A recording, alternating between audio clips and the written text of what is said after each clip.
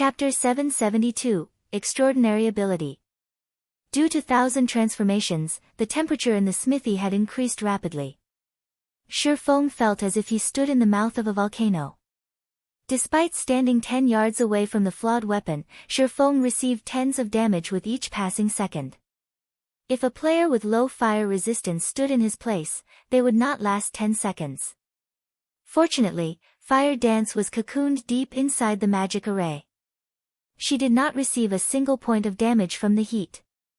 Naturally, Illusionary didn't need to worry about the heat. Stand further away. Illusionary reminded Ye Feng with a low command. A bottle of dark blue liquid then appeared in her hands. The instant Illusionary took out this bottle, the smithy's temperature decreased significantly. Ye Feng was still basking in the aftertaste of Illusionary's forging process. However, upon hearing Illusionary's reminder, he ran out of the smithy. Ye Feng was no stranger to forgers. He was even a famous forger himself. Although Ye Feng had watched master forgers work many times in the past, he had never once witnessed the forging process of a grandmaster forger. He had never imagined there was actually such a huge difference between a master forger and a grandmaster forger. The experience of watching Illusionary work had been quite valuable. Even after 10 years, grandmaster forgers had still been extremely rare in God's domain. Even the guild leader of a super guild had to treat such an existence with great respect. One could imagine just how high a grandmaster forger's status was. Initially, Ye Feng had thought that the largest difference between a master forger and a grandmaster forger was their research and understanding of materials. However, after watching Illusionary work, he realized the difference wasn't just the understanding of materials. A master forger could never hope to compare to a grandmaster's understanding of divine runes, curses, and magic arrays as well. It was no wonder why the master forgers of Shadow had never reached grandmaster status, regardless of how hard they had tried. The strength of grandmaster forgers was ridiculous. Fortunately, I recorded Illusionary's entire recasting process.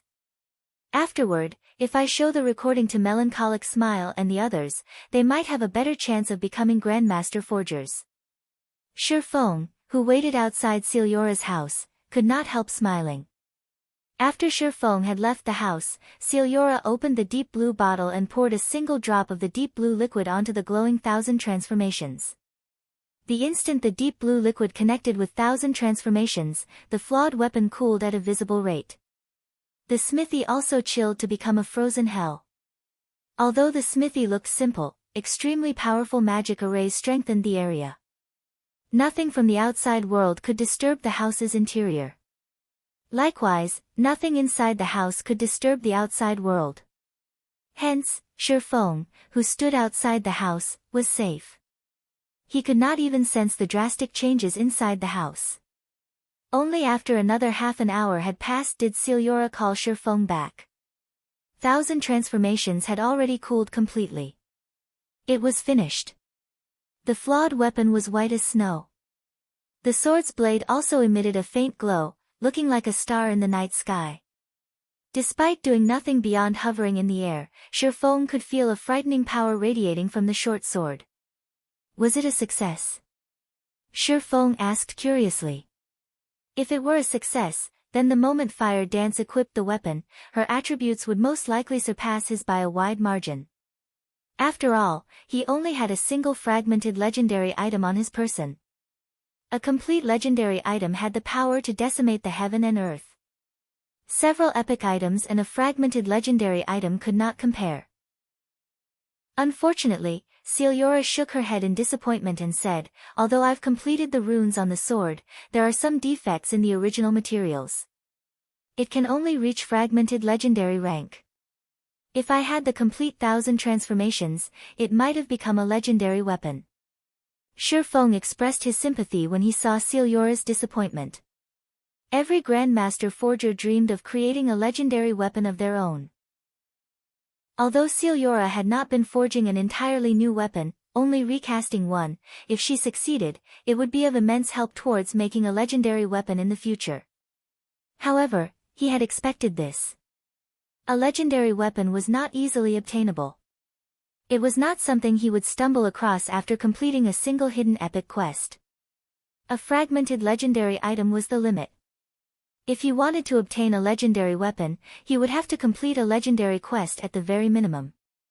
If Galaxy Past knew that his death had given Zero Wing an additional fragmented legendary item, he would probably die from a heart attack. Ye Feng could imagine just how much effort Galaxy Past had put into obtaining 1,000 transformations. However, it had fallen into Zero Wing's hands. As for Feather, the future god-ranked assassin, Ye Feng could only apologize to him. "Come, test it out," Celiora said as she turned to Fire Dance, who had been frozen in place throughout this process. Players could wield and test any weapon in God's domain. However, if they did not meet the necessary requirements, they could not use the weapon in battle. When Fire Dance grasped the hovering 1,000 transformations, she was instantly stunned. Only after a long moment did she dazedly make a few casual swings. Suddenly, a silver flash appeared in the smithy.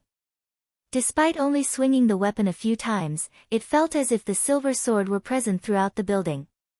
Moreover, only the sacred sword killing ray in Ye Feng's hands could match this sword's speed. So strong.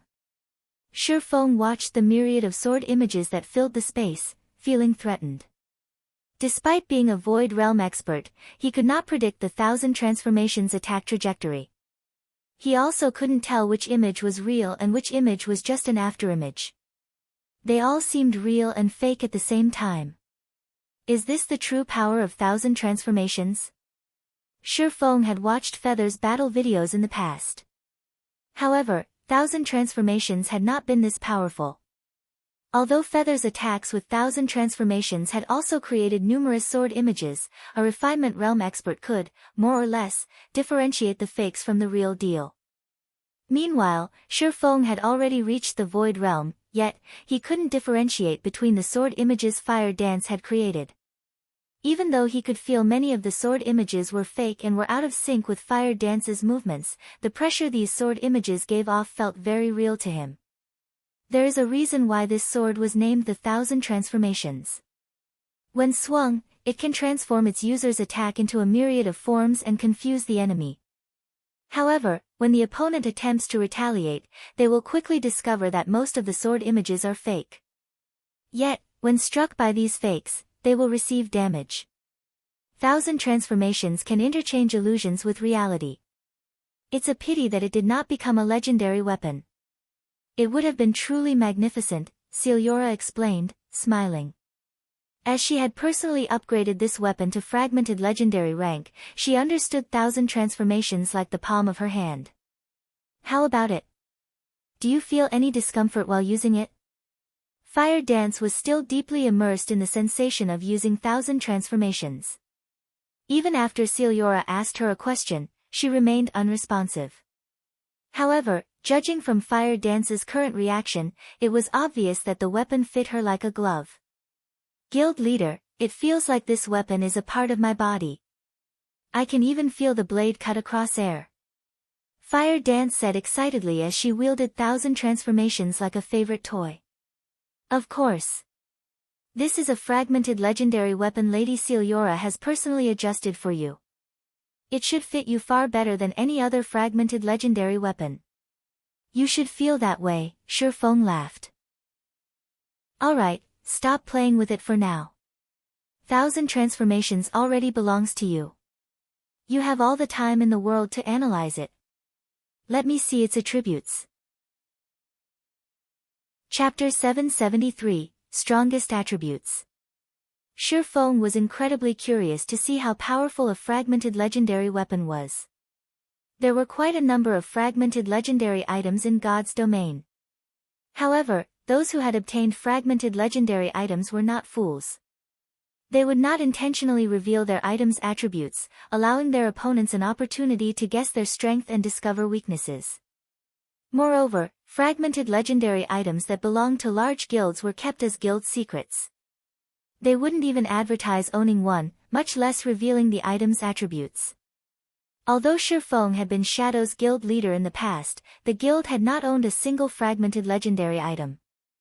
On the other hand, the guild had owned quite a few epic items. However, at the end of the day, an epic weapon was only an epic weapon. It could never compare to a fragmented legendary weapon. Hearing Ye Feng's request, Fire Dance lost her composure. Hurriedly, she sent Ye Feng the 1,000 transformation statistics. As expected of a fragmented legendary weapon. Compared to this, an epic weapon is practically garbage. Ye Feng's hands involuntarily trembled when he saw the weapon's attributes. 1,000 transformations, one-handed sword, fragmented legendary rank. Equipment requirement, strength 700, agility 700. Attack power, 200% of strength. Attack speed, 2% of agility.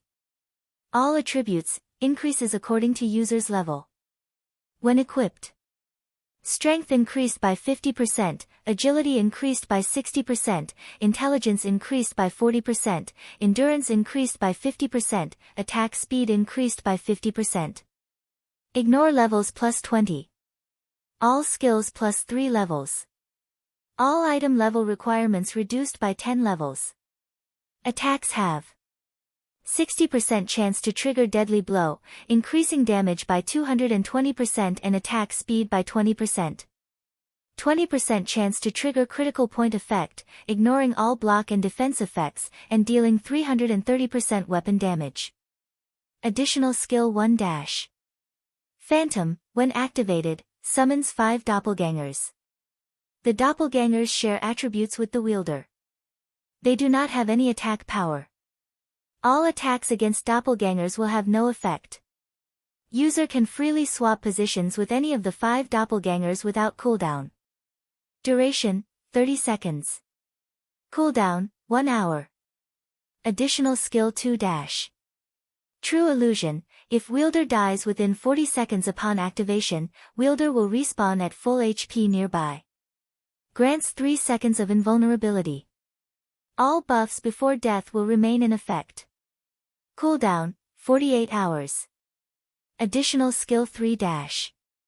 Illusory power, increases strength by 80%, agility by 100%, and movement speed by 70%. All damage received has a 50% chance to be sent into the void. Grants immunity to all control effects. Duration, 3 minutes. Cooldown, 5 hours. Created by famed Smith Jax. 1,000 transformations is 65th of God's Domain's 108 flawed weapons. It had lost all its power due to the blade's destruction. However, it had been recast by Grandmaster Forger Celiora. Unable to be dropped. Unable to be traded. Unable to be destroyed. User, Fire Dance. An epic weapon could never hope to compare to the 1,000 transformations attributes, much less the additional skills. This weapon was perfect for assassins. However, the most impressive aspect of 1,000 transformations was the true illusion skill. It was even more amazing than the full revival skill. Even when a player revived with full revival, they would still have to suffer the death penalty and lose a level. Moreover, the monster they fought would leave combat due to their death. When said player challenged the same monster again, the monster would have recovered to full HP. The player would have to start the battle all over again. However, true illusion was different. It could dismiss a player's death, allowing them to reappear with full HP without needing to lose a level. Even if one died in mid-battle against a monster, they could reappear and continue fighting immediately. In PvP, this skill was even more powerful. In ordinary duels, this skill might not be useful as the system would declare the outcome of the battle as soon as a player's HP fell to 1. In a death match, however, the battle would only end after a player had died. In such a situation, true illusion would take effect, allowing the player to reappear with full HP instantly. The system would not judge the player as the loser, and the battle would continue. With this skill, with the survivability of assassins, it would be near possible to kill Fire Dance. If one did not have the strength to instant kill Fire Dance, they would not be able to kill her at all. Moreover, 1,000 transformations was now a personal weapon. Even if others wanted the flawed weapon, they could not steal it from her. Of course, if Fire Dance obtained better equipment, 1,000 transformations would go to waste.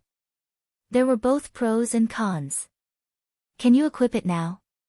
Ye Feng asked Fire Dance, his excitement evident in his tone. If Fire Dance could equip 1,000 transformations right now, they would have a much easier time in the Dark Arena. After all, that was a team battle. An individual's strength was limited.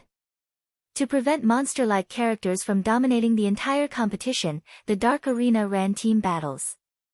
This way, the outcome was much harder to predict.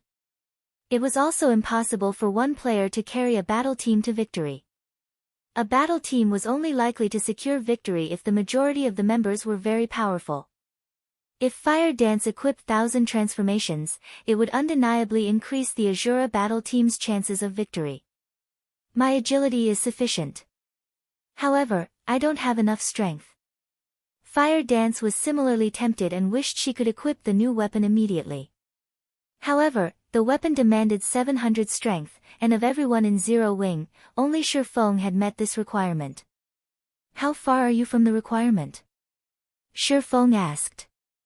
I'm short by 133 points, Fire Dance felt helpless. Unfortunately, she had placed the majority of her free attribute points into agility. Her Tier 3 gemstones were also all agility types. However, had she not focused on her agility, she wouldn't have enough for that requirement either. That's quite a lot. Ye Feng frowned.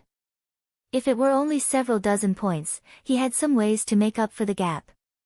However, over 100 points was a little too much. Unless she could replace her equipment. Right, now that you're level 38, you should be able to equip the Petrified Thorn. Try.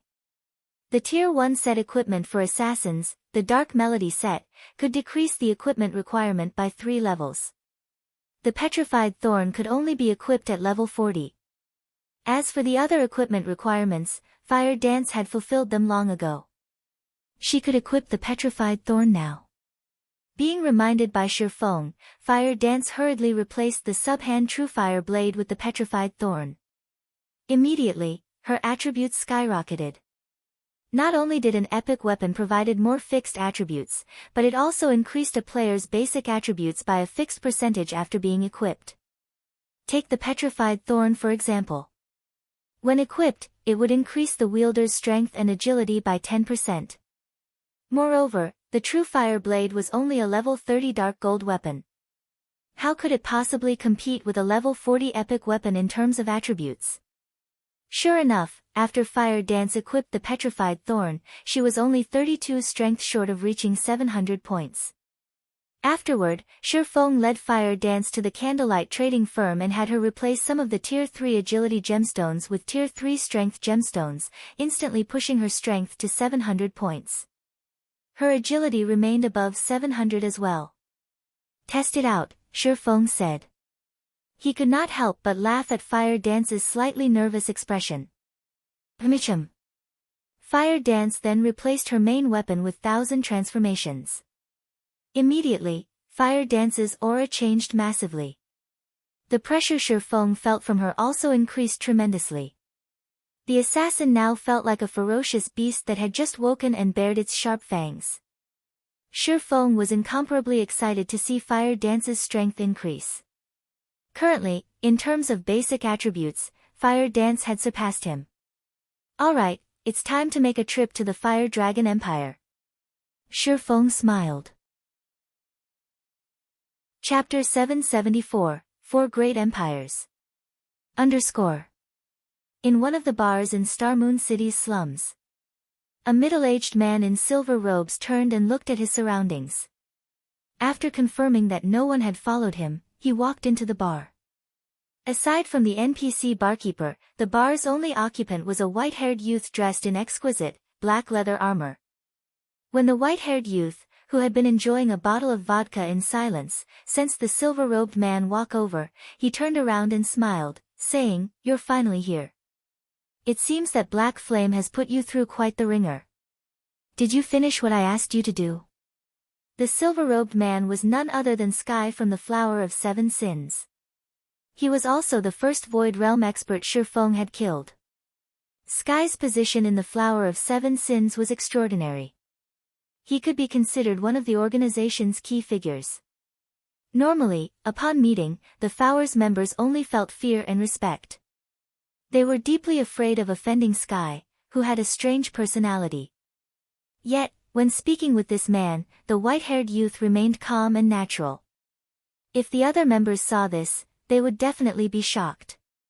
As you guessed, he can steal players' immortal souls. However, I did not discover that item's presence on him. Really though, this incident has ruined me. I wasn't able to log into the game for 3 days. I've fallen behind in levels. I even lost an excellent pair of shoes. Say, how do you intend to compensate me for the losses? Sky said, annoyance clear in his tone as he glared at the gloating youth. Fine. They were just a pair of shoes. What do you think of this? The white-haired youth asked, laughing. He then revealed a pair of level 35 dark gold ranked combat boots. Currently, God's Domain's mainstream players were around level 30, while its experts were level 33. Even expert players were barely reaching level 35. Yet, the white-haired youth could so easily hand Sky a pair of level 35 dark gold ranked combat boots. Even level 30 dark gold equipment was very difficult to obtain, not to mention level 35 dark gold equipment. That is more like it. Anything less and you'd fail to live up to your name, Silver. Sky, however, was not particularly surprised. He accepted the combat boots. You really are a strange one. Instead of looking for him yourself, you chose me to test his strength and learn whether or not he has that item. Isn't this just a waste of time? With your abilities, can't you find an opportunity to kill him fairly easily? You don't understand. There is only one chance to obtain that item. In the off chance that I alert him, I will lose that one opportunity. Besides, it was fortunate that I didn't join you. It would have been too difficult to kill him.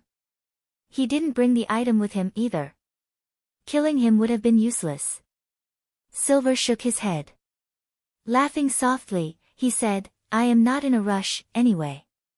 In any case, I have other places to be, as well. However, I need you to keep a close eye on him and report any movement to me. As for the reward you requested, I'll take care of it as soon as possible. However, you mustn't forget that only you and I know this information. If I find that word has gotten out, you will suffer the consequences. Sky involuntarily shivered under Silver's warning glare. Hurriedly, he replied, I understand. Silver was a true upper echelon of the Flower of Seven Sins. Throughout the organization's history, Silver was the only player to join the organization's upper echelons at such a young age. His strength and abilities were extraordinary. If he offended Silver, not only would he find it impossible to mingle in God's domain, but he would also suffer in the real world. Fire Dragon Empire, Flame Dragon Imperial City. God's domain was the home of numerous empires. The 4 great empires, however, towered above the rest. The Fire Dragon Empire was one of these 4. The Beast Empire's imperial capital only had a player population of around 10 million. Flame Dragon City, however, had a population of over 30 million. Beast City could not compete with Flame Dragon City. At the same time, Flame Dragon City was also one of the 4 venues that often hosted the Dark Arena. Flame Dragon City's territory was also massive. Compared to Flame Dragon City, Starmoon City and White River City were merely small children. Currently, a large number of players had gathered in Flame Dragon City's underground arena. Every one of these players either held prominent positions in the virtual gaming world or was one of God's domain's many overlords. No one could afford to offend a single one of these players. Currently, ordinary players could not enter the underground arena as a super guild had cordoned off the area. If a player dared to cause a scene here, they would find themselves very quickly removed from God's domain. Hence, no one dared to approach without an invitation. Big Sis Rain, it's almost time, yet, those people haven't arrived yet. Should we have the others prepare for now? A charming beauty wearing luxurious, purple mage robes asked Phoenix Rain softly. We still have some time. It won't hurt to wait a little longer. If they aren't going to show up, we'll have the others take their place, Phoenix Rain said as she glanced at the charming beauty beside her. Smiling, she continued, Blue, I know you have a low opinion of Zero Wing, but Black Flame is the expert who defeated Martial Dragon. Just a while ago, he even defeated Sky from the Flower of Seven Sins. His strength is at the pinnacle of God's domain. In the Dragon Phoenix Pavilion, Blue Phoenix was no less famous than Martial Dragon. She was one of the top combatants the Phoenix Pavilion had paid a large price to nurture secretly. However, due to Martial Dragon awakening his domain a step ahead of her, Blue Phoenix was weaker than Martial Dragon. Even so, she was still an expert ranking at the very top of God's domain. Originally, Phoenix Rain had intended to allow Blue Phoenix to lead the battle team, taking advantage of her strength to make a fortune. However, Black Flame's sudden appearance had changed her mind. If she had Black Flame lead the battle team instead, she had a better chance of keeping herself hidden. At the very least, nobody would connect her with this battle team. But Black Flame looks down on us. Big Sis Rain, you only obtained this battle team slot after a lot of trouble, yet they haven't shown themselves, and we're losing time before the match begins. This shows that they're not taking this seriously at all. How could someone like this fight with everything they have in the match? Blue Phoenix complained indignantly. As Phoenix Rain waited quietly for Ye Feng's arrival, a woman in a set of glamorous purple robes appeared before her. This beautiful woman radiated the air of luxury. Why, if it isn't Miss Feng. I never thought that after so many years, you'd still be a measly pavilion master. If you had agreed to my brother's conditions, you wouldn't be in such a pitiful state, Exemplary Willow said, giggling. Her eyes, however, contained ridicule as she spoke. And here I wondered who had appeared before me. So it's Miss Lu too, who recently suffered a miserable defeat at the hands of an upstart guild like Zero Wing, Phoenix Rain chuckled while covering her mouth with her hand. Hearing Phoenix Rain come back, Exemplary Willow flared with anger like a cat whose tail got stepped on. Feng Qianyu, don't think that you've won just yet. Sooner or later, I'll teach you that all your efforts are for nothing. Your fate has already been determined and cannot be changed. Even the Dragon Phoenix Pavilion cannot help you. Not to mention, you're still just a measly, little pavilion master. Exemplary Willow snorted as she stomped away. After Exemplary Willow left, however, Phoenix Rain's complexion darkened slightly. Big Sis Rain, time's up. The organizer is ushering us to get ready. What should we do? Blue Phoenix asked. Chapter 775, Sure Kill Spell. Could he have forgotten? Phoenix Rain frowned slightly. In truth, she had more confidence in her subordinates than in Black Flame. After all, she had gone to great lengths to nurture these subordinates, molding them into experts. Moreover, they wore the best equipment the Phoenix Pavilion had to offer. She had invested a lot of time and effort into this match. Even Zero Wing, a guild famed for its equipment, was unlikely to have better equipment. Immediately, Phoenix Rain called up the system interface, intending to contact Black Flame. If the man truly wasn't going to show up, then she could only send her subordinates into the match. Although there was the risk of exposing her identity, winning the match was equally important. Just as Phoenix Rain was about to click Contact Friend, Ye Feng appeared in her line of sight. However, rather than his appearance of Black Flame, Ye Feng wore the features of Ye Feng. Hello, Phoenix Pavilion Master. I am Ye Feng, the leader of the battle team guild leader Black Flame has sent, Ye Feng explained slowly. Hello. May I know where your guild leader is right now? Phoenix Rain asked as she looked at Ye Feng, not taking him seriously. She knew of Ye Feng. In her opinion, however, this was only a trap Black Flame had set to confuse the enemy battle team. Black Flame should be the battle team's true leader rather than this young man before her. Guild leader has something important to take care of, so he delegated all responsibilities regarding the battle team to me. If Phoenix Pavilion Master has any questions, please feel free to ask. Ye Feng could tell what was going through Phoenix Rain's mind.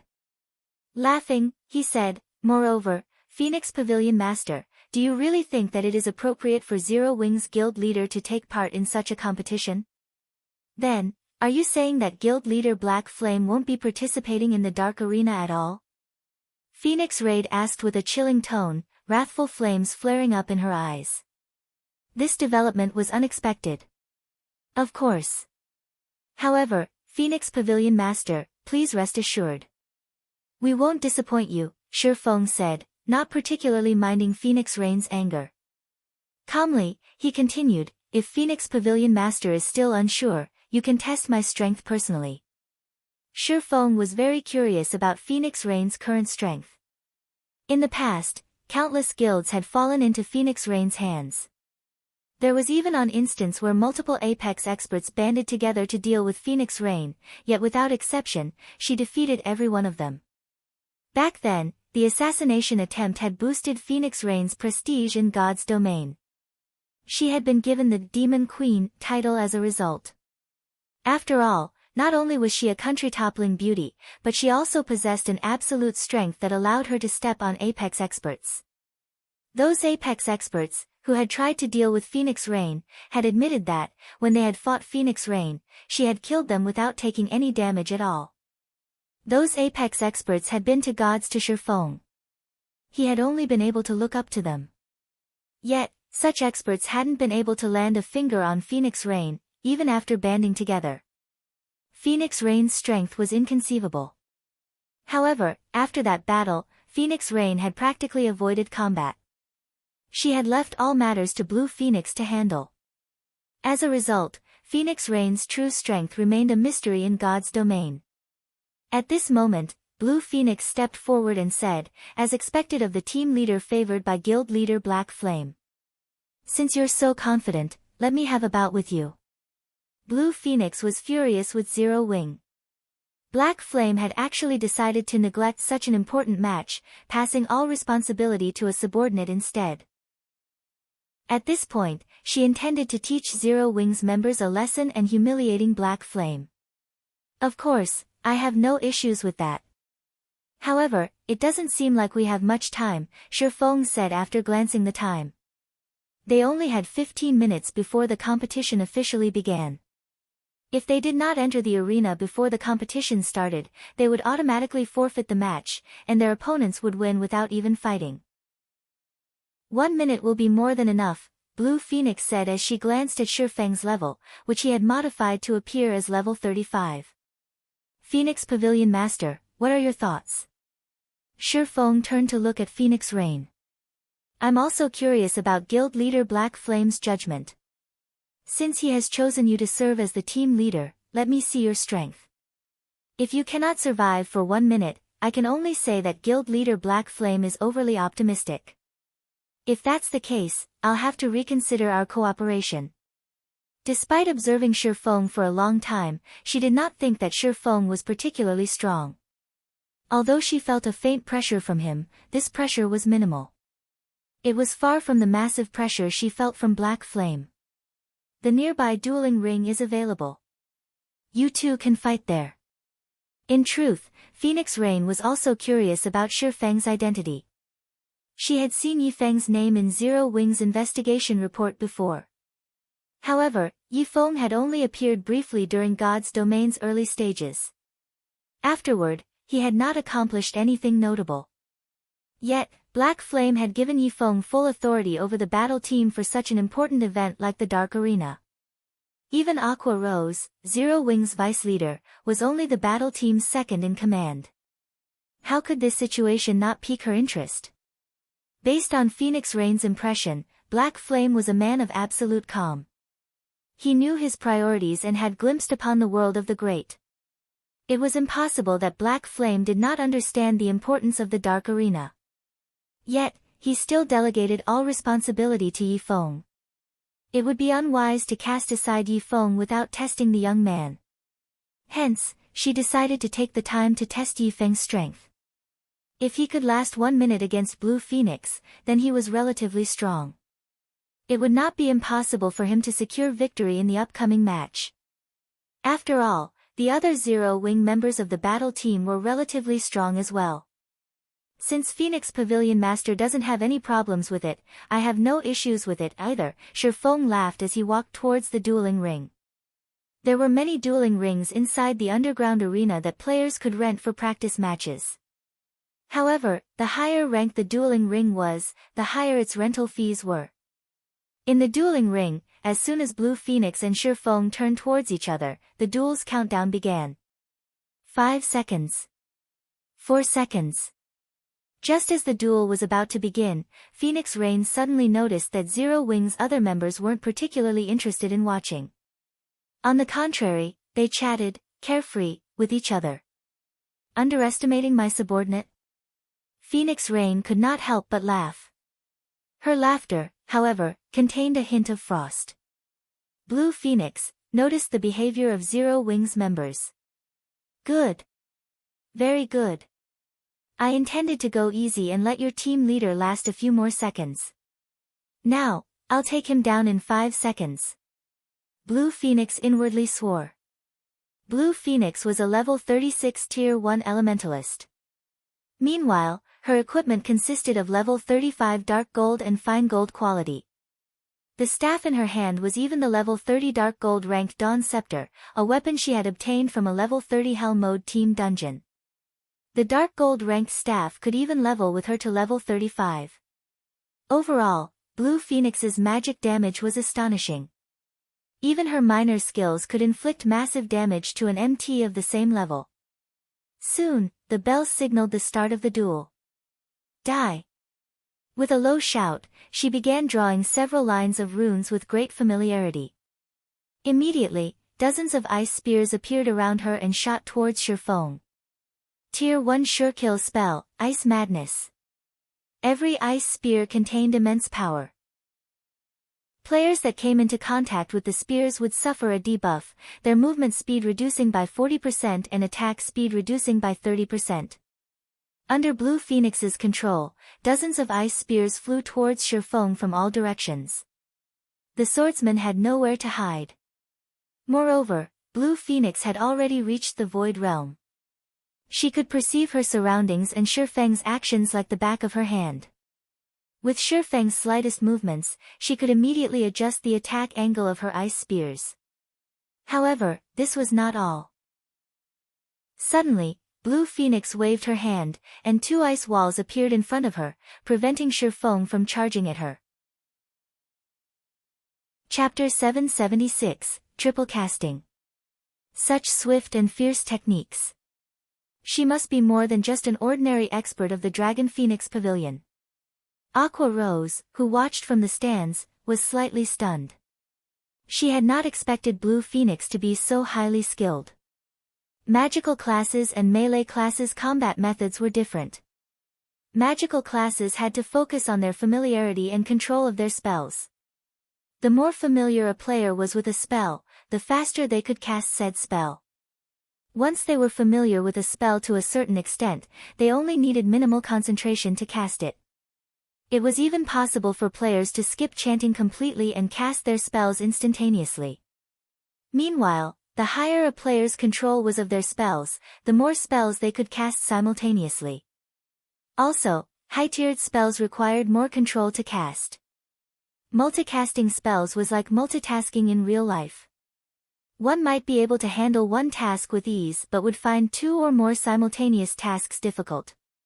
For magical class players, without a certain level of control of their spells, it was impossible to cast multiple spells at once. Of course, there were some talented people who could multitask 2 or more tasks without training. If these people played a magical class, they could easily become experts. Even without a high degree of control, they could cast 2 or more spells simultaneously. One could overwhelm their enemies by multicasting spells, drowning them in a bombardment of magic. After all, evading one spell attack was already difficult, not to mention evading 2 or more. Being able to double cast spells would greatly increase a magical class player's variety of attack methods. They would not have to rely on monotone attacks that could be easily avoided. Naturally, this would increase their combat power by leaps and bounds. Currently, Aqua Rose could only handle double casting. Moreover, she could only cast 2 Tier 0 spells simultaneously. Even casting 1 Tier 0 and 1 Tier 1 spell simultaneously was beyond her. Yet, Blue Phoenix was capable of multicasting a Tier 1 sure kill spell and a Tier 0 spell. One could just imagine how superior Blue Phoenix was to her. Facing the dozens of incoming ice spears, Ye Feng ran, leaving behind multiple afterimages as he moved. It was far more difficult to hit a moving player with a spell. Not to mention, Blue Phoenix had to focus on controlling so many ice spears. It's useless. Blue Phoenix had long since seen Ye Feng's intentions and had taken countermeasures. However, Ye Feng was also an expert in the Void Realm. He could sense the dozens of ice spears' exact locations. The instant the ice spears were about to reach him, he sidestepped and allowed the dozens of spears to brush past. He then circled the ice walls and approached Blue Phoenix. Although the Void Realm allowed players to perceive their surroundings clearly, their range was not unlimited. Their maximum range was 20 yards. As long as he was over 20 yards away from Blue Phoenix, the Elementalist could not perceive his movements in such detail. It wouldn't be possible for her to change the trajectory of her ice spears in time. However, Blue Phoenix was no fool. While controlling Ice Madness, she also used the ice walls or instant-cast frost arrows to hinder Ye Feng's advance. Just as she was about to force Ye Feng into a corner, she summoned 4 ice walls, surrounding Ye Feng from all sides. The dozens of ice spears that had lain in wait descended on Ye Feng. Boom! Boom! Boom! Frost particles and white mist permeated the area. Is he dead? Blue Phoenix looked at the time. Only 3 seconds had passed since the battle had begun. Suddenly, Blue Phoenix felt that something was wrong. It felt as if a ferocious beast had just appeared behind her. Hurriedly, she activated Blink with a thought and appeared 15 yards away from her original position. Hua! Numerous blue sword lights blossomed Blue Phoenix's original location, slicing apart the afterimage she left behind. She had only been a thread away from Ye Feng's strikes. Her senses sure are sharp. Ye Feng sighed disappointedly. If he faced against any other class right now, he would have hit his opponent. Unfortunately, Blink could be cast with a single thought. The skill took effect instantaneously, allowing the user to appear 15 yards away. No matter how fast his sword was, it could not outmatch Blink. That was close. With her Void Realm perception, Blue Phoenix had realized what Ye Feng had done. So, he still had such a move. Unfortunately, it is useless. I will end everything with this. Following which, Blue Phoenix waved her finger and used Ice Dragon's Roar. In the next moment, a powerful gush of cold air blasted towards Ye Feng. Just as Ye Feng was about to dodge to the left, 5 great fireballs appeared, flying at him. Double casting could allow magical class players to launch preemptive strikes, using the first attack to force the enemy to reveal a weak point, then attacking said weak point with the second spell. If ordinary players did not cope with the twofold attack properly, they would not even know how they died. Void Realm magical class experts sure are difficult to deal with. Having no better options, Ye Feng retreated backward, intending to avoid the 5 great fireballs before evading the Ice Dragon's Roar. However, 2 ice walls suddenly appeared behind Ye Feng, sealing his path of retreat. Impossible! Astonishment appeared on Aqua Rose's face. She can actually triple cast. Double casting was already Aqua Rose's limit. Even so, double casting had increased her combat power tremendously. Yet, Blue Phoenix could triple cast. She was simply inhuman. Despite both Ice Wall and Great Fireball being Tier 0 spells, when triple casted, they were far more powerful than a Tier 2 spell. Everyone finally realized just how frightening Blue Phoenix was. It was no wonder why she had confidently claimed that she could end the battle in 1 minute. Almost anyone would be helpless against her diverse attack method. A player's only option was to confront the incoming spells. However, against Blue Phoenix's high magic damage, just how many attacks of hers could one handle? Blue is taking this too seriously, Phoenix Rain sighed helplessly as she watched her comrade's performance. It seems that Blue will be participating in the competition. In the Dragon Phoenix Pavilion, Blue Phoenix had even suppressed Martial Dragon before he had awakened his domain. Needless to say, an unknown character from Zero Wing stood no chance against the Elementalist. Hence, she had told Ye Feng before that he would pass if he could survive a minute against Blue Phoenix. Now, however, it would seem that even 1 minute wasn't possible. With Blue Phoenix's current equipment, lasting 10 seconds against her serious efforts was impressive enough. Just as the Ice Dragon's roar was about to devour Ye Feng, he lightly swung Killing Ray at the torrent of cold air. Shio! Shio! Shio! Shio! Multiple streaks of blue lightning pierced the Ice Dragon's roar. 2 streaks of lightning scattered the pure white spell. Following which, another 2 streaks snaked their way towards Blue Phoenix. When Blue Phoenix saw the incoming lightning bolts, she hurriedly cast ice walls and flame explosion to defend herself. Only after breaking the 3rd ice wall did the lightning bolts vanish. Such high strength. Blue Phoenix could not help her shock as she glanced at the evaporated ice wall. However, before Blue Phoenix recovered from her shock, she saw Ye Feng swing Killing Ray once more. Hurricane. Immediately, countless wind blades flew towards Blue Phoenix, leaving no space for the Elementalist to dodge. Blue Phoenix hurriedly used Blink again, escaping Hurricane's attack range. However, Ye Feng had already circled to her left and was only 20 yards away from her. Elementalists could cast Blink, at most, twice in a row, with each Blink charge having a cooldown of 12 seconds. Only a few seconds had passed since she used Blink the first time. Hence, her Blink was on cooldown and was unavailable. Do you think you can approach me just because I've used up my Blink? Blue Phoenix smiled disdainfully. Waving her staff, she began casting ice walls, one after another, to block Ye Feng's path. At the same time, she used ice spheres to both slow and damage Ye Feng. Slowed by evading the ice walls and ice spheres, as well as pinned down by her firepower, by the time Ye Feng could close in the Elementalist, Blink would have finished its cooldown. By the time Ye Feng could approach her, her Blink would already be ready for use. Just as Blue Phoenix wondered how Ye Feng would evade her attacks, Ye Feng suddenly activated Defensive Blade and swung his sword at the ice wall before him. When one touched an ice wall, the spell would reduce their speed instantly. However, if one attacked an ice wall using Sword Aura, their speed would be unaffected. After activating Defensive Blade, Ye Feng's attack range extended to 15 yards. Peng! Suddenly, the blue Sword Aura shattered the ice wall before Ye Feng. He then charged past the broken ice wall. Don't even think about getting near me. Blue Phoenix cast more ice walls while bombarding Ye Feng with ice spears.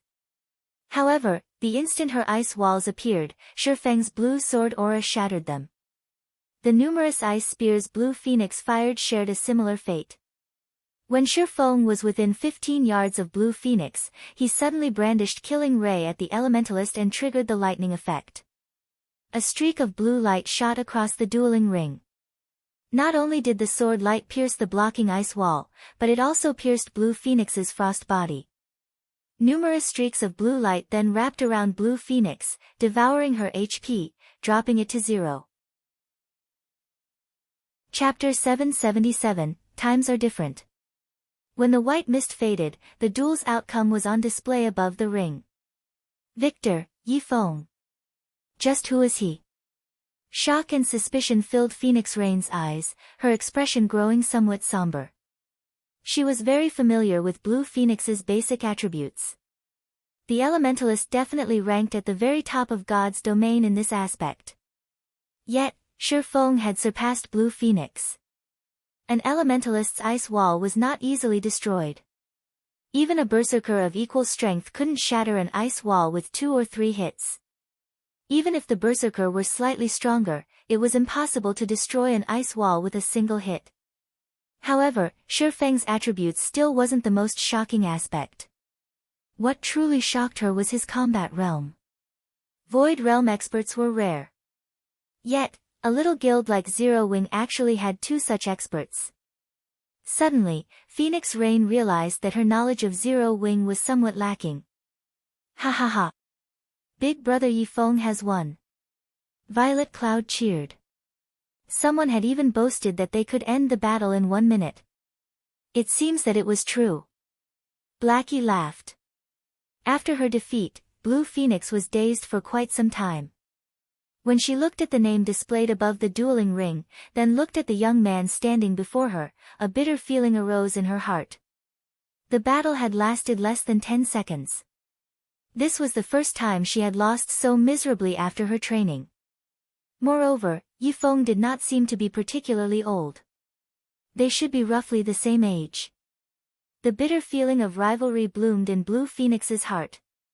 In the Dragon Phoenix Pavilion, she stood out among the other talents. Despite Martial Dragon being stronger than her, she had never once held him in any regard. After all, Martial Dragon was several years older than she was. She was younger and had more potential. As long as she was given enough time, she would, sooner or later, awaken her domain as well and become one of the true experts at the peak of God's domain. Yet, now, an expert who was around the same age but significantly stronger had appeared. What infuriated Blue Phoenix the most was that Ye Feng was only a Void Realm expert, not someone with a domain. Despite the fact that they had reached the same combat realm, he had beaten her so ruthlessly. How could she accept this outcome? You're Ye Feng, right? Blue Phoenix marched up to Shi Feng, scanning the young man's appearance and committing it to memory. Hmichum. Shi Feng nodded as he wondered about Blue Phoenix's odd, analyzing gaze. I'll remember it. My name is Blue Phoenix. You must remember it. This name will surpass yours in the future. After saying so, Blue Phoenix turned and left the dueling ring. Shi Feng laughed in response to Blue Phoenix's declaration. He had never thought the woman would have such an abrupt personality. However, this trait had allowed Blue Phoenix to improve herself continuously and become one of the top few experts in the Dragon Phoenix Pavilion. In the future, she would grow ridiculously strong, eventually becoming a Tier 6 mage god, an existence that countless people looked up to. In Shi Feng's previous life, the Tier 6 goal had been far out of his reach. Now, however, he possessed the ability to contend with a future, god-ranked expert. After this fight, Shi Feng's mentality had shifted slightly. Back then, he had struggled at the very bottom. Now, however, God's domain's peak was already within his reach. Surpass me? Shi Feng smirked at the departing elementalist. Silently, he swore, those who I have surpassed will only find the gap between us widening. Phoenix Pavilion Master, do you still have qualms with my participation? Shi Feng asked as he turned to Phoenix Rain. To avoid exposing his identity as Black Flame, not only had Shi Feng altered his level and the appearance of his equipment using the demon mask, but he had also kept many of his skills hidden, using only a few basic swordsman techniques. Under normal circumstances, it would be impossible to discover his secret. Moreover, Ye Feng's and Black Flame's auras were greatly different from each other. Ye Feng's state was his natural state. He kept Ye Feng's aura sheathed, as plain as water, and one would easily mistake him as a passerby. After donning the guise of Black Flame, however, he became more flamboyant. Black Flame was like an unsheathed sword, a powerful deterring force. Wherever he went, he was the center of attraction. He felt absolute to others. I never thought that guild leader Black Flame would have someone so powerful. Even in the battle in the Stoneclaw Mountains, you never made an appearance. It seems that Zero Wing really knows how to hide its strength. Guild leader Black Flame has even fooled me, Phoenix Rain said after thoroughly re-evaluating Shi Feng. Although she suspected that Black Flame was Ye Feng, their auras were vastly different. Moreover, she had even used a super-advanced identification skill that could see through disguises. Even the demon mask could not hide the truth from her skill. However, even with her identification skill, Shi Feng's ID displayed as Ye Feng, not Black Flame. This assured Phoenix Rain that they were not the same person. The only thing she discovered was that Ye Feng had altered his level. She had never imagined that Ye Feng was actually level 39, 3 levels higher than herself. Since he was 3 levels higher, there would naturally be a significant gap in terms of attributes. This explained why Blue Phoenix was no match for Ye Feng. Phoenix Pavilion Master, it's getting late. If we don't enter the venue now, the organizer will most likely declare a forfeit, Ye Feng said as he looked at the time. They had a little over 10 minutes remaining. They would be just in time if they hurried over immediately. As for whether or not Phoenix Rain had discovered his identity, Ye Feng could easily tell by the woman's behavior that his truth was safe. It was obvious that Phoenix Rain had failed to uncover his secret. Moreover, nobody would assume that Zero Wing's almighty guild leader was just a fake identity, while Ye Feng was his true identity. Even if someone did suspect him of being Black Flame and had used an advanced identification skill on him, they would only discover the identity of Ye Feng. Even when he wore the guise of Black Flame, his secret was still safe. He always wore a black cloak while acting as Black Flame. Even an advanced identification skill could not uncover his information. With his identity hidden, outsiders would think that there were 2 great swordsman experts in Zero Wing. With that assumption, even a first-rate guild would grow wary of Zero Wing like Phoenix Rain was now. Alright. I'll let you handle the rest. I hope that team leader Ye Feng to bring me the good news of victory. Phoenix Rain smiled sweetly. She no longer treated Ye Feng with indifference. On the contrary, she was surprised and pleased. With Ye Feng's skills, the battle team's overall strength could not be underestimated. Moreover, with Ye Feng's presence, everyone watching the competition would focus on Zero Wing. Nobody would bother with her, the battle team's backer. This way, she could earn a fortune in secret. Following which, Ye Feng led Aqua Rose and the others to the underground arena's main venue. Big Sis Rain, I'm sorry. I lost to Ye Feng. After Ye Feng and the others left, Blue Phoenix was racked by guilt. Despite Phoenix Rain having the best resources the guild possessed, she still suffered defeat. Foolish girl, it was only natural that you lost. Do you know what level he is right now? Phoenix Rain chuckled softly, not blaming Blue Phoenix at all. Blue Phoenix shook her head in response. He's level 39. Phoenix Raid announced. Even the old monsters from super guilds have not reached that level yet. As for his weapons and equipment, even I don't know what he's wearing. Although his items looked plain and simple, it is clear that he had disguised them. Unfortunately, my identification skills cannot see through the disguise. Meanwhile, the fact that his attributes are far superior to yours shows that his weapons and equipment are extraordinary. It is especially true for those swords. I suspect they might even be epic weapons.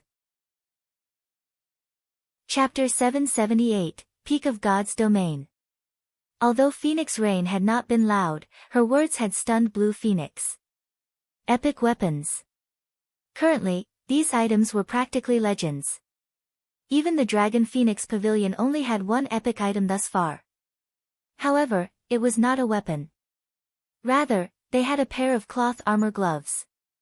This epic ranked gloves had caused a fight between the Phoenix Pavilion and Heavenly Dragon Pavilion. Both pavilions had tried to claim the gloves for themselves. In the end, however, the Great Pavilion Master had given the gloves to Phoenix Rain. Due to this, Nine Dragons Emperor of the Heavenly Dragon Pavilion was furious. However, Nine Dragons Emperor could not do anything about the decision because he wasn't a magical class. On the other hand, Phoenix Rain was an elementalist. The epic ranked gloves were also perfectly suited for an elementalist. To gain the greatest benefit, the gloves went to Phoenix Rain. When Blue Phoenix saw the gloves' basic attributes, she realized that the gloves were significantly stronger than dark gold equipment. Furthermore, the epic equipment increased certain basic attributes by a fixed percentage. Although the increase only ranged between 10% and 15%, to a top-tier expert with over 500 points in their main attribute, a 10% increase was a significant jump. The epic ranked gloves also had powerful skills. The gloves alone increased Phoenix Rain's combat power by nearly 30%. If an epic item was so effective, how powerful were epic weapons? Just thinking about it made Blue Phoenix shiver in fear. The fact that Ye Feng had sliced apart her ice walls with a single slash spoke volumes of his weapon's strength. However, this revelation also confused Blue Phoenix. Even the Dragon Phoenix Pavilion had only managed to obtain a single piece of epic equipment after a lot of struggling. How did a small guild like Zero Wing manage to obtain 2 epic weapons? It seems Zero Wing isn't as simple as we thought. Neither the Star Alliance or the Flower of Seven Sins lost to Zero Wing without reason. In any case, have more people watch Zero Wing. I keep feeling that Black Flame is shrouded in mystery, Phoenix Rain sternly commanded her subordinate after pondering for some time. I understand. I'll have the intelligence department start a new, thorough investigation on Zero Wing. This was the 3rd time Blue Phoenix had seen Phoenix Rain so serious. She believed that Phoenix Rain overestimated Zero Wing. The Dragon Phoenix Pavilion was a super first-rate guild. Even if Zero Wing rose at a tremendous pace, it was still 10 years too early for it to become anything more than a first-rate guild. The virtual gaming world had been around for hundreds of years. Throughout its history, many upstart guilds had become first-rate guilds through accomplishments in a single game. However, no upstart guild had ever surpassed first-rate guilds through just a single game. Beyond that, Zero Wing had no particular backing. A sea of people filled the underground arena's main venue. There were 2 modes of combat in the underground arena. The first was the system-acknowledged ranking matches held in the basic, advanced, and special areas. The second mode was a zero-restriction match. For zero-restriction matches, players could fight special area experts without requiring combat results in the underground arena. However, the size of the venues and rules were different. Even the fees were different. The basic venue for zero-restriction matches could hold far more people than that of the ranking matches. Each venue could hold roughly 500 people. If one wanted to reserve the venue, each day cost 3 gold. Inside the venue, players could fight however they wished. There were no restrictions to the number of fights that could be held. As for the advanced venue, it could hold 3,000 people. Reserving it for the day cost 10 gold. The special venue could hold 20,000 people, and reserving it for a day cost 100 gold. Even large guild could not afford to reserve the special venue. The main venue towered above the special venue. The number of people the main venue could hold depended on the city's rank. A kingdom's main venue could hold roughly 50,000 people.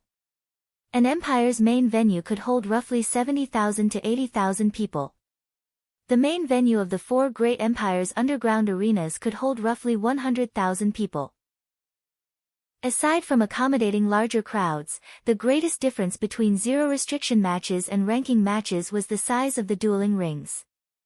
In basic venues, the dueling rings there could support 1-on-1 matches. The dueling rings of advanced venues could support 3-on-3 matches at most. Special venues could hold 10-on-10 matches. Lastly, main venues could hold 100-on-100 matches. In the underground arena, the spectator stands offered the full view of the dueling ring. One could observe the battlefield from whichever angle they desired. Battles involving hundreds of players frequently occurred across God's domain. However, it was difficult to observe these battles without being dragged into the fray. However, that would not happen in the underground arena. Players could observe the battles in the dueling rings closely. Hence, players favored the underground arena. The various large guilds would also often rehearse 100-man team battles here. However, unlike the other venues, each underground arena only possessed one main venue. Moreover, the rental fee was very expensive. Renting out the main venue in White River City cost more than 300 gold. As for the 4 great empires, their main venues cost 600 gold to rent each day. Through Zero Wing and the Candlelight trading firm, Ye Feng only raked in roughly 1,000 gold of profit each day. Yet, it cost 600 gold to rent the main venue. Meanwhile, such competitions occurred in the 4 great empires' underground arenas every day. The wealth of the Dark Arena's organizer was obvious. Neither the participating players, nor the audience members needed to pay an entry fee. Of course, they all required an invitation to enter. No one could enter the main venue without one. However, even without charging an entrance fee, the Dark Arena's organizer still made an immense profit. The organizer charged a 1% processing fee for all winning bets in the Dark Arena.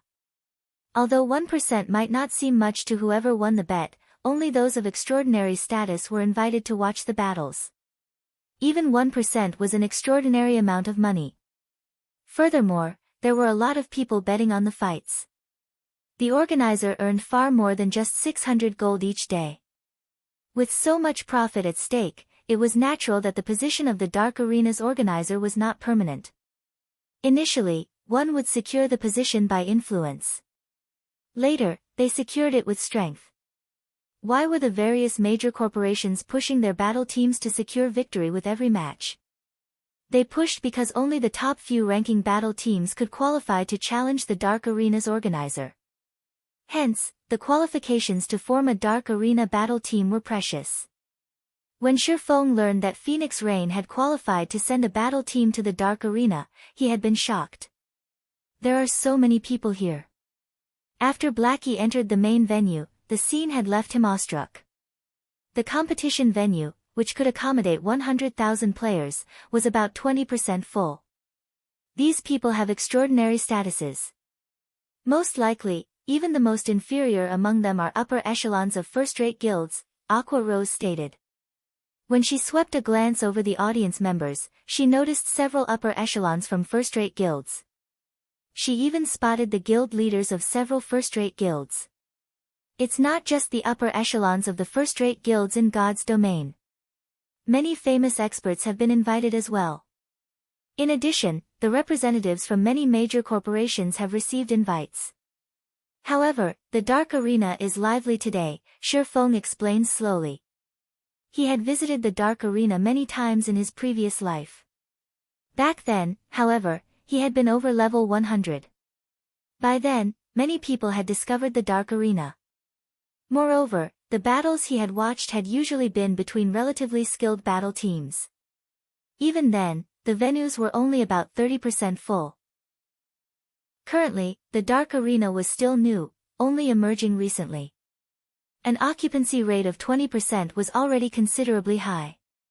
As staff members guided Ye Feng and his team into the dueling ring, their appearance had elicited a small cry from a corner of the audience stands. "Isn't that Ye Feng?" Zhao Yueru exclaimed as she rubbed her eyes, thinking they had fooled her. However, no matter how she stared, the man was undoubtedly Ye Feng. Why is he here?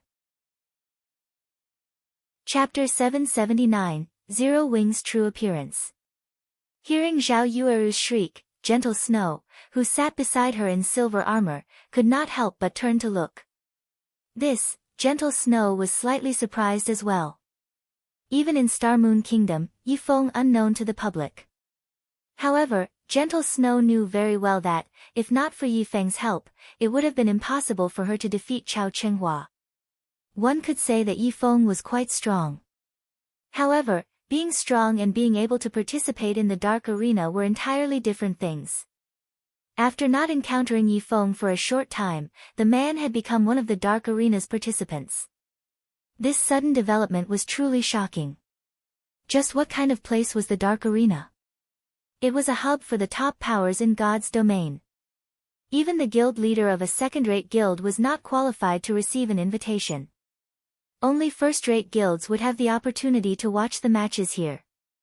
Although Zero Wing had risen to prominence in Star Moon Kingdom, and it was as strong as a first-rate guild, it was still an unknown existence to the majority of God's domain. After all, Star Moon Kingdom was only one of the many kingdoms in God's domain.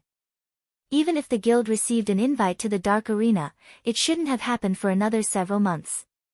Yet, Ye Feng had joined a battle team. Joining a battle team required far more than joining the audience. Snow, look. It's not just Ye Feng. Zero Wing's upper echelons are here, too. Zhao Yueru quickly noticed Aqua Rose and the others, who followed Ye Feng closely. During the war in the Stoneclaw Mountains, Zero Wing's upper echelons had allowed the various large guilds to gain a new understanding of their strength. Although their victory against the Flower of Seven Sins mainly attributed to Black Flame's uncontrolled power, the fact that they had lasted so long against the assassins and suffered so few losses was astounding. It was especially true for Aqua Rose, Fire Dance, and Violet Cloud. These three women had stood against the Flower's party leaders without assistance. They were extraordinarily strong. After the war, Gentle Snow had even asked for a copy of the battle video. Although Gentle Snow knew that it was not appropriate to ask for the favor, she was very keen to know the process of that battle. After all, the battle between the Flower of Seven Sins and Zero Wing's upper echelons had been a crucial turning point in the war. At the same time, that team battle had been the most intense in Star Moon Kingdom so far. How could anybody resist watching such a battle? For experts wanting to improve on their combat techniques, the recording of that battle was a priceless treasure. Hence, Gentle Snow had specifically asked Ye Feng for a copy. Black Flame, Gentle Snow could not help but smile bitterly as she watched the Azura battle team, which consisted only of Zero Wing's members. She could not help the feeling that Black Flame had played her for a fool. She had not viewed Zero Wing as particularly powerful in the past. However, what was the truth? Gentle Snow even began to suspect if Black Flame had been putting up an act all along and was secretly laughing at everything she did. The rights to send a battle team into the Dark Arena were not easy to obtain. Without a powerful background, the various international corporations would not bother acknowledging Zero Wing. Yet, Zero Wing was here, with a battle team consisting fully of its own members, in the Dark Arena. This showed that Zero Wing did not lack a background. Gentle Snow finally realized why Zero Wing dared to pick a fight with Open Source Corporation. While Gentle Snow sighed, depression overwhelmed another corner of the spectator stands. Guild leader, they are, Purple Eye's eyes nearly fell out of her sockets when she saw Zero Wing's members enter the dueling ring. It would have been nothing if only one or two Zero Wing members were on the battle team. However, every slot of that battle team belonged to a Zero Wing member. That damned exemplary Willow. And damn the elders who can think of nothing but profit. Every one of them should go to hell. Galaxy Past cursed as he paled. At this point, he had no idea what to say. They've doomed the Star Alliance. He had never considered Black Flame to be an irrational man. He had reasons to be confident if he actually dared to provoke Open Source Corporation's exemplary Willow. The situation should have stayed between exemplary Willow and Black Flame. However, due to those elders, the Star Alliance had gotten mixed up in a fight between these titanic forces.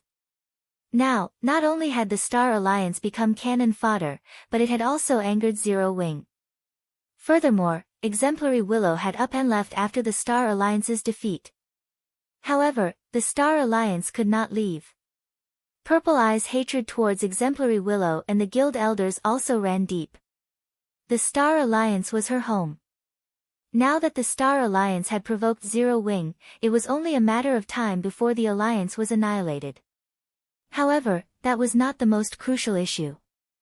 The Star Alliance had built its main base of operations in Star Moon Kingdom. If they moved their main base to another country, it would be extremely difficult to compete with the other guilds there. It's okay. With this information, it's not too late to turn things around. After this competition is over, we will immediately hold a meeting with our highest members. At this moment, Galaxy Past truly regretted letting exemplary Willow finance the Star Alliance. In return for a little funding, they had provoked a power that they should have left alone. Are we going to return right now? Purple Eye asked curiously. Since we're already here, we can't leave empty-handed. Although the Glorious Lions battle team has won against two strong battle teams in a row, Zero Wing's upper echelons are capable of taking down the Flower of Seven Sins. With Zero Wing's combat power, there is a 60% chance that they will win, Galaxy Past said, bitterness blooming in his heart. To learn just how powerful Zero Wing was, he had sacrificed 80% of the guild's elite members. God forbid, if he did not earn back some of his losses today. I'll place a bet right away. When Purple Eye heard Galaxy Past's words, she realized something. Even super guilds feared the Flower of Seven Sins. Since Zero Wing could defeat those assassins, they should have no trouble defeating the Glorious Lions battle team. At the same time, Gentle Snow's people were also frantically placing bets, wagering every rare material and top-tier equipment they had with them on the Azura battle team. Snow, I've already bet all of the materials I brought. Although Zhao Yueru somewhat hated Ye Feng, she could not help but acknowledge the man's strength. In Zero Wing, only Black Flame was stronger. Hence, the possibility of the Azura battle team obtaining victory was very high. Since they knew that there was an extremely high chance for the Azura battle team winning, they could not miss this chance to make a profit. I even wagered my staff. There really isn't anything else I can bet. Notify Old Su to bring as many rare materials as he can immediately, Gentle Snow said. She could not help but laugh as she watched her money-grubbing friend. While the audience placed their bets, the Glorious Lions and Azura battle team had arrived at the center of the battlefield. Brother Ye Feng, long time no see, Everlasting War greeted Shi Feng. I never thought we would meet again under such circumstances. He had long since acknowledged Ye Feng's strength. Unfortunately, Hua Qiushui had her own considerations. I'm surprised as well. What would you like to bet this time? Shi Feng could see Everlasting War's helplessness and guilt. However, he was quite pleased that he had rejected the Glorious Lions. Otherwise, where would he have found the opportunity to allow Zero Wing's upper echelons to participate in such a competition? Moreover, he had full authority over the battle team. This was an opportunity he could never have dreamed of in his previous life. As the battle team's representative, he could propose a bet with their opponent. As for the winnings they earned from the audience's bets, the system was responsible for distributing them. We don't really care. What do you wish to bet? Everlasting War laughed. There was nothing in God's domain that they did not possess. Hence, they did not particularly care what they gambled. Moreover, Everlasting War was confident that the Glorious Lions would win this match. Since you do not care, I won't be courteous. Shi Feng had never thought that Everlasting War was so wealthy to dismiss profit.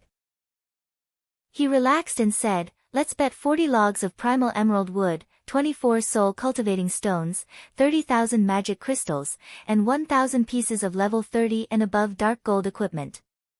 How about it?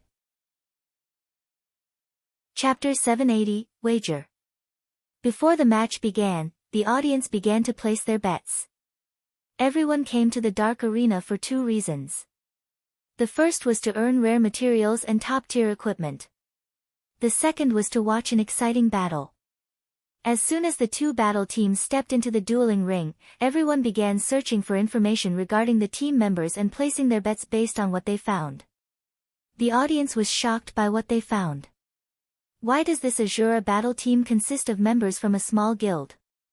Just who established the Azura battle team? Have they lost their mind? Aside from Aqua Rose, who has some fame, the other members are nobodies. So what if they're somewhat famous in Star Moon Kingdom? Do they think they can win the competition with such low standards? Are they taking the Dark Arena seriously? Or can the Azura battle team not afford to hire even a few famous experts? With such a battle team, the Glorious Lions would find it hard to lose even if they wanted to. It seems the Glorious Lions will win their third match in a row. Once the audience members read what information had been collected on Zero Wing, they couldn't believe their own eyes. Although Zero Wing was not weak, it was not particularly strong either. Black Flame was the only notable figure in the guild. However, there was no sign of Black Flame. Moreover, none of the members had even set foot into the realms of refinement. Their equipment might rank at the top in their kingdom, but what did that matter in the Dark Arena? The Dark Arena was the hub for God's domain's top powers. Top-tier equipment in a kingdom was nothing in this place. One could see this much just by looking at Glorious Lion's leader, Everlasting War. Everlasting War wore a complete level 35 fine gold set equipment, the current best set equipment in God's domain. It was significantly stronger than a level 30 dark gold set equipment. Everything else the man wore was level 35 dark gold equipment as well. He was also fully equipped with tier 3 gemstones. As for Zero Wings members, they had not replaced their equipment since level 30. They were no match for Everlasting War. They dare call themselves Azura with such members? This is a joke. If Black Flame made an appearance, the show might be interesting, but it seems that Black Flame has allowed his guild members to venture off on their own. Bet on the Glorious Lions. Although many will bet on them as well, a small profit is still profit. Many among the audience could not help but sigh with disappointment at the lost chance to make a fortune. However, Gentle Snow's excitement grew as she watched this development. Hee hee. Sure enough, none of them know about that incident. Zhao Yueru giggled as she watched the other audience members place their bets on the Glorious Lions. Alright, stop laughing. We only discovered it by coincidence, Gentle Snow strictly reprimanded her companion. Although plenty of information about the war in the Stoneclaw Mountains had leaked, most of this information came from independent players who had watched from afar.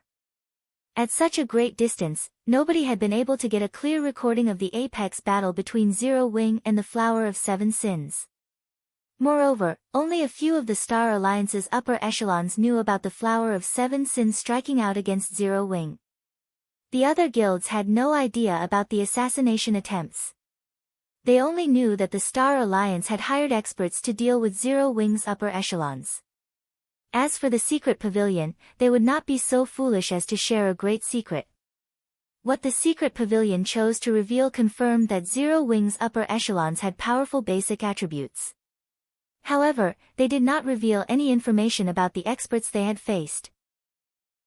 Although Fire Dance, Violet Cloud, and Aqua Rose had yet to become Refinement Realm experts, they could exert enough combat power to face down Flowing Water Realm experts.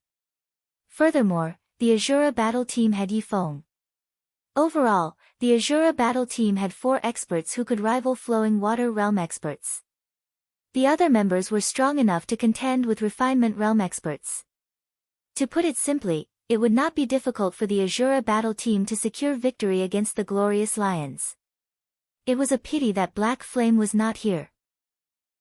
Otherwise, the Azura battle team might have won this competition without question. Auntie Hua, you must avenge me. Exemplary Willow immediately burst with anger when she saw that every member of the Azura battle team was from Zero Wing. She had lost quite a bit of money in the last war. To make matters worse, she had failed to annihilate Zero Wing. She had never imagined the despicable guild would appear before her once more. Did this battle team provoke you somehow? Hua Qiushui asked, laughing. Yes. They caused me to lose a lot of money. Auntie Hua, since the Glorious Lions battle team is yours, do you think you can raise the wager and make them suffer? Exemplary Willow gnashed her teeth as she glared at the Azura battle team. Alright. However, both sides have to accept the wager first. If the other side refuses, I can't do anything about it. But rest assured, your Auntie Hua will definitely make them pay. Hua Qiushui nodded. She had nothing against the Azura battle team. However, she was not fond of the man known as Ye Feng. Not only had he refused to participate in her audition, but he had also appeared before her as the leader of the Azura battle team. Society's inner circle was only so big. If Ye Feng won this competition and others learned of their history, she would be a laughingstock.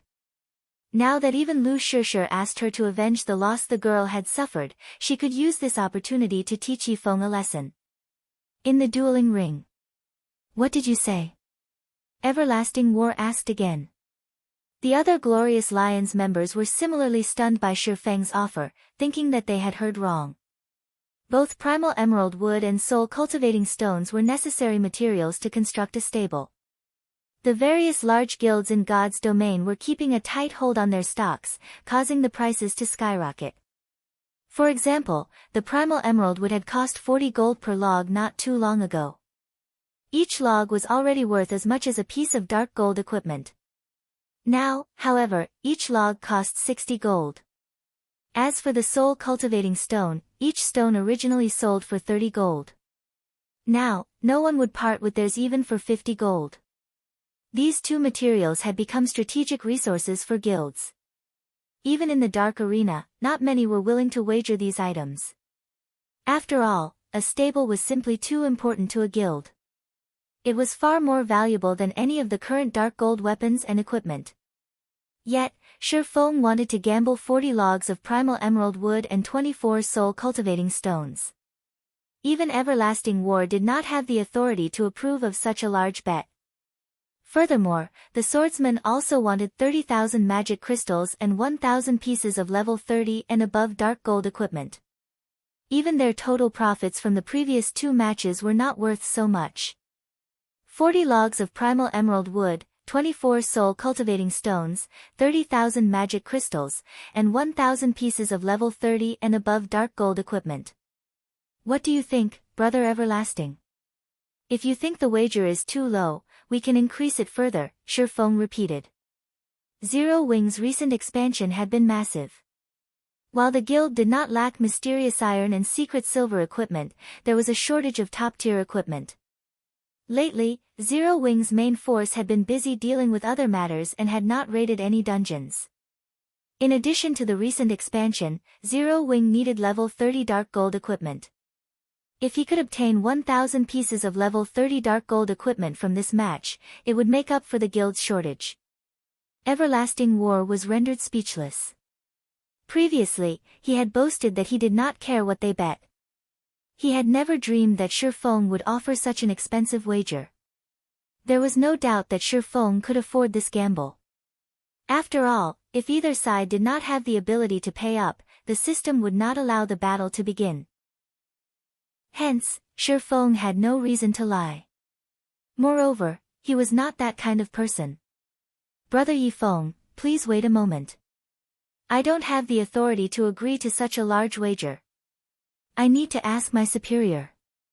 For now, Everlasting War could only offer an excuse.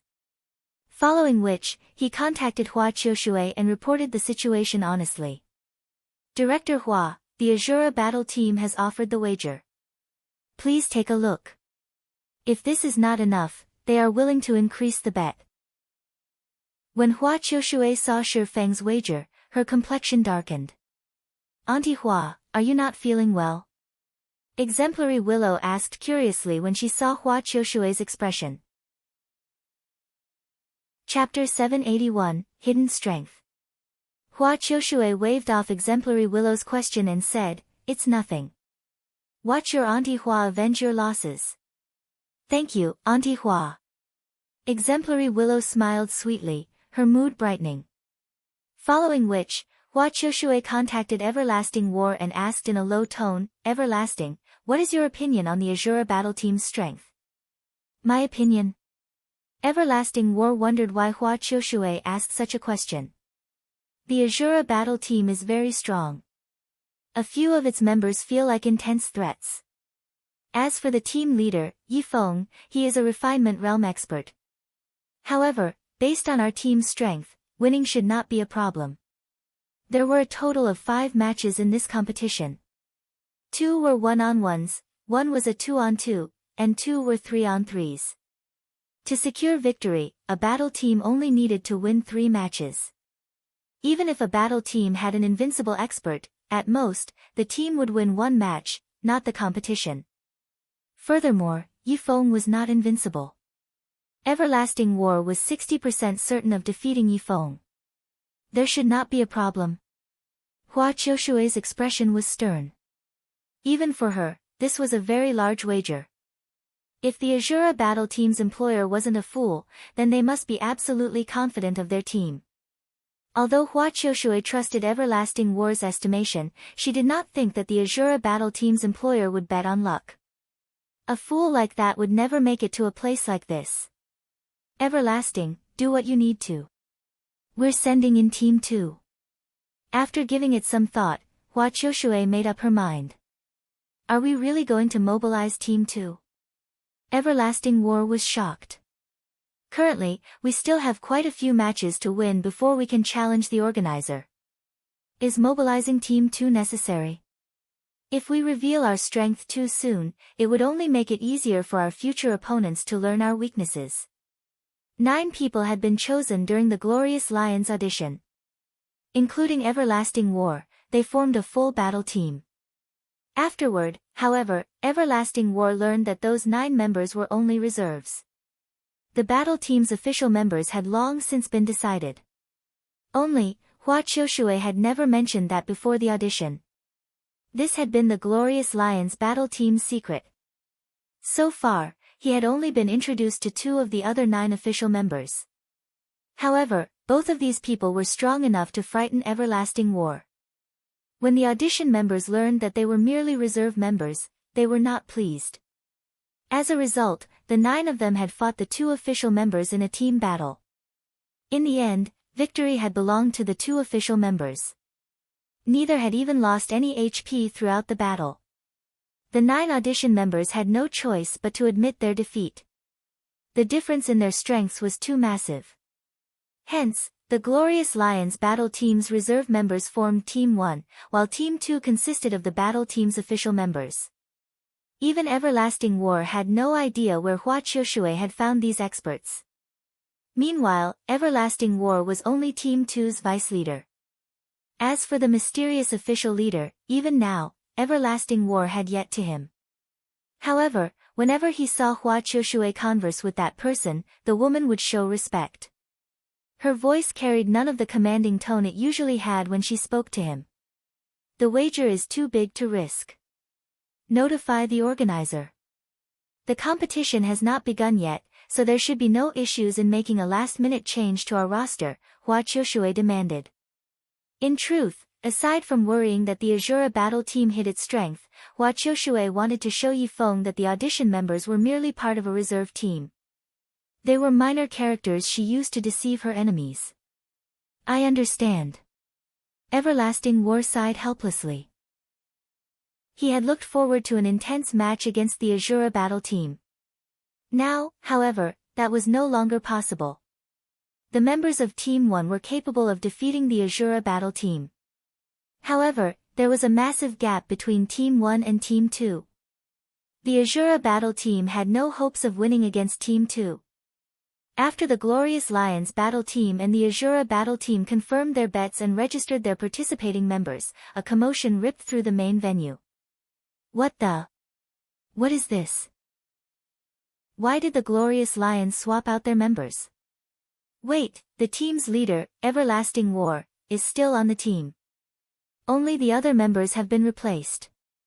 Don't tell me they're complaining that the Azura battle team is too weak and are trying to up the risk of the competition. The audience fell into a heated discussion. Although last-minute replacements frequently occurred in the Dark Arena, there had never been a full team replacement, excluding the leader. Something's not right. Gentle Snow's expression suddenly turned grim. Snow, what's going on? Zhao Yueru asked curiously. The Glorious Lions aren't replacing their stronger members with weaker ones. They're replacing their weaker members with stronger ones. Gentle Snow said seriously. I had never imagined that the Glorious Lions would have hidden their strength so deeply. They kept their true strength hidden all this time. The Azura battle team is in danger. Snow, how do you know that the Glorious Lions have replaced their weaker team with a stronger one? Their levels are mostly the same. Zhao Yueru looked at the levels of the new members. The highest among them was level 36, while the lowest was level 35. They were not much stronger than the previous team. Moreover, she had never seen any of the new members before.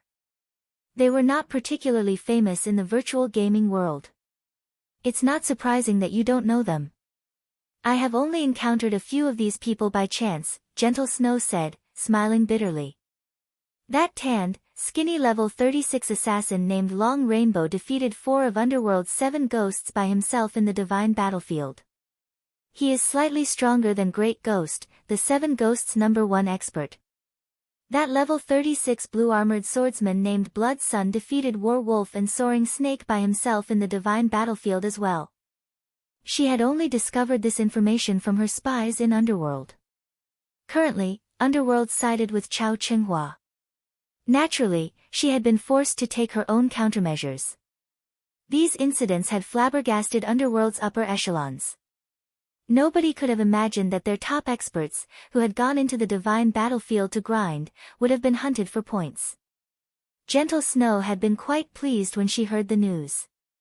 She never imagined that someone other than Black Flame would cause so much trouble for Underworld.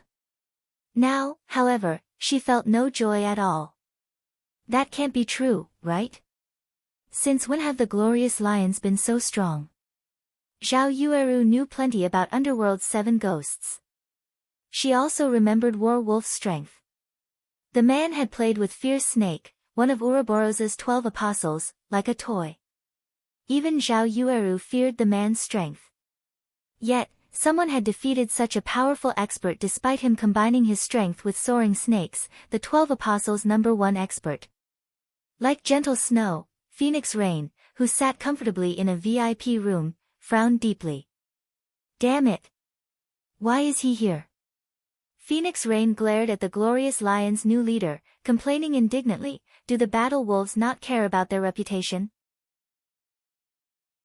Chapter 782, Famed Sword Bonfire. Big Sis Rain. Blue Phoenix was confused. This was the first time she had seen Phoenix Rain grow so angry. In her eyes, Phoenix Rain was a lofty queen. She was always calm and dignified. Even when competing with a super guild over an item, she spoke and smiled peacefully. Now, however, she was clearly anxious. It was simply inconceivable. Phoenix Rain had also realized that she had lost her composure. Smiling bitterly, she explained, Ye Feng's group is doomed. If I had known this would happen, I wouldn't have bet so much on the Azura battle team. Big Sis Rain, is that man particularly powerful? Blue Phoenix watched the middle-aged man, who now led the glorious lions. Appearance-wise, this middle-aged man had a handsome face, a strong body, and sharp eyes that resembled an eagle's. He wore silver-black armor and carried a flame-red greatsword. He looked like a towering war god. After analyzing the man just for a short moment, Blue Phoenix suddenly noticed that the man's gaze shifted towards her as if he noticed her watching him. Blue Phoenix was afraid. Not only was she far from the dueling ring, but she was also in a VIP room. The players in the dueling ring should not be able to see inside the VIP rooms at all. Blue, you understand now, right? Anger filled Phoenix Rain's eyes as she glared at the new team leader. Big Sis Rain, who is that man? Why haven't I heard of someone with so much power? Blue Phoenix asked as she realized just how powerful the middle-aged man was, shock setting in. Logically, such monster-level characters should disdain taking part in such competitions, yet here one was. It was no wonder why Phoenix Rain had become so enraged. Although you've never met him before, you should have heard his name, Phoenix Rain said as she shook her head. He is one of the 4 great wolf kings of the battle wolves, Sirius. That's him. Blue Phoenix immediately understood Phoenix Rain's anger. The Battle Wolves was a super guild that had existed for over 100 years. The guild's 4 great wolf kings had shaken the virtual gaming world with their fame for many years now and were mainly responsible for pushing the Battle Wolves to the peak of the virtual gaming world. Only, 8 years ago, the 4 great wolf kings had removed themselves from the public eye. No one had heard any news about the wolf kings after that. For those who remember them, however, the names of the 4 great wolf kings still resounded like thunder in their ears. Now, an old monster had arrived to participate in a competition between the younger generation. This was harassment. Big Sis Rain, why don't we notify Ye Feng and tell him about this? Although Blue Phoenix had lost to Ye Feng, at the end of the day, they were on the same side. Now that Sirius had joined the competition, they could only send cannon fodder at him, losing the match intentionally and focusing on the other matches. No need. Ye Feng is no fool. He can tell how powerful Sirius is. I don't think he'll try to face Sirius head-on, Phoenix Rain said. However, Sirius isn't the only one to watch out for. There are several other members who are extremely dangerous as well. Even if Ye Feng chooses the right members for the matchups, this will be a hard battle. Are we going to lose our first competition? Blue Phoenix was frustrated. She wished she was a part of the battle team's roster. They might even have a chance at victory. However, now that the competition roster had been set, no further changes were allowed. If you lose, you lose. Victory and defeat are common on the battlefield. In any case, this will be a profitable loss. At the very least, we now know the Glorious Lions battle team's trump card. Although Phoenix Rain was frustrated as well, one must know when to surrender. Fortunately, this was only their first competition, not a crucial competition. The only problem was that Zero Wing would, most likely, suffer a huge loss of resources this time. This is odd, though. Hua Qiushue is a calm and collected woman. Why would she suddenly decide to deal such a vicious blow to a new battle team, going so far as to reveal her trump card? Guild leader, the Glorious Lions atmosphere is weird. Their previous team leader has been demoted to vice leader. The other members don't seem to like him either, Aqua Rose stated curiously as she watched the Glorious Lions rest a short distance away. Changing members at the last minute was a basic strategy in such competitions, so she had not been particularly surprised by the sudden development. After all, with every battle in the Dark Arena, a large number of people would analyze the players in the competition. If a battle team revealed their cards to the public, the team's next opponent would prepare a strategy to counter them. To prevent exploitation, last-minute substitutions were normal. Only, despite Everlasting War being the vice leader of the team, the others seemed to disregard him. None of them treated him with any respect. This was strange to behold. They're probably just not on the same wavelength, Ye Feng laughed. He could not help but shift his gaze towards Sirius. However, their new team leader is really powerful. I wonder how the Glorious Lions found such an individual. In the past, Ye Feng had never heard of Everlasting War becoming the vice leader of the Glorious Lions. As far as he knew, Everlasting War had always been the Glorious Lions team leader. Most of the battle team, though, had been replaced. After all, every fighter in the Dark Arena wished to become the organizer. Hiding one's strength was a basic strategy. Only, Ye Feng had never imagined that the Glorious Lions had hidden so much strength. Everlasting War himself was already quite formidable. However, none of the substituted members were weak. Furthermore, the new team leader was immeasurably powerful. It was especially true for that great sword on Sirius's back. Ye Feng was extremely familiar with that particular weapon. It was one of God's Domain's 36 famed swords, Bonfire. However, according to Ye Feng's memory, a berserker named Deathless had owned Bonfire. Could he be deathless? Ye Feng was fiercely curious. However, he shook his head and denied the thought. No. Deathless had not joined God's Domain this early. Everlasting, for this competition, you'll fight in the last 3-on-3. Leave everything else to Thousand and the others, Sirius announced in a gravelly tone that left no room for argument as he glanced at Everlasting War. I understand. Even if Everlasting War was unhappy with this decision, he could only nod in agreement. In truth, however, he was not dissatisfied at all. If not for Sirius's guidance, he would not have improved so fast. Only, it was unfortunate that he would not get the opportunity to fight. There were a total of 5 matches in this competition.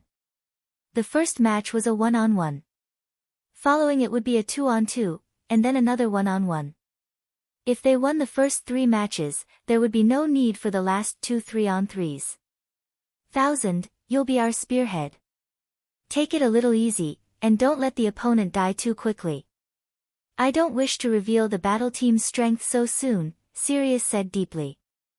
I understand, the level 36 ranger called Thousand Blades nodded, chuckling.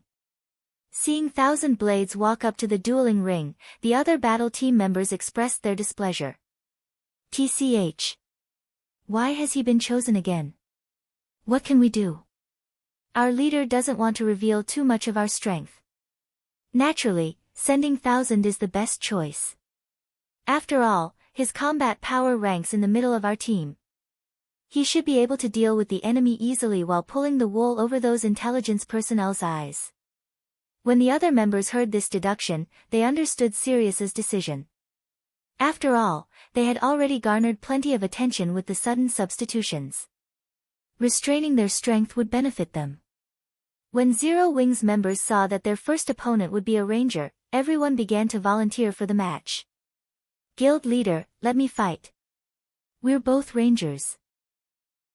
It is a good opportunity to determine which battle team is superior, Minor Wind said hurriedly. No. As a precaution, Aqua Rose will face him, Ye Feng said as he shook his head. He had already formulated his own plan. Chapter 783, Thousand Blades vs. Aqua Rose. Underscore. When the Zero Wing team heard Ye Feng's decision, they were confused. The Cursemancer was a magical class, so it would be at a disadvantage against a ranger. At the very least, they should send a ranger like Minor Wind to negate the class advantage or an assassin or berserker, which countered rangers. Guild leader, let me take him on instead. My class is particularly effective against rangers. This match will be ours, Fire Dance suggested. The others agreed with her proposal. There were a total of 5 matches in this competition, but they only needed to win 3 to emerge victorious. If they could win the first match, it would increase their chances of winning and the team's morale. Moreover, during their journey to the Dark Arena, the team had noticed a change to Fire Dance's weapons. Fire Dance, who had never replaced her True Fire blades before, had replaced both of them. The True Fire blades were set weapons. Both were also top-tier Dark Gold weapons. Even on their own, they were only slightly weaker than level 35 Dark Gold weapons. However, even 2 level 35 Dark Gold weapon could not compete against the True Fire blades set effects. Yet, Fire Dance had still replaced them. This told them that the new weapon's attributes must far surpass the True Fire blades. Now that Fire Dance had gained a boost to her attributes, with her combat techniques, she should be able to defeat the ranger easily. No. Aqua is the best choice here. You have more important matters to deal with. Ye Feng shook his head. His decision was firm. Ye Feng knew quite a bit about the ranger named Thousand Blades. After all, he had been one of the Glorious Lions battle team's members in the past. Thousand Blades also often took part in the Dark Arena battles. In these top-tier competitions, attributes meant very little. Even if Minor Wind wore a Tier 1 set equipment and was slightly stronger than those wearing level 35 Dark Gold equipment in terms of attributes, the Tier 1 set equipment only consisted of 5 pieces. Minor Wind's other equipment would not give him an advantage against Thousand Blades. Both rangers were also fully equipped with Tier 3 gemstones. To put it simply, Minor Wind did not have much of an advantage with his attributes at all. In the end, the fight would come down to techniques. Based on Ye Feng's estimations, if Minor Wind had an equipment score of 2,000 points, then Thousand Blades would have around 1,800 points. Although there was a gap, techniques could easily close that gap. This was commonplace in the Dark Arena. Moreover, tools were not allowed in Dark Arena battles. This meant that the fight would come down to techniques and equipment. Minor Wind had yet to reach the half-step refinement realm. He could only exert his body to its limits. How could he possibly challenge a refinement realm expert like Thousand Blades, someone who could control his body's power freely? After Ye Feng made his decision, the fighters' names appeared above the dueling ring, which had an area of 300 by 300 yards. Thousand Blades vs. Aqua Rose. The Azura battle team is pretty pitiful. They're actually sending Aqua Rose, the most famous player on their team, into the first match. It seems they really don't have anybody who will be a challenge, the assassin Long Rainbow laughed. Unfortunately, even she is no match for Thousand. They would have been better off sending cannon fodder. They've just lost their only chance to win. Based on our reports, the Sword King, Black Flame, is the only capable player in Zero Wing. I really wish I could fight him. That way, I could take the title of Sword King for myself, Blood Sun, the blue-armored swordsman, said. He could not help his sigh as he looked over the Azura battle team roster. The Glorious Lion's other members nodded their agreement. This first match told them everything they needed to know. The Azura battle team stood no chance of victory. If Aqua Rose were a refinement realm expert, even with a class disadvantage, she could put up a good fight against Thousand Blades. Unfortunately, she was not. Even though she was only a thread away from the threshold, without actually setting foot into the refinement realm, there would be a massive gap between her skills and Thousand Blades. Big Sis Rain, what is going on with Ye Feng? He sent Aqua Rose up. Can't he judge Thousand Blades' strength? Previously, Blue Phoenix had come to admire Ye Feng. Now, however, Ye Feng's choice had disappointed her. Thousand Blades had not bothered hiding his combat power at all. His actions were so smooth and natural, without any excess movement, it was obvious he had already reached the refinement realm. No matter how I look at it, Thousand Blades should have reached the refinement realm. Even if Ye Feng doesn't face the ranger himself, at the very least, he should send Fire Dance, right? Fire Dance was Zero Wing's #1 assassin. In terms of techniques, she was on par with Aqua Rose. Moreover, the assassin class, more or less, countered the ranger class. Although Fire Dance had not reached the refinement realm either, with her attributes, it was not impossible to secure a win. Giving up the match without even trying was a waste. Phoenix Rain simply shook her head. She, too, did not understand Ye Feng's decision. If the weak wanted to take down the strong, they needed to grasp and strike at the enemy's weakness. Currently, it was obvious that the Glorious Lions did not take the Azura battle team seriously at all. It was the perfect advantage. Yet, Ye Feng had chosen to give up the match. Aqua Rose did not give Ye Feng's decision much thought. A one-on-one fight against such a powerful expert was a rare opportunity. Although she did not know what was going through Ye Feng's mind, she was very happy to face Thousand Blades, even though her odds of winning were low. Aqua, hold on a second. Ye Feng suddenly stopped Aqua Rose, who was about to enter to the dueling ring. He then retrieved an emerald staff from his bag and handed it to Aqua Rose. No need to rush the battle. Take this chance to hone your skills. Guild leader, this is. Aqua Rose was ecstatic when she saw the emerald staff. She then said, Guild leader, rest assured, I'll toy with him with everything I've got.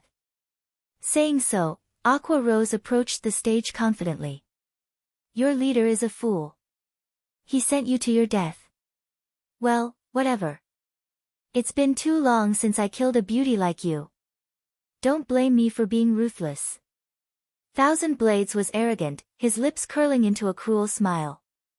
He retrieved the copper-colored longbow from his back and took out 5 green steel arrows from his quiver. He had prepared these arrows himself. They were called scorpion arrows, each costing 10 silver to produce. They were extremely expensive. He wouldn't normally use them, but in this competition, he could not be frugal. Even a slight graze from these arrows would cause massive damage. They would also poison the target when they struck, reducing their movement speed and attack speed as well as inflicting damage every 5 seconds. Magical classes already had low movement speed. If the scorpion arrows hit Aqua Rose, she wouldn't be able to dodge any follow-up attacks. She would become a sitting duck. Moreover, Cursemancers were different from elementalists. Elementalists were human-shaped cannons with powerful burst damage. Cursemancers, on the other hand, focused on crowd control and debuffs. Their instantaneous firepower was subpar at best and was no match for rangers. Aqua Rose ignored Thousand Blades' provocation. She was utterly focused on her new staff, looking like a little girl with a new toy. You! Thousand Blades was instantly indignant when he realized he had been ignored. I'll teach you the meaning of despair. The countdown finally reached 0. With the sound of the bell, the match officially began. Scatter. Thousand Blades fired an arrow towards the sky and executed the Tier 1 AoE skill, Falling Rain. The descending scorpion arrows cast a massive shadow over Aqua Rose. Chapter 784, Attack and Defense. This is bad. When Blue Phoenix saw Thousand Blades start the battle with an AoE skill, she could not help her worry for Aqua Rose.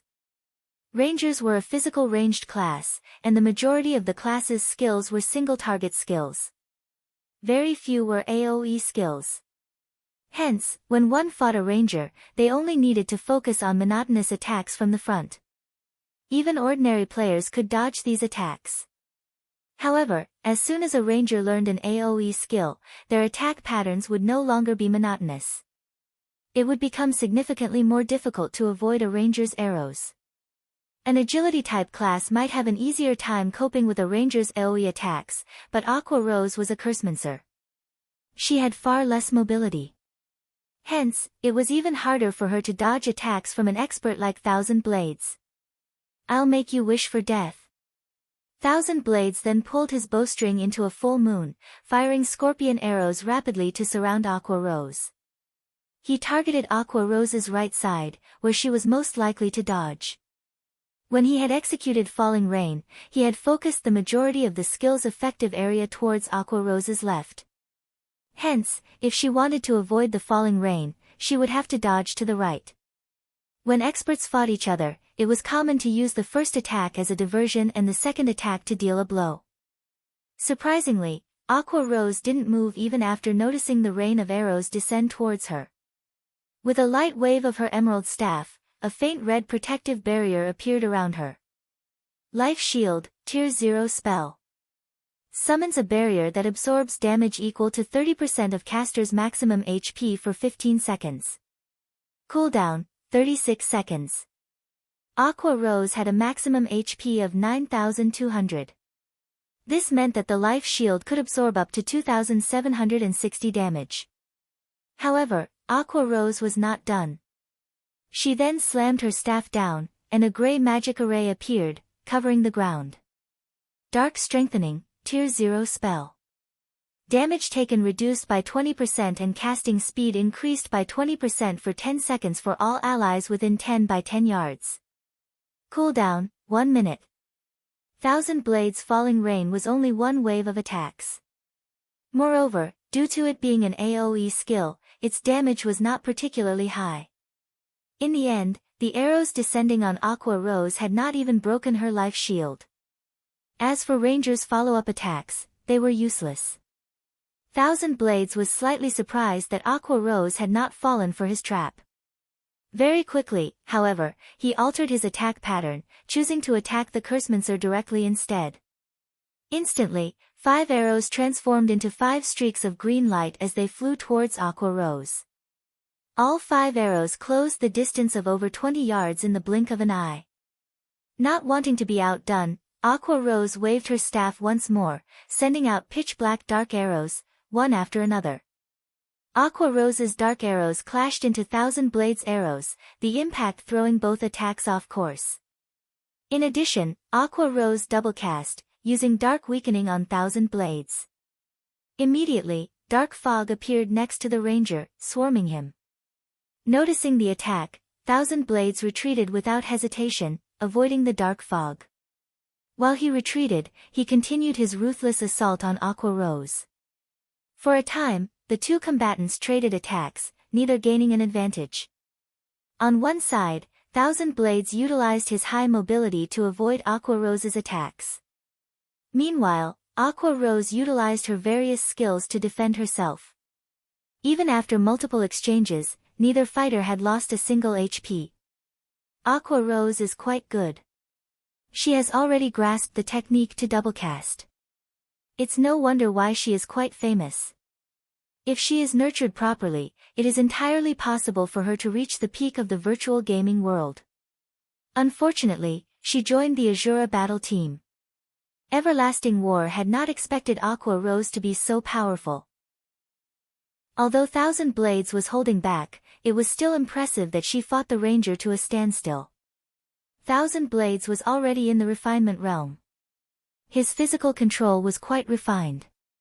Hence, his combat was quite efficient. Ordinary players would find it difficult to deal with the Ranger's direct attacks, not to mention the counterattacks he launched while evading. Moreover, every time Thousand Blades attacked, he fired at least 3 arrows simultaneously. When an ordinary player attacked, there was over an 80% chance that they would fail to avoid such a complex counterattack. However, with her ability to double cast, Aqua Rose was able to both attack and defend. Unfortunately, such high-intensity battles placed a heavy burden on a player's concentration and stamina. In such a battle, Thousand Blades could conserve more of his strength and outlast Aqua Rose should the battle drag on. This girl really does deserve her fame. After fighting me for a short time, she has already gotten a clear grasp of my movements. Thousand Blades clicked his tongue. Contrary to his expectations, Aqua Rose had not grown weaker as the battle progressed, rather, her strength was growing. Thousand Blades no longer looked down on Aqua Rose. Initially, he had evaded Aqua Rose's curses easily. However, as the battle progressed, Aqua Rose's attacks improved. Now, she was beginning to predict his movements, and it was becoming far more difficult for him to evade her attacks. When the battle had first begun, he could fire 5 arrows simultaneously while dodging. Now, he could fire only 3 arrows. Why are her dark arrows so powerful?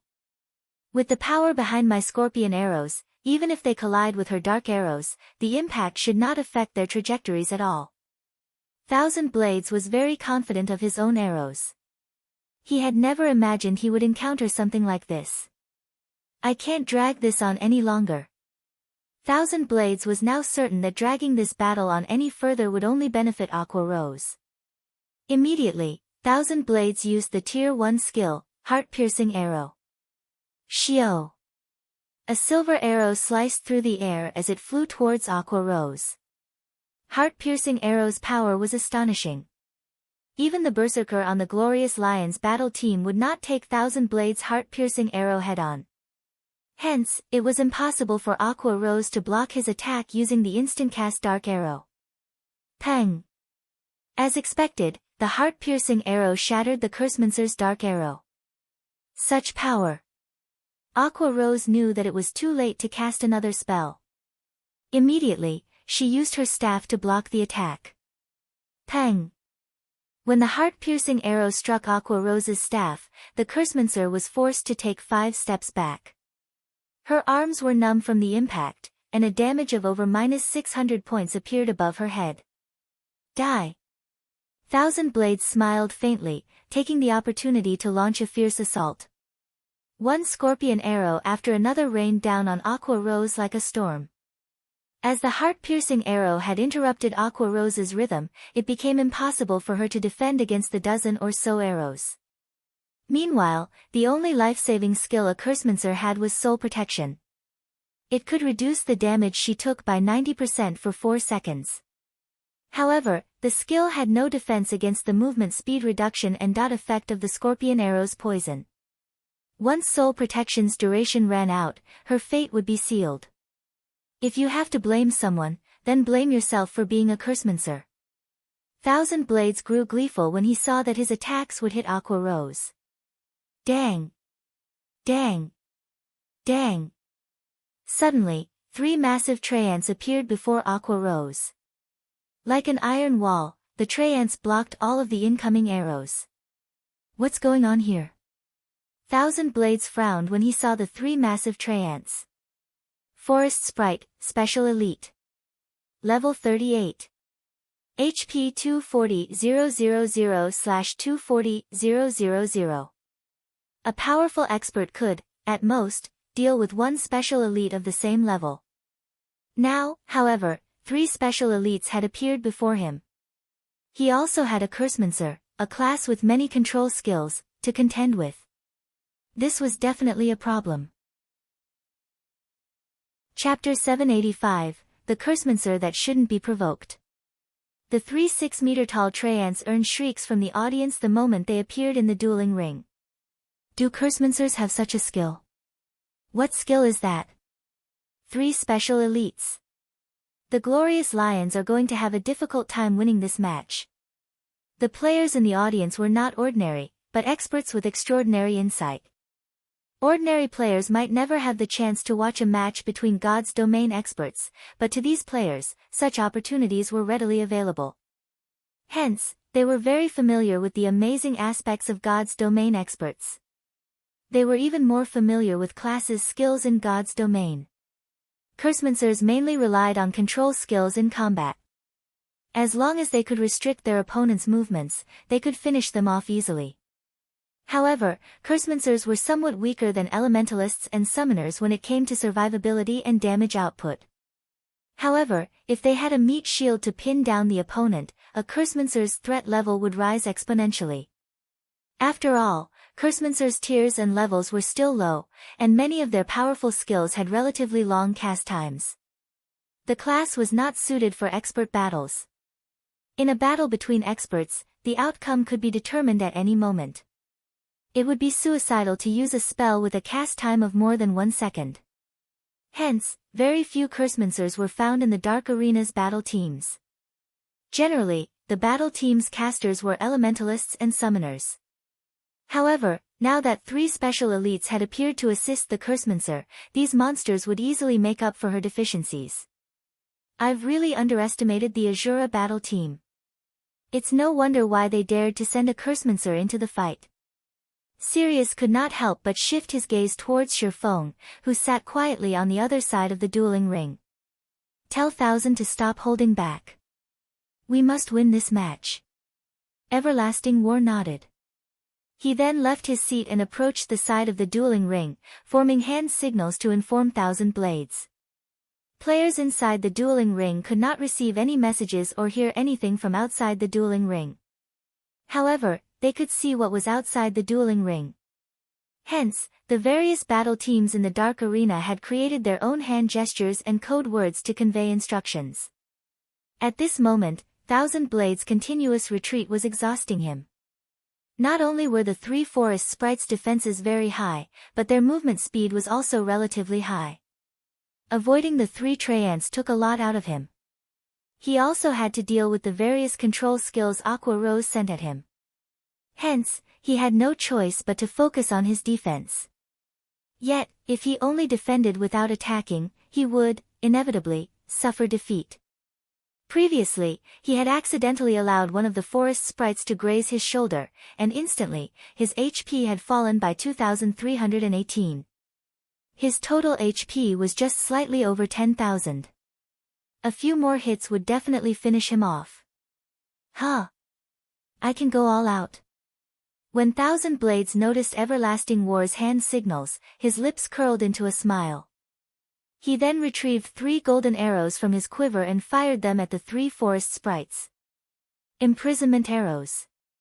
The imprisonment arrow would prevent enemies within a certain range from leaving the area, and the only way to break free from the seal was to destroy the arrow itself. However, the imprisonment arrows would also reduce summoned creatures' damage by 80%. Even to Thousand Blades, these arrows were precious. After spending a large stock of precious materials, he had only managed to produce 5 imprisonment arrows. Now, however, to win this match, he had no choice but to use them. 3 golden streaks of light struck the 3 forest sprites. Immediately, the Treants were trapped inside golden cages. Meanwhile, each of the golden cages had 100,000 HP. Even though the forest sprites were special elites, after the 80% damage reduction, it would take them quite some time to free themselves from the cages. By the time they escaped from their imprisonment, the match would be over. After imprisoning the 3 forest sprites, Thousand Blades activated his berserk skill, Beastmaster's Soul. For 1 minute, his agility increased by 80%, strength by 60%, and movement speed and attack speed by 50%. The berserk skill also had a cooldown of 10 hours. After the ranger's strength and agility jumped, not only were his arrows faster, but they also contained far more power. In the next moment, a sonic boom echoed throughout the dueling ring. Numerous arrows arrived before Aqua Rose. However, as if she had expected this, Aqua Rose simply smiled as she waved her hand. Suddenly, 3 figures covered in blue flames appeared before her. When the powerful arrows struck these blue figures, they were forced to step back. Aqua Rose, however, remained unharmed. Thousand Blades' eyes nearly fell out of their sockets. How was she a Cursemancer? She was basically a summoner. He could accept the 3 forest sprites, but Aqua Rose could also summon 3 elite-ranked Bluefire crows. Go! Aqua Rose immediately directed the 3 Bluefire crows to charge towards Thousand Blades. Although the Bluefire crows were not as powerful as the forest sprites, they were faster. Thousand Blades knew he could not afford to clash with the elite monsters head-on. Hence, he had no choice but to run about the dueling ring while finding opportunities to attack. If he dealt with the summoned creatures first, Aqua Rose would have enough time to activate an advanced spell. If that happened, the summoned creatures wouldn't be his only problem. He absolutely could not give Aqua Rose that kind of time. Still not giving up. Seeing the arrow fly at her, Aqua Rose activated the power of darkness, her attributes rising abruptly. She also activated the Bluefire Heart's skill, Bluefire Devour. Although she would lose a significant portion of her mana and increase her mana consumption rate by 200%, her skill effects would increase by 200% for 30 seconds. Aside from Bluefire Devour, Aqua Rose also activated Elemental Domain. Elemental Domain. All allies within a radius of 50 yards will have their magic damage increased by 15%, cast speed increased by 15%, and mana consumption decreased by 20% for 1 minute. Aqua Rose then fired a dark arrow. When the dark arrow clashed with Thousand Blades' scorpion arrow, the latter was thrown off course, whereas the former continued towards the ranger. Seeing this, Thousand Blades hurriedly fired another arrow, successfully diverting Aqua Rose's dark arrow. Why is it so powerful? Thousand Blades was stunned. The arrow he fired after activating his Berserk skill was even weaker than before. Thousand Blades had no clue that the staff Aqua Rose wielded was the epic ranked staff, the Song of Beatrice. Aqua Rose already had higher basic attributes than Thousand Blades. Now, not only had Aqua Rose activated her Berserk skill, but she also had a support skill empowering her attacks. Hence, it was only natural that her dark arrows were far stronger. However, Aqua Rose did not give Thousand Blades too much time to think about it. She sent one dark arrow after another. At the same time, Dark Weakening's ominous fog began to appear around Thousand Blades. If the dark fog caught him, not only would his speed fall sharply, but his attributes would also decrease significantly. Again, Thousand Blades was forced to focus on his defense, escaping for his life. This time, however, he struggled far more than before. Previously, he had only needed to deal with the summoned creatures. Now, he had to deal with the summoned creatures and Aqua Rose's dark arrows. As a result, Thousand Blades' mobility was restricted. Meanwhile, this situation gave Aqua Rose sufficient time to cast the Tier 1 spell, Soul Cloud. Soul Cloud gathered the power of shadows to form 10 flying blades that could only be dodged, not blocked. Soul Cloud was considered one of the Cursemancer's sure-kill spells.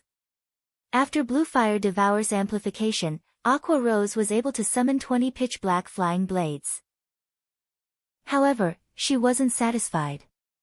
Just before she finished casting Soul Cloud, she activated the third skill of the Song of Beatrice, the Song of Sprites.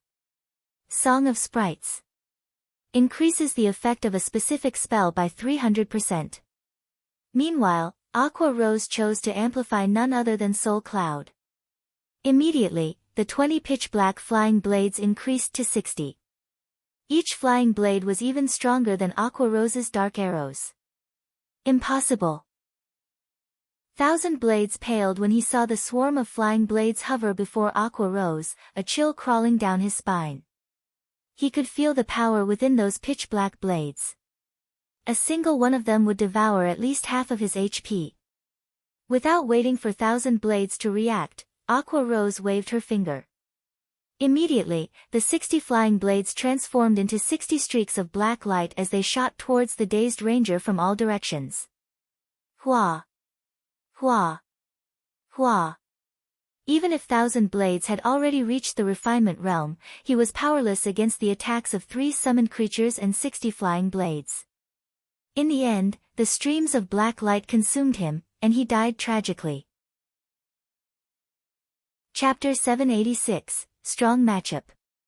_ When the black lights dispersed, the victor's name appeared above the dueling ring. Aqua rose. The entire venue fell silent. Aqua Rose's performance was simply too shocking. Not only could she summon monsters to fight for her, but her final soul cloud was also exceedingly powerful. It's no wonder why Ye Feng sent Aqua Rose to fight in the first match. It turns out that she has an impressive trump card. I'm guessing that not even the glorious lions expected such an outcome. Blue Phoenix shuddered when she recalled the might of Aqua Rose's soul cloud. Although Thousand Blades had activated his life-saving skills to defend against the attack, Soul Cloud could not be blocked, only dodged. Against flying blades from all directions, even Blue Phoenix was only confident in dodging 20 to 30 attacks with her techniques. Using Blink to escape would be her only option. However, Thousand Blades was a ranger. He did not have any instantaneous movement capabilities or skills that provided invulnerability. It seems that we don't understand as much about Zero Wing as we thought. Phoenix Rain revealed a bright smile as she watched Aqua Rose. One move to finish the enemy. Such situations were rare in the Dark Arena. Furthermore, Aqua Rose had yet to even set foot into the refinement realm. Since she had not secured victory with her techniques, then the only possibility was the Cursemancer's weapon and equipment. Previously, Ye Feng had displayed his overwhelming advantage in terms of attributes. Now, they realized that Aqua Rose had the same advantage. The Glorious Lions had the support of the Super Guild Battle Wolves. Very few could compete with the Glorious Lions' equipment and weapons. Hence, it was inconceivable that Zero Wing's Aqua Rose had better equipment than Thousand Blades. Phoenix Rain's curiosity of the guild named Zero Wing grew. However, the following matches were the true hurdles the Azura battle team had to overcome. A team had to win 3 out of 5 matches to win the competition. However, the Glorious Lions had a monster-like expert. One could say that the battle team had at least 1 match in the bag. If the Azura battle team could not win 2 out of the 3 remaining matches, then it would lose. However, through this first match, everyone finally understood the Azura battle team's strength. They also understood just how powerful Aqua Rose was. Victory with 1 move. In the future, anyone who challenged Aqua Rose would have to consider today's fight. For a time, the various major powers focused their attention on Aqua Rose. They began to investigate her past. She used to be an honorary elder of Twilight Echo. The upper echelons of Twilight Echo really are interesting. They chased such a talent out of the guild. Ha ha ha. Twilight Echo sure is rich. While others are frantically trying to recruit top-tier experts, Twilight Echo is chasing them away. The guild must have too many geniuses. It's no wonder why Twilight Echo has not been performing well in recent years. So this is their problem. Now that Aqua Rose has joined a small guild like Zero Wing, we might have a chance to poach her. The various major powers in the venue could not help but ridicule Twilight Echo. The expressions of Twilight Echo's upper echelons, who had come to watch the battle, twisted in response. Although they had known that Aqua Rose was a talented fighter and an experienced manager, they had never thought she would become this strong. Meanwhile, in the Glorious Lions battle team's resting area, the team members remained indifferent about the battle's outcome. They acted as if it were none of their business that they had lost the first match. This Azura battle team is fairly interesting. They are slightly stronger than I expected. It is no wonder why that Aqua Rose is Zero Wing's vice leader. Thousand Blades really lucked out this time, the swordsman Blood Sun commented disappointingly. He paid no attention whatsoever to Thousand Blades' defeat. After all, there was no way their battle team could lose this competition. On the Glorious Lions battle team, Thousand Blades' strength only ranked in the middle. None of their strongest combatants had taken part in the competition yet. On the other hand, the Azura battle team had already dispatched its strongest fighter. The competition's outcome was already self-evident. Let's see what the Azura battle team plans to do next. Though, it doesn't really matter what kind of tricks they try to pull, the assassin Long Rainbow said, yawning. In the first match, the Glorious Lions battle team had been the first to send a combatant into the ring. For the second match, it was the Azura battle team's turn to send a representative. Ye Feng had no wish to prolong this competition. Hence, for the next 2-on-2 match, he sent Fire Dance and Violet Cloud. What's going on? They're actually sending a cleric? Is the Azura battle team giving up this match entirely? Wait, that Fire Dance seems to be the commander of Zero Wing's main force. The Azura battle team's representatives for the second match confused the crowd. Although clerics were not entirely useless, one would not normally send a cleric into a 2-on-2 match. After all, if the enemy focused on the cleric, the battle would quickly devolve into a 2-on-1 situation. To make things worse, the assassin class could not pin down players like the Guardian Knight and Shield Warrior classes could. Just what is going through that man's mind? Is he trying to forfeit the match? Phoenix Rain could not help her frown.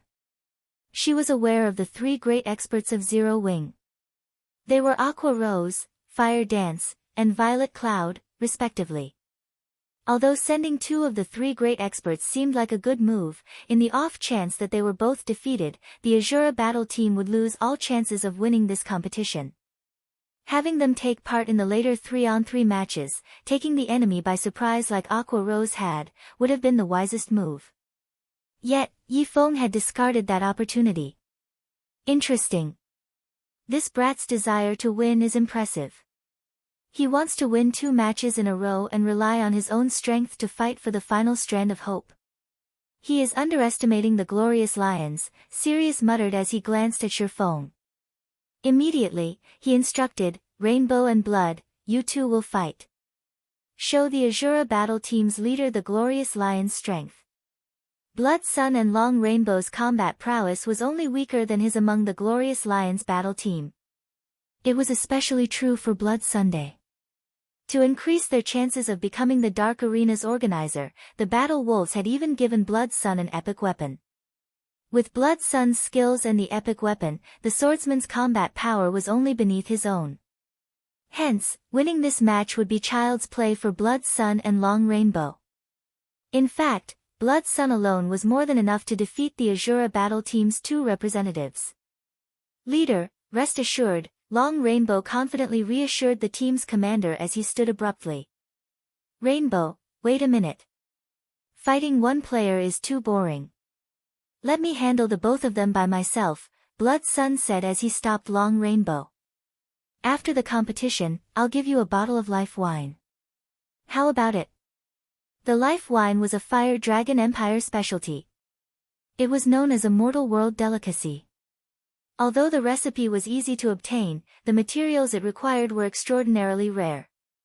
One could only obtain these materials if they were lucky. Aside from the drink's delicious taste, the life wine also had a certain probability of strengthening a player's physique. It was even more precious than dark gold equipment. Really? Long Rainbow was certainly tempted when he heard the words, life wine. This item was Blood Sun's treasure. Even their team leader had only managed to obtain 1 bottle from the swordsman after a lot of trouble. Normally, Blood Sun would not even share a cup. Of course, Blood Sun assured. He wanted to test his new sword properly, and he did not want Long Rainbow to interrupt his fun. Fine, I agree. However, if it seems like you are going to lose, for the sake of winning the competition, I'll have to join the fight. Of course, you'll still have to give me the life wine, Long Rainbow said after giving it some thought. Sure. Blood Sun grinned. Chapter 787, Phantom Sword. In the wide and spacious dueling ring, the assassin Long Rainbow stood in the corner while the swordsman Blood Sun took his place in the ring's center. The spectators were surprised. Normally, in a 2-on-2 match, teammates wouldn't stand so far from each other. They usually stood relatively close so that they could better coordinate their attacks and defense. Furthermore, they were both melee players, which was all the more reason not to stand 50 yards apart. With a distance of 50 yards, even a ranger, the class with the longest range, would not be able to assist a companion in battle. What are you guys trying to do? Fire Dance glanced at the distant long rainbow before shifting her gaze back to Blood Sunday. Carefreely, Blood Sun said, "One-on-one battles are too boring, so I intend to take you both on by myself. Don't worry about it. The fight will be over very quickly." The audience could hear the players in the ring quite clearly. When they heard Blood Sun's words, an uproar shook the venue. They never thought that the Glorious Lions member would make such a bold statement. Nothing like this had ever happened in the Dark Arena before. Everybody wanted to win the competition, so why would anyone hold back their strength? If Blood Sun wasn't a fool, then he must be absolutely confident of his own power. "So, you want a one-on-two battle?" Rage flared in Fire Dance's eyes as she glared at Blood Sun's arrogant expression. Suppressing her anger, she said coldly, "It seems the Glorious Lions really underestimates us." "Ha ha ha.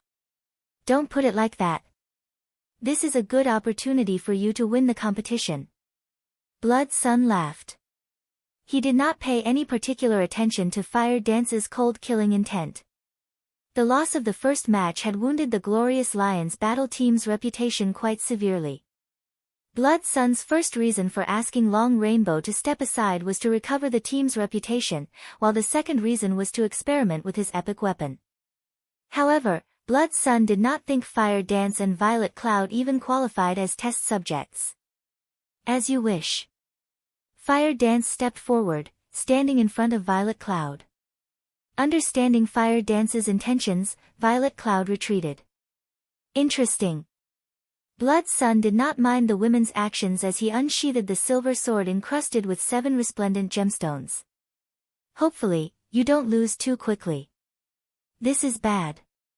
Gentle Snow frowned as she watched the ring from the spectator stands. "Snow, what's wrong?" If Fire Dance could last against the party leader of the Flower of 7 Sins for so long, shouldn't she be able to defeat Blood Sun easily?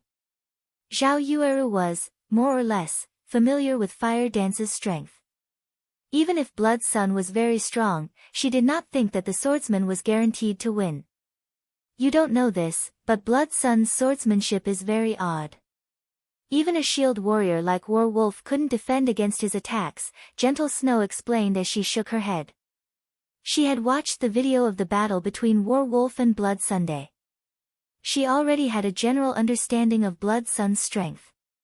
Although there was not much of a difference in terms of combat power between Blood Sun and a party leader from the Flower of 7 Sins, in terms of attack techniques, the former was definitely stronger. Now that Blood Sun wanted to face his opponents alone, it was the perfect opportunity for the Azura battle team to get rid of the swordsman. Immediately, Gentle Snow contacted Ye Feng. "Guild Leader Snow, what's the matter?" Ye Feng asked after accepting the call. "Ye Feng, Blood Sun has strange attack methods. It is best for Fire Dance and Violet Cloud to finish him off together. If you allow Fire Dance to fight him by herself, she won't be able to defend against Blood Sun's attacks," Gentle Snow hurriedly warned the man. The match had not begun yet. There was still time for Fire Dance and Violet Cloud to coordinate their attacks and deal with Blood Sunday. Once the match officially began, it would probably be too late even if the two women banded together. "Thank you for your warning, Guild Leader Snow," Ye Feng said, laughing. He had never expected Gentle Snow to call him in such a rush just to warn him. Seeing Ye Feng's calm reaction, Gentle Snow's anxiety grew. It was obvious that Ye Feng was not taking her words seriously. Blood Sun is very strong. He even defeated War Wolf and Soaring Snake while they were working together. War Wolf's shield couldn't get close to Blood Sun's sword before he suffered defeat. "I believe you are aware of War Wolf's strength. If he couldn't even deflect Blood Sun's attacks, it will be very difficult for Fire Dance hold the man off," Gentle Snow explained in detail. In Star Moon Kingdom, War Wolf's strength was absolute. He could rank within the top 3 MTs of the kingdom. Defeating War Wolf was already impressive, yet the powerful shield warrior had not been able to withstand Blood Sun's attacks. "Ah, I understand. If Guild Leader Snow doesn't have anything else, I'll disconnect the call now. The match is starting soon. Ye Feng nodded. He then disconnected the call. Hello? Hello?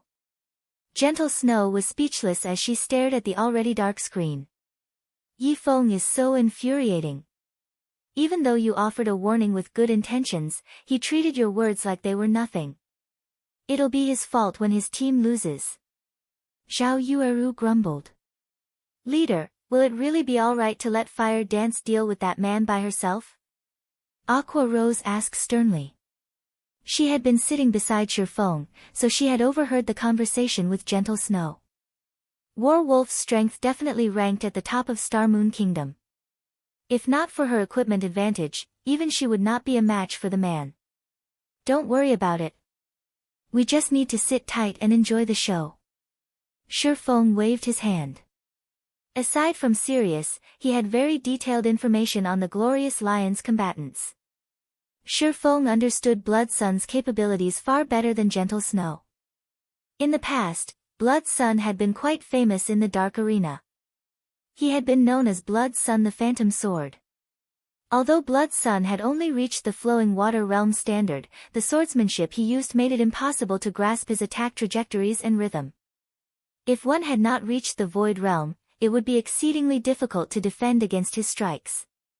If the Fire Dance of a few days ago were fighting, he would definitely instruct her coordinate with Violet Cloud. They could easily defeat Blood Sun with the Astromancer's strange attacks. Moreover, the assassin Long Rainbow was similarly extraordinary. In the past, he had earned the title Ghost Hand in the Dark Arena. When the two worked together, even a Void Realm expert would fall. However, Fire Dance was not the assassin she had been in the past. Even Ye Feng was unsure how much her strength had improved. This was the perfect opportunity to test her strength. Above the dueling ring, the countdown timer finally reached 0. You're not entering stealth? Blood Sun asked, unable to help his curiosity, as he watched Fire Dance, who remained motionless 30 yards away from him. As an assassin, Fire Dance could only display her true power while hiding in the shadows. Generally, assassins would enter stealth as soon as the battle began and look for an opportunity to deal a fatal blow. That won't be necessary. Fire Dance sounded calm as she unsheathed 1,000 transformations and petrified thorn from her waist. Step by step, she slowly advanced on the swordsman before her. Good. Very good. I want to see just how long you can hold that arrogance. When Blood Sun heard her challenge, rage flared in his chest. This was the first time someone had looked down him. Taking a step forward, he used Wind Blade and dashed towards Fire Dance. Chapter 788, Legendary Power. Has she lost her mind? Gentle Snow was flabbergasted as she watched Fire Dance approach Blood Sun slowly. Zero Wings Guild leader was insane enough. She had never imagined that Fire Dance would follow in that man's footsteps.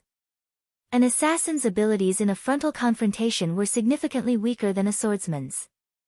It would be very easy to defeat an assassin in a head-on clash. Blood Sun was not an ordinary expert, yet Fire Dance had forfeited the greatest advantage an assassin possessed. As soon as Blood Sun arrived before Fire Dance, the silver sword in his hand vanished. Following which, over a dozen streaks of silver light appeared around Fire Dance, surrounding her.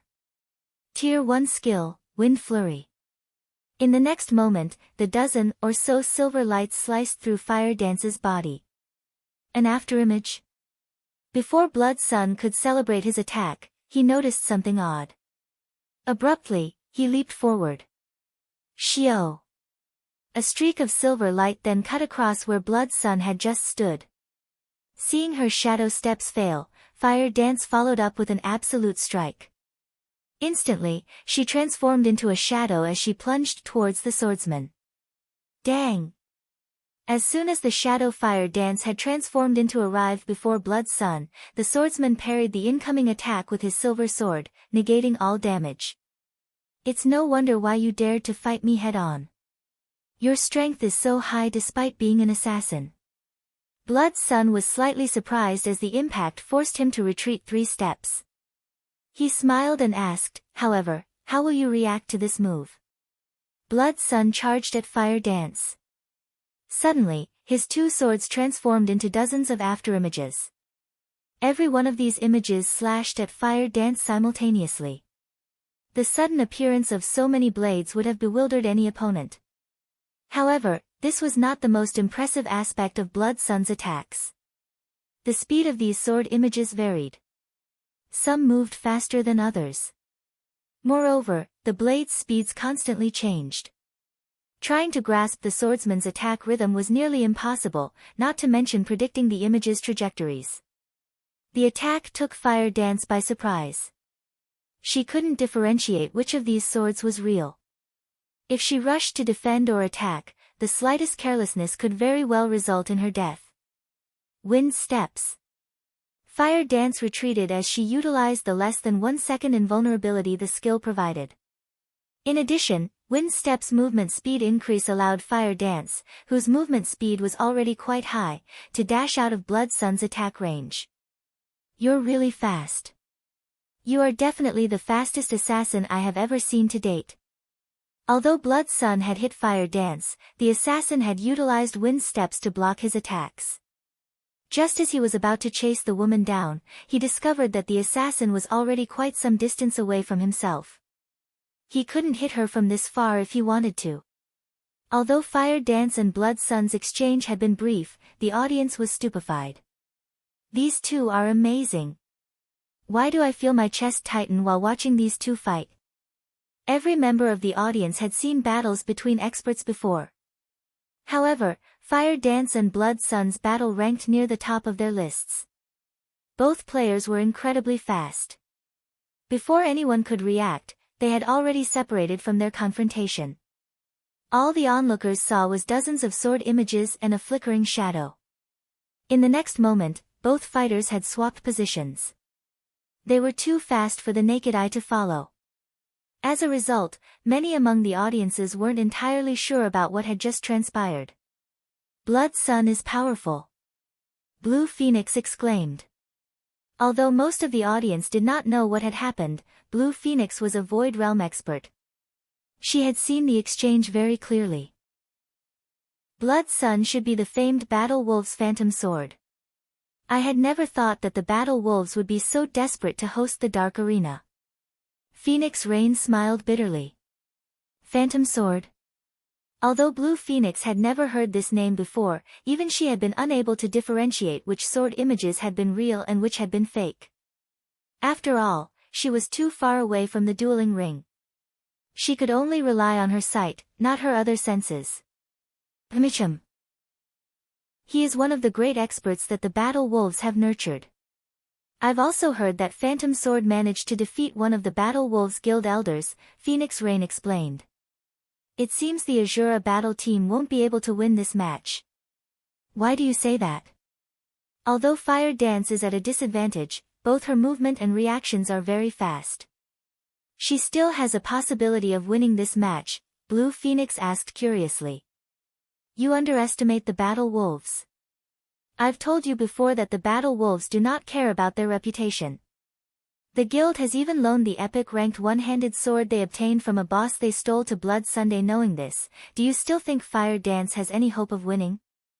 Personally, Phoenix Rain wanted the Azura battle team to emerge victorious. However, based on the information she had obtained, the gem-encrusted, silver sword in Blood Sun's hand should be the epic ranked one-handed sword the Battle Wolves had plundered some time ago. A dark gold weapon could never compare to an epic weapon. The benefits of an epic weapon were simply too great. Moreover, Blood Sun had just been testing out his new weapon. Without utilizing his actual strength, he had backed Fire Dance into a corner. If he began to take the match seriously, he would only need an instant to defeat Fire Dance. An epic weapon is quite amazing. Just after equipping an epic weapon, Blood Sun can produce far more sword images. I wonder how long this young lady will last against him. Sirius revealed a faint smile after watching Blood Sun's performance. The Phantom Sword was no stranger to experts. His swordsmanship utilized the shift in swinging speed to generate afterimages. Ordinary experts would be hard-pressed to generate 3 perfect afterimages, but Blood Sun was a genius in this aspect. Using 2 swords, he could generate dozens of perfect afterimages. However, this was not Blood Sun's most frightening aspect.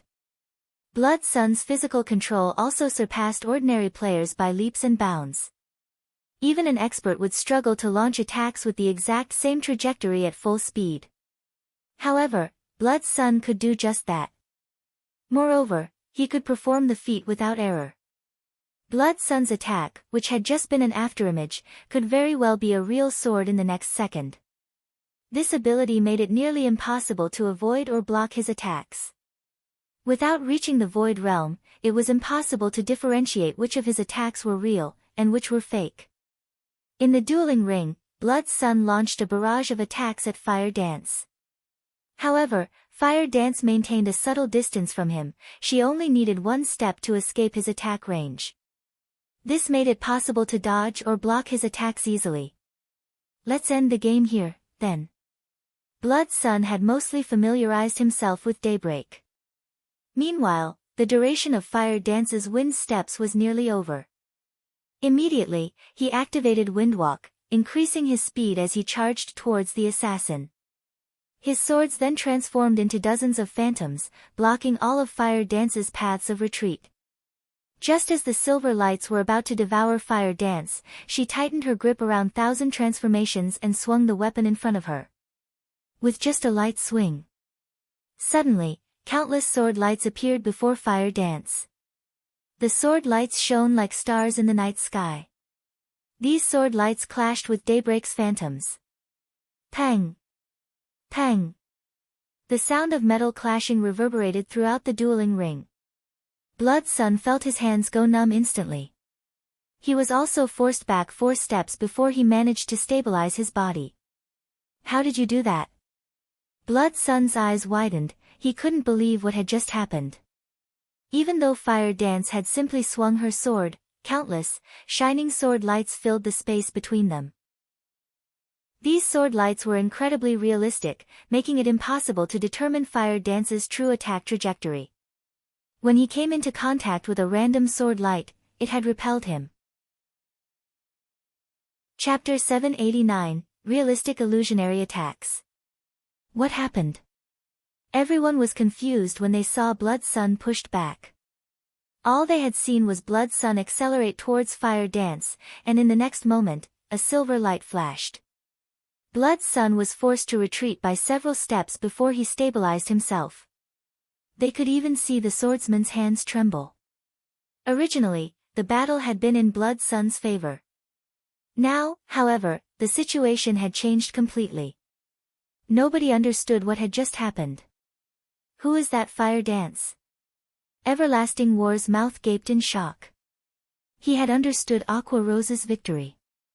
After all, she was a famous newcomer in the virtual gaming world. She had also been nurtured by a super guild. However, no one had ever heard of Fire Dance, yet she was actually able to repel Blood Sun while he went all out. Everlasting War could not believe this to be real. Even he had an extremely difficult time defending against Blood Sun's Phantom Sword.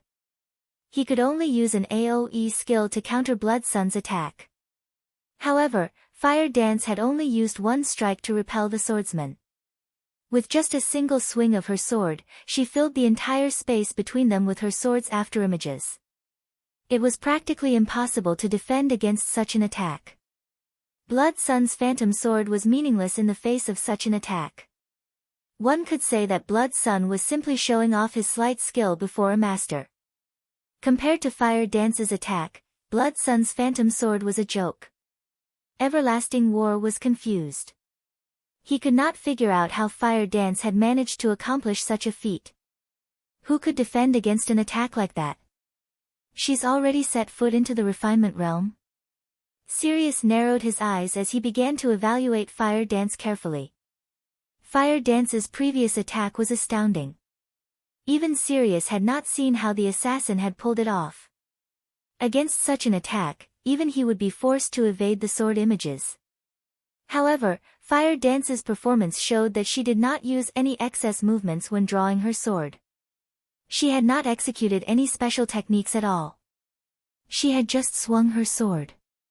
Yet, this ordinary attack had created countless afterimages that filled the area before her. Unfortunately, he sat too far away from the battle. He had not been able to see the details of what had happened. Snow, look! Fire Dance repelled Blood Sun. What do you think just happened? Zhao Yueru turned to Gentle Snow, her mouth hanging open. Shaking her head, Gentle Snow responded with a surprised expression, saying, I don't know what happened, either. This was simply too shocking. Only now did Gentle Snow understand why Ye Feng was so confident in letting Fire Dance take on Blood Sun alone. It turned out that Fire Dance had hidden her strength all this time. Compared to the audience's shock, Zero Wings members were utterly stupefied. When did Big Sis Fire learn such a peerless technique? That attack was so powerful. We'll definitely win this time. With a single swing of her blade, Fire Dance created countless, deadly stars. Her powerful attack made it impossible to approach her or defend against her attacks. One could only cope with this vicious barrier if they attacked from a range or to use an AoE skill. In the dueling ring, Blood Sun's face twisted into a grave expression. However, he was no fool. He did not believe that Fire Dance's attack was a peerless technique. He suspected that she had used a skill. Hence, he strode forward and attacked the assassin using Phantom Sword once again.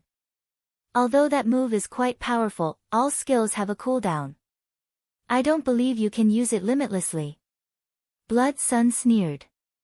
However, despite seeing the dozens of sword images flying at her, Fire Dance didn't move. Instead, she swung the 1,000 transformations upward violently. Pang! Countless silver lights flashed, and she repelled Blood Sun again. Ye Feng laughed silently when he saw the dumbfounded look on Blood Sun's face. In terms of basic attributes, even an epic weapon was no match for a fragmented legendary weapon. However, this was not the largest benefit of wielding a fragmented legendary weapon. A fragmented legendary weapon would also grow stronger with the improvement of the player's combat techniques.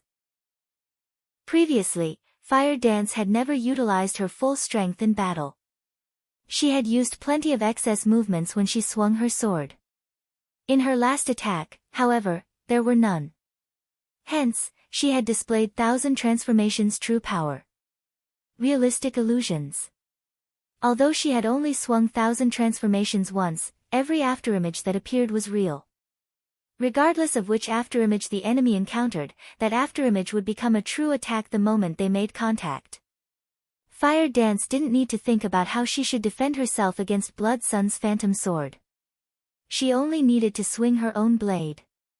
A simple swing could transform into an attack that incorporated both attack and defense. Countless people dreamed of achieving this level of swordsmanship. However, Fire Dance had achieved it easily with the 1,000 transformations. This was also why so many people desperately chased after legendary weapons. If a fragmented legendary weapon already possessed such power, a true legendary weapon would be terrifying. In the dueling ring, Fire Dance charged at Blood Sun and brandished her 1,000 transformations. Numerous sword lights flashed before Blood Sun's eyes. However, Blood Sun could not find the real weapon among the illusions. It seemed as if every afterimage was the real deal. He was already inferior to Fire Dance in terms of speed.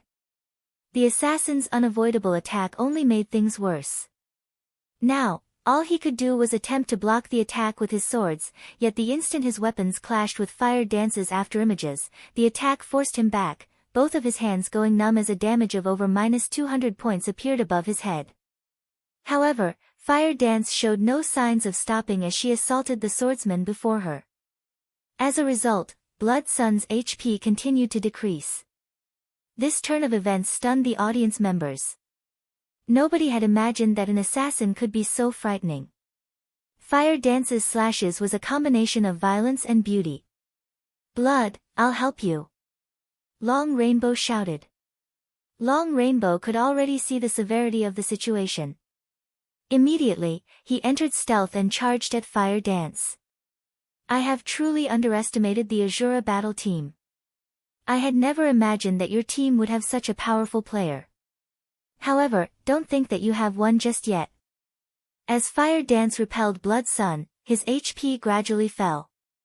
If this continued, she would drain his HP, which totaled at over 10,000, in less than 30 seconds. Immediately, Blood Sun activated his berserk skills, his attributes rising abruptly. His HP shot from over 10,000 to more than 15,000. A blue glow enveloped his body. The epic weapon Daybreak in his hand also emitted a blue sword aura that was over 2 meters long, increasing Blood Sun's attack range significantly. Blood Sun then executed Phantom Sword and struck at Fire Dance. Let's see if you can block this. Blood Sun revealed a sinister smile. He was clearly confident in his attack. He had activated his berserk skill, Sword Shadow. When activated, the skill increased all of his attributes by 50% and his attack speed by 80%. The skill also increased his attack range.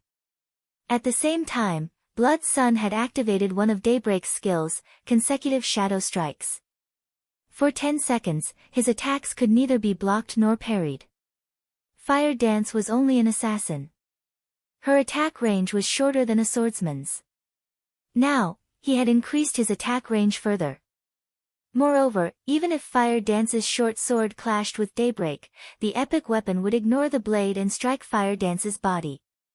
Immediately, a sword light phased through Fire Dance's 1,000 transformations, colliding with the assassin. However, Fire Dance suddenly split into 6 copies of herself. When Daybreak hit Fire Dance's body, it simply passed through her unhindered. He had not felt the sensation of his weapon cutting into flesh at all. An illusion. Blood Sun's complexion paled. He had not expected Fire Dance to have a move like this. It's my turn now. Fire Dance smiled. Suddenly, all 6 female assassins charged at Blood Sun from different directions. Blood Sun brandished his 2 swords, attempting to defend himself. However, when his attack struck the Fire Dances, not a single one of them received any damage. All of them are fakes. Just as Blood Sun wondered about the skill. The 6 Fire Dances arrived before Blood Sun, surrounding the swordsman. All 6 assassins raised their weapons and swung downward. Blood Sun had intended to ignore Fire Dance's doppelgangers and rush out of the encirclement, but a silver short sword suddenly slid into his back, dealing -3,481 damage. You're real. Blood Sun reacted quickly, swinging his sword at the real Fire Dance behind him. However, when Daybreak cut across Fire Dance, it did not cause any damage.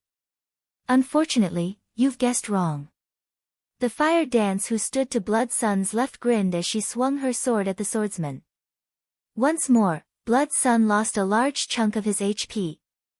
In the blink of an eye, he lost over 7,000 HP. His HP was now dangerously close to 0. It would only take one more hit to end his life. However, Blood Sun suddenly smiled. No. You're bait. Fire Dance suddenly felt a bone-chilling killing intent from behind her. Immediately, a streak of black light pierced through her back. You noticed too late, Long Rainbow suddenly whispered with a cold smile. Chapter 790, Different Level. Everything had happened far too quickly. Long Rainbow was like a wild beast as he approached and ambushed Fire Dance stealthily. He had hidden his presence throughout the process. However, when he finally struck, he was like a venomous snake, both fast and accurate. What a pity. The glorious lions truly don't care about their reputation anymore. Previously, they've even declared that they wanted to go 1-on-2. Now, it's become a 2-on-1 instead. None of the audience had expected the battle to change so quickly. Words could no longer describe Fire Dance's strength. She was definitely the most powerful assassin they had ever seen in God's domain. Her strength attribute was absurdly high. She had been able to suppress a swordsman expert with so little effort. Her attack that filled the ring with starlight could also suppress everything before her. She was practically invincible in a one-on-one battle. Meanwhile, standing behind the woman, both Long Rainbow's pitch-black dagger and the hand wielding the weapon passed through Fire Dance's body without any resistance. Long Rainbow did not dare believe his eyes.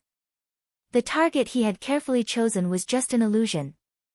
Just as he was about to warn Blood Sun, he discovered a silver short sword cutting across Blood Sun's waist, eliminating the swordsman's final strand of HP. Even after Blood Sun's HP reached 0, the man had not realized what had happened, confusion as to why his HP had dropped to 0 filling his eyes. After Fire Dance killed Blood Sun, she released a sigh of relief. Long Rainbow had nearly forced her into a fainted state. With both Long Rainbow and Blood Sun having activated their berserk skills, she would most likely die before Violet Cloud could lend her support.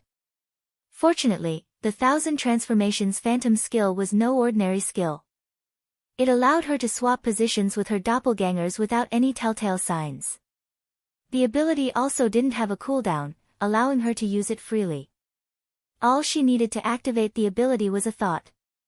Hence, she had swapped positions with her doppelgangers the instant before Long Rainbow's dagger plunged through her. However, as soon as Fire Dance finished off Blood Sun, Long Rainbow reacted.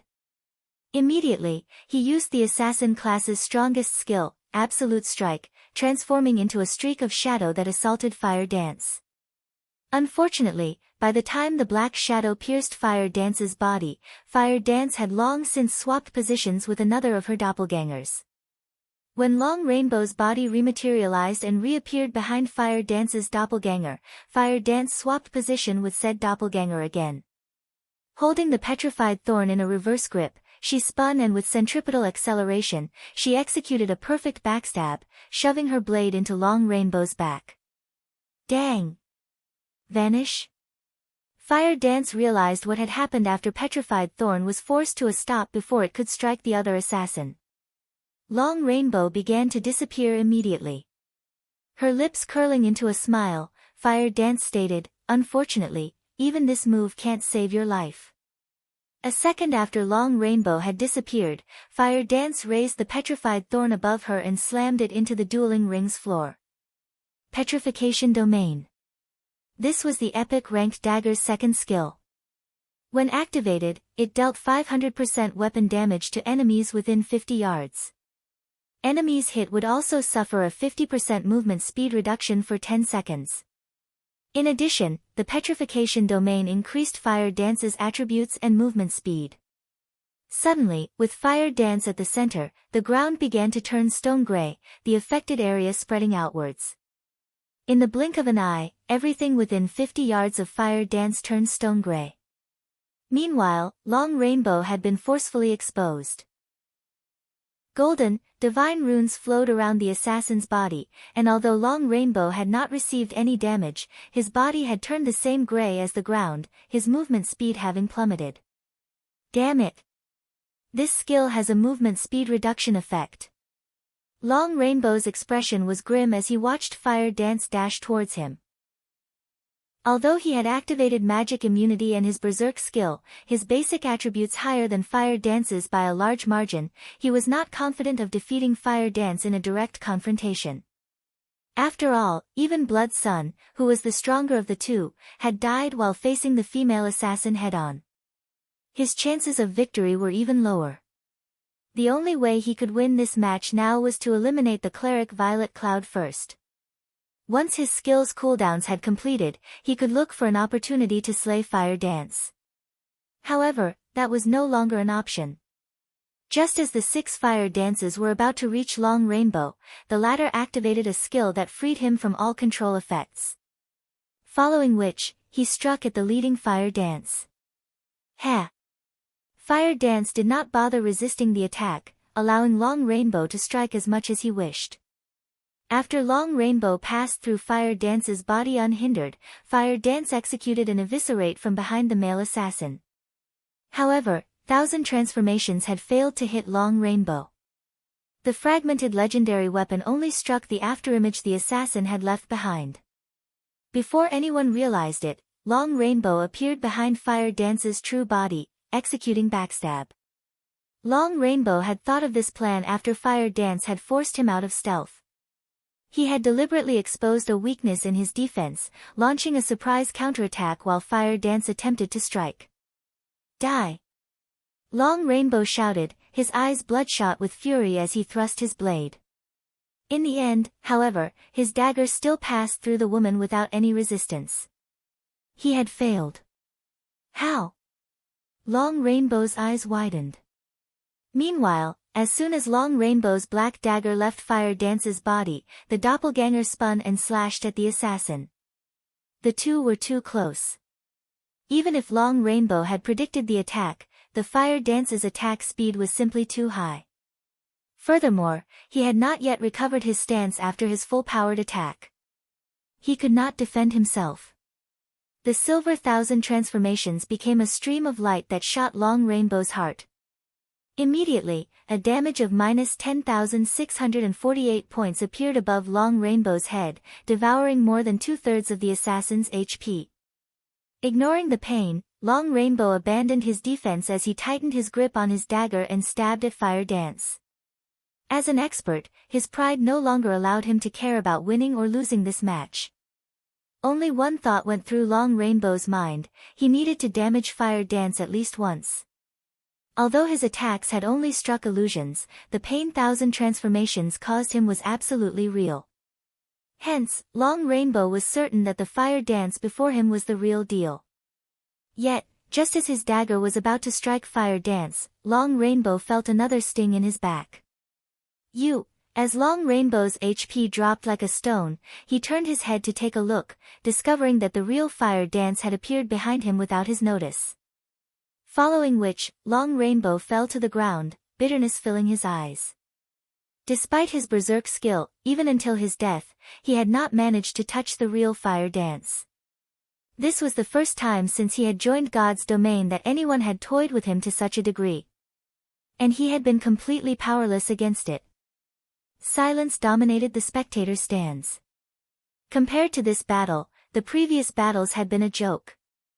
The battle had only lasted several seconds, yet before anyone realized what was going on, the two great experts of the Glorious Lions battle team were dead. Although none of the audience members understood what had just happened, they had learned one thing from watching Fire Dance's battle.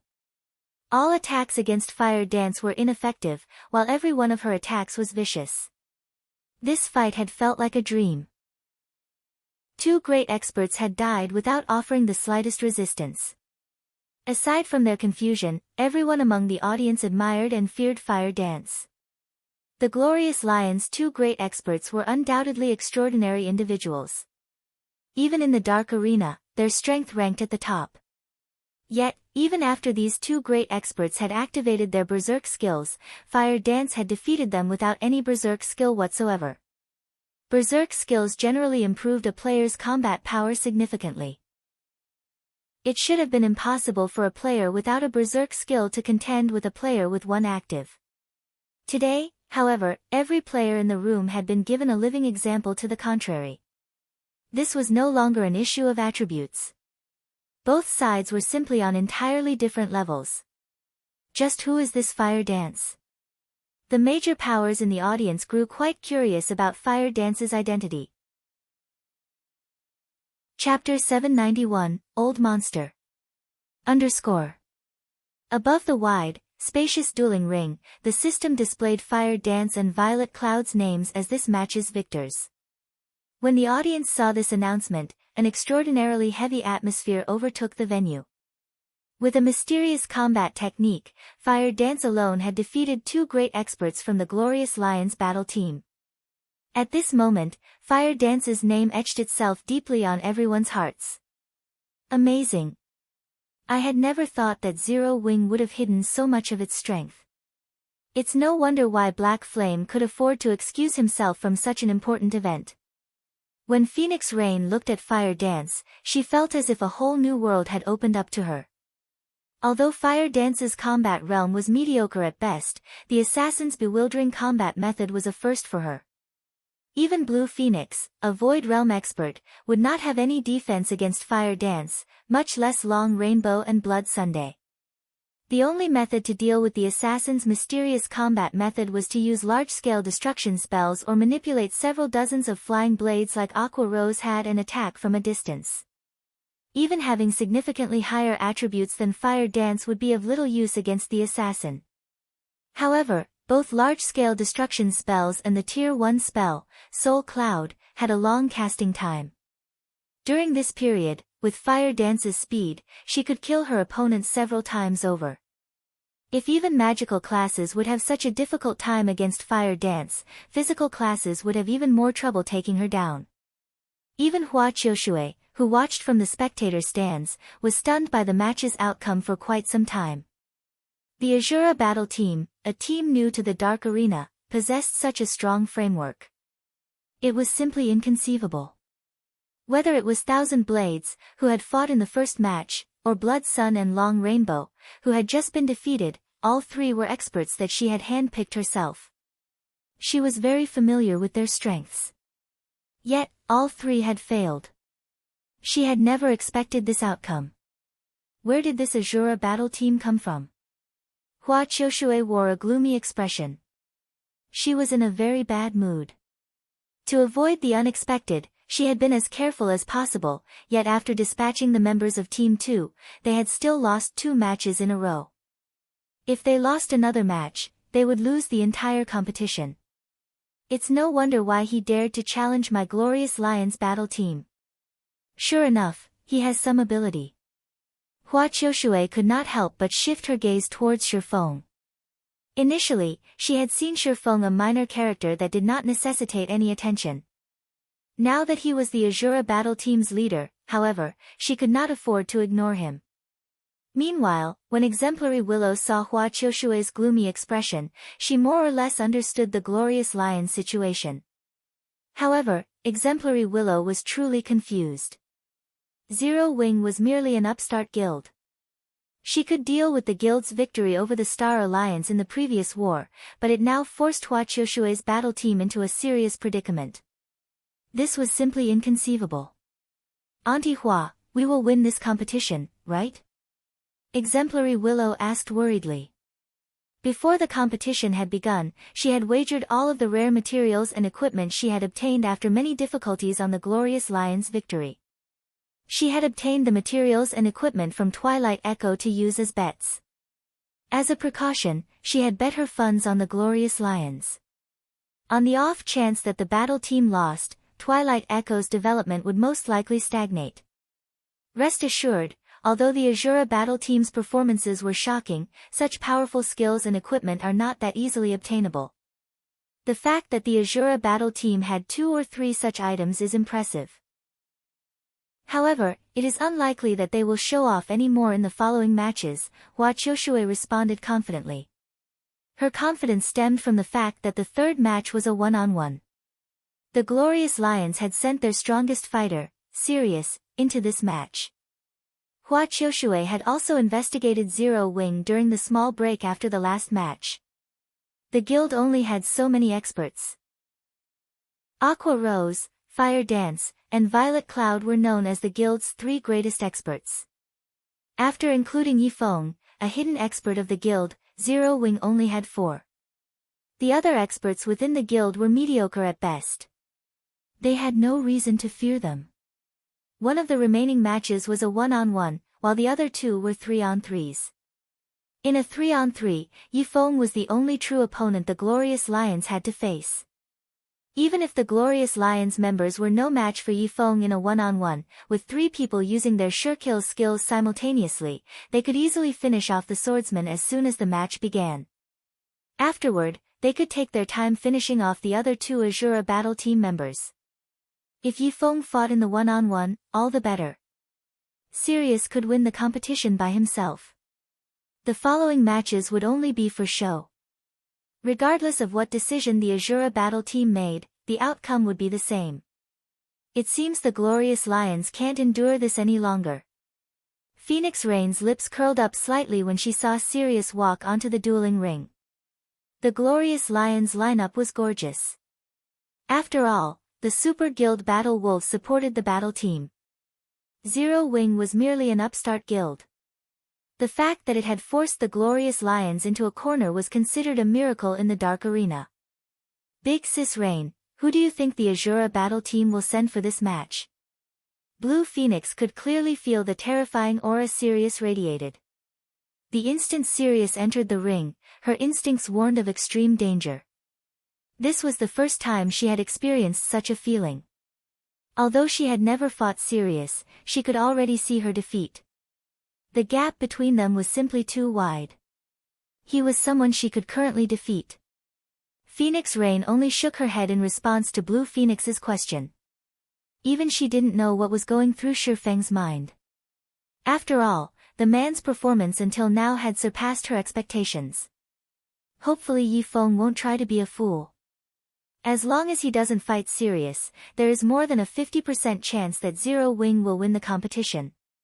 Blue Phoenix nodded, agreeing with Phoenix Rain's words completely. In the Dragon Phoenix Pavilion, although Martial Dragon was strong, he was not so strong that she could not see the difference between them. On the other hand, Blue Phoenix could not even begin to guess how wide the gap was between her and Sirius. However, after giving it some thought, Blue Phoenix thought that this situation was reasonable. After all, Martial Dragon had only recently awakened his domain. Sirius, on the other hand, was already an old man in his 50s. In front of an old monster like Sirius, Martial Dragon was no more than a newborn. Martial Dragon only had the potential to contend with Sirius in the future. Although Ye Feng was also very powerful, he was not yet qualified to face Sirius. Please, don't be a fool. Blue Phoenix suddenly worried for Ye Feng. Experts were prideful beings. When they encountered stronger experts, they had the urge to challenge them. Furthermore, opportunities to fight against old monsters like Sirius were extremely rare. If Ye Feng acted rashly and tried to fight Sirius himself, this competition would truly be over for the Azura battle team. Brat, what are you waiting for? Sirius, who waited in the dueling ring, chuckled softly as he said, or are you a coward? This old bastard. Ye Feng rolled his eyes at Sirius's provocation. Leader, are you really going to face him? Aqua Rose, who sat beside Ye Feng, asked. After feeling the killing intent Sirius radiated, she had paled to a ghostly white. This was the first time she had felt such a cold and tangible killing intent. Just bathing in it stole her breath. The difference in their combat experience was like the difference between heaven and earth. They were on entirely different levels. Of course, I'm going to face him. Opportunities to fight such old monsters don't come by very often, Ye Feng said as he contained the excitement in his heart. Slowly, he approached the dueling ring.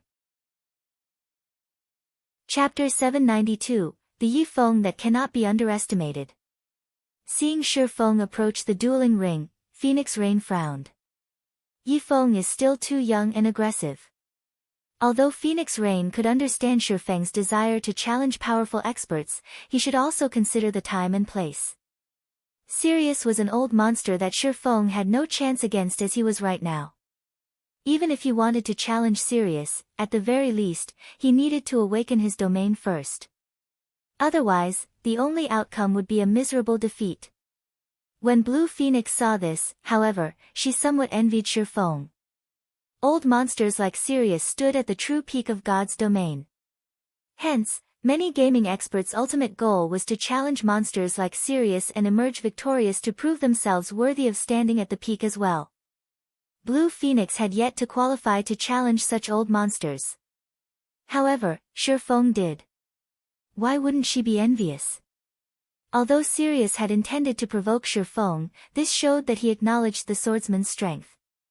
He believed that Ye Feng was qualified to challenge him. Otherwise, an old monster like Sirius would not stoop so low as to provoke a youth. If she were in Ye Feng's shoes, she, too, would accept this challenge to see what kind of heights she could reach. This kid is insane. He is actually challenging Sirius. A victorious smile emerged on Hua Qiushui's face when she saw Ye Feng walk up the dueling ring. In order to recruit Sirius for the Glorious Lions battle team, she had made a powerful promise to the Battle Wolves. Had she not, the Battle Wolves would not have allowed Sirius to join the team.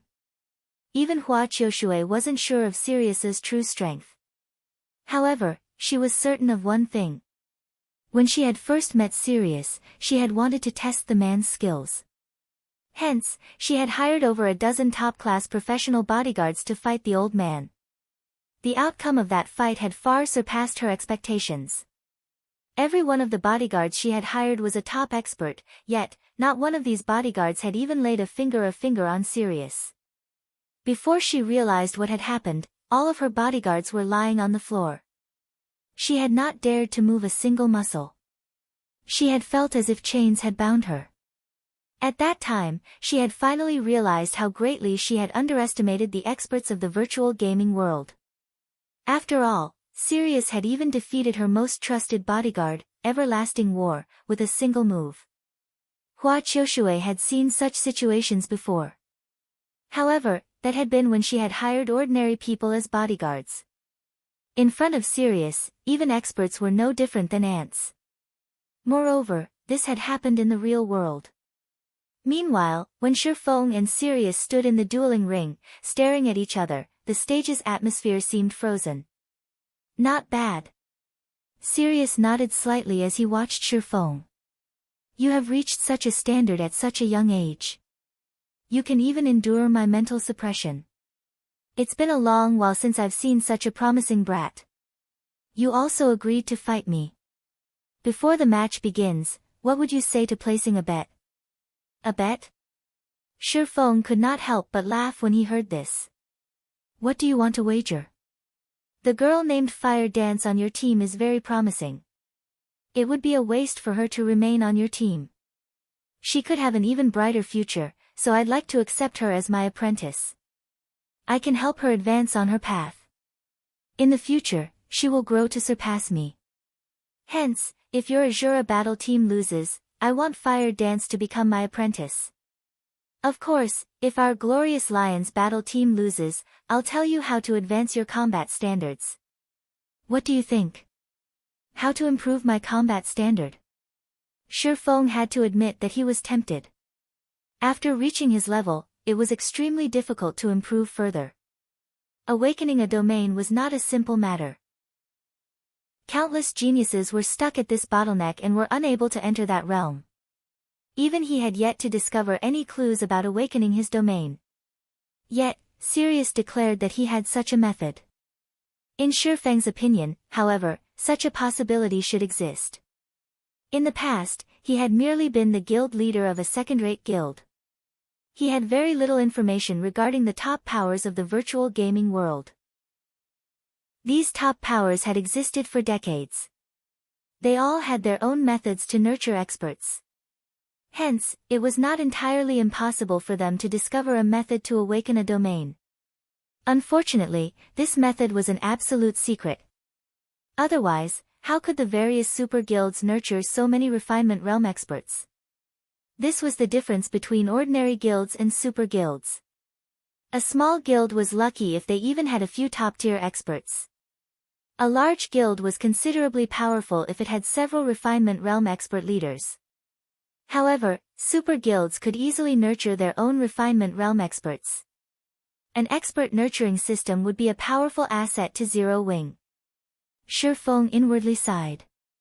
What do you think? Sirius asked seriously. This is not something I can decide. Fire Dance has her own plans. However, what if I offer something else as a wager? Ye Feng was sorely tempted by Sirius's proposal. If he could obtain a reliable method to improve his abilities, rather than search for the method himself, it would save him a lot of time. He could also use that method to nurture others. Something else? I'm not trying to look down on you, but there is nothing in the virtual gaming world that can tempt me. Sirius had not expected Ye Feng to propose a counteroffer. He could not help but laugh as he said, neither coins nor epic items are out of my reach. I just need to invest a little time to obtain them. If you are trying to tempt me with such things, don't bother. What about the stable design? Shi Feng smiled faintly. What did you say? Sirius was taken aback.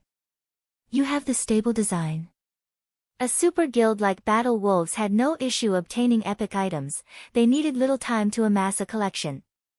In fact, the Battle Wolves already had several epic items. Hence, epic items weren't tempting in the least to Sirius. The stable design was a different story. The various large guilds in God's domain were currently going crazy over mounts. They were frantically gathering the required materials to construct a stable. However, although many guilds throughout God's domain had obtained the needed materials, until now, none had obtained the precious stable design. Acquiring this design was simply too difficult. If the Battle Wolves could obtain the stable design and begin nurturing their guild mount ahead of the other guilds, the guild would surpass its competition by a large margin. They would have a greater advantage when competing for dominance over God's domain. What do you say? Shi Feng understood just how important the stable design was to a guild. It was an important item that could raise the guild's overall strength. The stable design was far more valuable than several epic items. Even super guilds were trying desperately to obtain the stable design. After all, sheer strength was not enough to obtain the item. One also needed to be lucky. Regarding Shi Feng's ownership of the stable design, he no longer had a reason to hide the information. In any case, the moment he began constructing the stable, the secret would be out. I have to say, I am touched by your sincerity. When Sirius looked at Shi Feng once more, he suddenly felt that the young man before him was not as simple as he had thought. The fact that Shi Feng had the stable design, which even super guilds had failed to obtain, was proof enough of the young man's abilities. After both sides agreed to the wager, the countdown came to an end. Sirius immediately revealed a smile as he unsheathed the flame-red greatsword from his back. He then swung the weapon violently at Shi Feng, who was 20 yards away. Instantly, a sea of fire emerged from the dueling ring's floor, transforming into a ferocious beast that pounced on Shi Feng. Chapter 793, Famed Sword vs. Famed Sword. What a cunning, old bastard! Shi Feng cursed as he watched the towering crimson fire surge towards him, destroying everything in its path and sealing off his path of retreat. Before the match had begun, Sirius had stood in the ring's corner, opposite of Shi Feng, deliberately. Burning Wave, one of the famed sword Bonfire's skills, was an AoE attack skill. With the skill's wide range and the old man's strategic positioning, Sirius had cornered Shi Feng perfectly. If Shi Feng jumped into the air to avoid the attack, he would expose himself in midair, giving Sirius the perfect opportunity to strike a fatal blow. Break! Shi Feng shouted abruptly. Dragon Breath! Immediately, the cry of a dragon echoed throughout the arena, a white beam piercing through the sea of fire and heading towards Sirius. In terms of basic attributes, Shi Feng was far stronger than Sirius. Moreover, Dragon Breath was one of the fragmented legendary Heavenly Dragon's Breath's additional skills. In terms of power, the skill was already stronger than the additional skill of an epic weapon. Hence, Dragon Breath could easily break Sirius's burning wave. The white beam devoured Sirius whole. It's over. Just like that. Everyone in the audience was stupefied. However, Shi Feng did not relax. He immediately activated Windwalk and his swordsmanship master title before charging towards Sirius's previous location. Yet, before he reached the halfway point, Sirius burst out of the white beam, radiating a faint purple glow. When Dragon Breath's white beam collided with the purple glow, it scattered into nothing. The old man received no damage from the attack whatsoever. You actually saw through my trick, Sirius stated, feeling slightly surprised when he saw the young man charging towards him. Originally, he had intended to launch a sneak attack while the swordsman youth relaxed. However, it seemed that the plan was not viable. Shi Feng did not intend to give Sirius time to react. Immediately, he activated Illusory Shadow. Suddenly, 6 blue streaks of light flashed from Killing Ray, arriving before Sirius instantly. Shi Feng moved like flowing water. His attacks had no excess movement. Thanks to the swordsmanship master title, his attack speed had also increased by 20%. He moved far faster than what an ordinary person could perceive. After the blue lights cut across Sirius, a deep frown appeared on Ye Feng's face. In the next moment, a streak of red light sliced towards his head from an inconceivable angle. Without hesitation, Ye Feng pulled his abyssal blade closer. Dang! When the two swords collided, sparks scattered, and even the air trembled. The impact's shockwave cracked the stage. Fortunately, Ye Feng had managed to block the incoming red light just in time. However, the instant he blocked the first attack, another one descended towards him. How? Ye Feng had just repelled one of the berserker's attacks, how could he have launched another already? Moreover, he had failed to detect the attack until it was upon him. Parry. This time, Ye Feng used Killing Ray to block the red beam from above. Such high strength. Ye Feng retreated by a step, the floor beneath his feet shattering. His arm was also slightly numb. This was the first time he had blocked a player's attack that could numb his arm. As expected of the famed sword Bonfire. It excels with both speed and power. After this single exchange, Ye Feng could tell that Sirius's basic attributes were extraordinary. Although Sirius was a berserker and had extremely high strength growth, logically, his strength attribute should not be this high even with a famed sword. Hence, Ye Feng was sure that Sirius had more than one epic item. It was impossible for the berserker to overwhelm him slightly with strength with just Bonfire's passive skill. However, this was still not the most important issue. Despite his intense perception of his surroundings, he had failed to detect Sirius's attack. He had not even noticed the trajectory of the old man's attack. Moreover, his attacks with Illusory Shadow should have hit Sirius, yet he had not felt Killing Ray strike flesh. Although the two combatants had only exchanged moves for a brief moment, everyone on the spectator stands was stunned. They're so fast. Phoenix Rain exclaimed.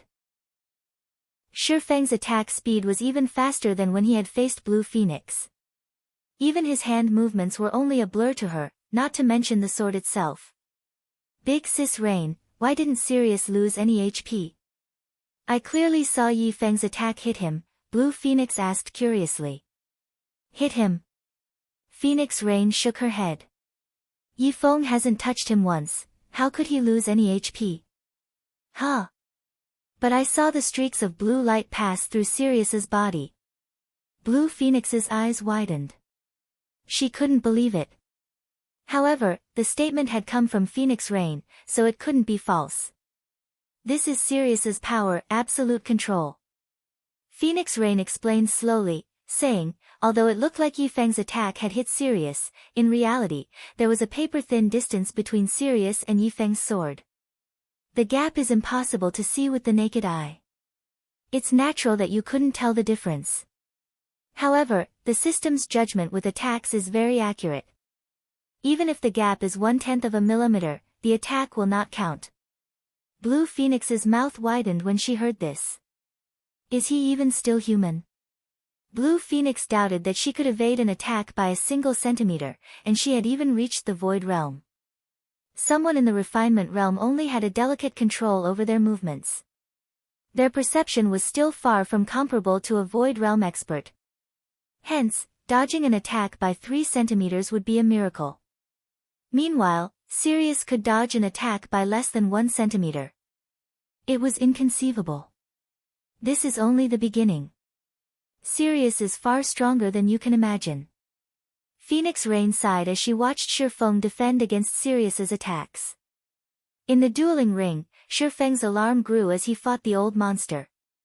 No matter how fast he swung his swords, he couldn't hit the berserker. On the contrary, Sirius's attacks grew powerful as the battle progressed. At this point, he was starting to struggle to keep up. Sirius's attacks always struck at his blind spots. The attacks also grew more precise. He had very nearly failed to block the old man's last attack. Finally, after over a dozen seconds, a streak of red light finally struck Ye Feng. However, the red light stopped just before it collided with Ye Feng's body, unable to proceed. Is this the strength of a domain? Ye Feng had no choice but to activate Defensive Blade. None of his attacks were effective against Sirius. On the other hand, the Berserker had no issues landing an attack. Throughout the battle, for some reason, Ye Feng had felt as if someone were pulling his strings. Amazing. You have lasted this long without using a life-saving skill.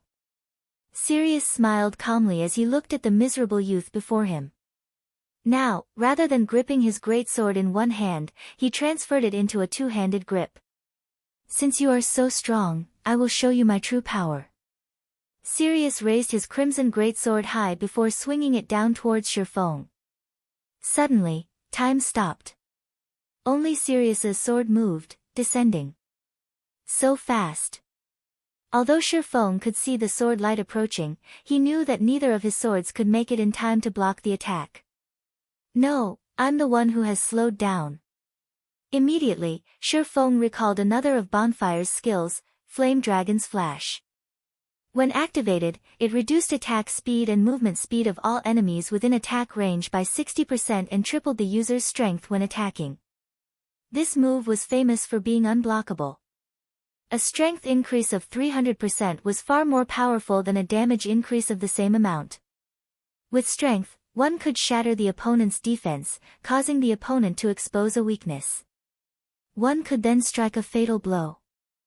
Ye Feng knew that it was too late to block the attack. Moreover, Defensive Blade's block counts had already been exhausted. He had no defense against this attack at all.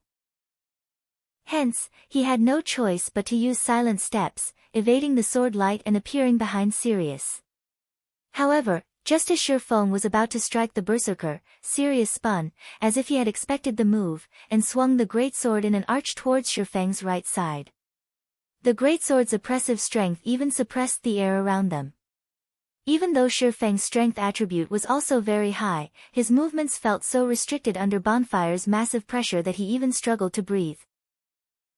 With no other choice, Ye Feng activated Thunder God's Descent and Heavenly Dragon's Power. Sirius's attributes were extremely high. The Berserker had even tripled his strength. Being hit by Sirius's greatsword was no laughing matter. A critical hit might even kill him on the spot. Chapter 794, Contest of Strength. The instant the aquamarine killing ray and the crimson bonfire collided, a boom shook the dueling ring.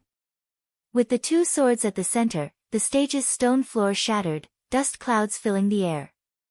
As soon as the shockwave passed, a figure flew through the dust clouds, slamming into the ground. As soon as that figure landed, however, it stood. I made it, Ye Feng muttered as he got to his feet. Glancing at his trembling hand, he smiled bitterly as he said, he has so much strength. God's Domain's 36 famed swords each had their own strengths. Among them, Bonfire was famous for its destructive power. Its skills were incomparably violent. In the hands of a berserker, the weapon could topple a city. Even though his basic attributes were slightly higher than Sirius's, after activating Heavenly Dragon's power and increasing his strength by 100%, the Berserker's attack had still sent him flying. Fortunately, however, Heavenly Dragon's power had increased both his HP and defense by 300%. Thunder God's Descent also had a damage reduction effect. Hence, even after receiving the attack, he had only lost a little over 200 HP. Fortunately, with Heavenly Dragon's power, Ye Feng's maximum HP reached more than 48,000. Even without the Thunder God's Descent, Sirius's attack could barely scratch Ye Feng. Ye Feng is strong. Even after Leader used Flame Dragon's Flash, he took so little damage. Blood Sun was almost speechless after seeing Ye Feng mostly unharmed. Everlasting War was similarly dumbfounded. His memory of Sirius's Flame Dragon's Flash was still fresh in his mind. While Sirius had offered him guidance, the Berserker had used a single hit to finish him off, yet Ye Feng had only lost slightly over 200 HP. It was astonishing. Moreover, Ye Feng had lasted so long against Sirius. Ye Feng was the first person he had ever seen capable of such a feat.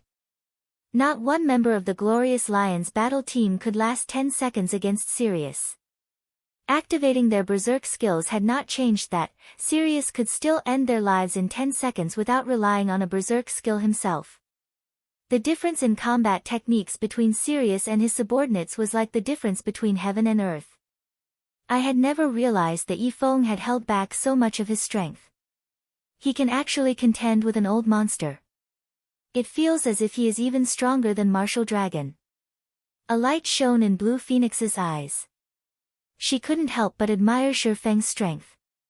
If she had been the one to fight Sirius, the match would have ended by now. Indeed. Ye Feng is stronger than Martial Dragon. However, this is only in terms of skills and attributes. It really is a wonder how Zero Wing has obtained so many epic weapons and equipment. Phoenix Rain fell into deep thought as she watched Ye Feng, who stood proudly in the dueling ring. After watching this match, she finally had a relative understanding of Ye Feng. Sirius's strength spoke volumes for itself. Yet, despite facing a monster like Sirius, Ye Feng could rely on his basic attributes to compensate for his shortcomings. One could just imagine how powerful his basic attributes were. One could not rely on dark gold equipment to gain attributes like this. Epic items were the only explanation. However, how precious were epic items? Even now, the Dragon Phoenix Pavilion only had a few. Yet, among the Azura battle team, more than one member wore or wielded their own epic item. By her estimations, Aqua Rose and Fire Dance should both possess at least one epic item. As for Violet Cloud, the cleric had yet to fight, so she did not know. However, this insight was frightening enough. After all, Phoenix knew very well that these epic items originated from Zero Wing. After Ye Feng activated his berserk skill, he would not waste time. Immediately, he charged at Sirius, going in for the kill. With his HP and defense, he didn't need to worry about Sirius's attacks. He could afford to trade blow for blow. As Ye Feng was about to arrive before Sirius, he jumped into the air. He then raised Killing Ray, the power of fire and lightning gathering around the blade. Thunder Flame Explosion. Immediately, the attack suppressed the space around Sirius. The spatial suppression would reduce all enemies' movement speeds. With the skill's wide range, Sirius had nowhere to dodge. Sure enough, Sirius showed no intentions of avoiding the attack. Instead, he crossed Bonfire in front of his body, fully intent on receiving the descending elements. Boom! Fire and lightning devoured the berserker whole. However, the instant the elements came into contact with Bonfire, the famed sword absorbed them as if it were a black hole. This skill sure packs a punch. Sirius revealed an excited smile after Bonfire finished absorbing the flames and lightning. More cracks had appeared beneath his feet. However, thanks to you, I finally have a chance to use this skill to its limits. The berserk skill he had learned was somewhat unique. The skill's name was Baptism of Fire. To display the skill's might, he needed to absorb a certain amount of damage from a single attack. Furthermore, he could exert more of the berserk skill's strength depending on the damage he received from the one attack. In the past, he had been lucky if his opponents allowed him to display 50% of the skill's might. However, Ye Feng's attack allowed him to exert 100% of the skill's effects. Currently, Baptism of Fire's strength bonus reached 120%. His attack speed increased by 100%, and his HP jumped by 200%. 6 blades of fire also appeared around his body. Meanwhile, Baptism of Fire lasted 1 full minute, which was more than enough time to end the match. Ye Feng had a bad feeling as he heard Sirius's words. However, before Ye Feng could react, the 6 flaming swords shot towards him. So fast. Seeing the rapidly approaching swords of fire, Ye Feng instinctively brandished Killing Ray and the Abyssal Blade. Peng! Peng! Peng! 6 brilliant fires scattered around him as he repelled the fiery weapons. However, the attack had also sent Ye Feng flying across 10 yards, 3 damages of over -300 points appearing above his head. How is this be possible? Every member of the Azura battle team was shocked when they saw Ye Feng fly through the air. They knew full well how strong Ye Feng's basic attributes were. This was the first time they had seen anyone or anything throw Ye Feng after he activated Heavenly Dragon's power. Heavenly Dragon's power increased Ye Feng's strength by 100%. With Ye Feng's current strength attribute, a 100% increase even allowed him to face down a High Lord, yet Sirius had sent him flying. How could they not be shocked? After landing, Ye Feng stared at Sirius with fear in his eyes. Is this the true strength of these old monsters? Ye Feng glanced at his trembling arms, excitement flaring in his eyes. Others might not know what had just happened, but as the person responsible for deflecting those swords of fire, Ye Feng understood the events well. Regarding strength, Ye Feng's was definitely higher than that of the fiery blades. However, Sirius could control the 6 swords of fire to their limits. One sword of fire might not have enough strength to overpower him, but if 2 swords combined their strength, then they would be stronger than him. Although combining the strength of 2 swords sounded simple, realizing the action was extremely difficult. To accomplish this feat, one needed both swords to attack the same location at the same time. Only by doing so could one combine the strength attribute of both swords. No ordinary player could achieve the precision and skill this feat required. Even he, as he was now, could not accomplish this feat. However, Sirius had done it. Moreover, he controlled the swords from a long distance. Fighting you to this point has made me quite happy. In return, I will show you my strongest, ultimate move, Sirius proclaimed as he smiled at Ye Feng excitedly. With a faint smile, he pointed Bonfire at Ye Feng. Immediately, the 6 swords of fire shot towards Ye Feng, all 6 combining into one flaming weapon. Chapter 795, 6 Swords in One. When the 6 swords of fire merged into one, the crimson flames turned a brilliant white. Wherever this flaming white weapon went, the white stone floor beneath it melted. Seeing the white sword of fire fly towards him, Ye Feng's expression turned grim. Just how strong is he? Merging 2 swords of fire together was already an incredibly difficult task. If one could not synchronize the swords perfectly, even an error of 1/10 of a millimeter would ruin the combined strength, resulting in individual attacks. Yet, now, Sirius had merged all 6 swords of fire into one. The compounded strength was no laughing matter. The burning white weapon possessed 3 times the strength of the previous combination. Alright, it's time we put an end to this battle. Sirius narrowed his eyes. Shio! A sonic boom resounded throughout the dueling ring as the fiery white sword covered a dozen yards in an instant, arriving before Ye Feng's heart. Although Ye Feng wanted to dodge the sword, Sirius had already locked onto him. If he moved in the slightest, Sirius would immediately adjust the sword's trajectory. Defending himself while moving was also far more difficult. His only option was to allow the flaming blade to come within critical range before dodging it. The instant the sword was within range, Ye Feng sidestepped. It's useless. I've already predicted your actions. Sirius shook his head as he commanded the white sword of fire with a thought.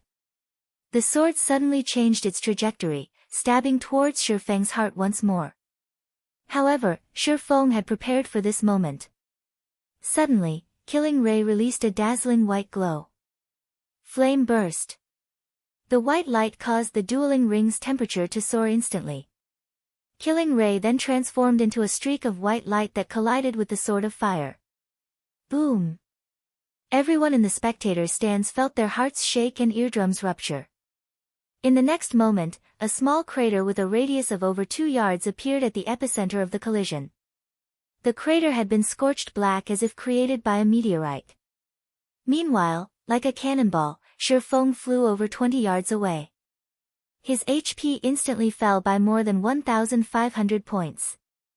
When he landed, the stone flooring beneath his feet cracked, the fissures extending over 5 yards from him. As the deafening boom passed, silence overtook the audience. Everyone was stupefied. Is this really a battle between humans? This thought continuously echoed through everyone's minds. The two fighters in the dueling ring felt more like Lord-ranked monsters, rather than players. Not only were they both astonishingly fast, but their strengths and reaction speeds were also incredible.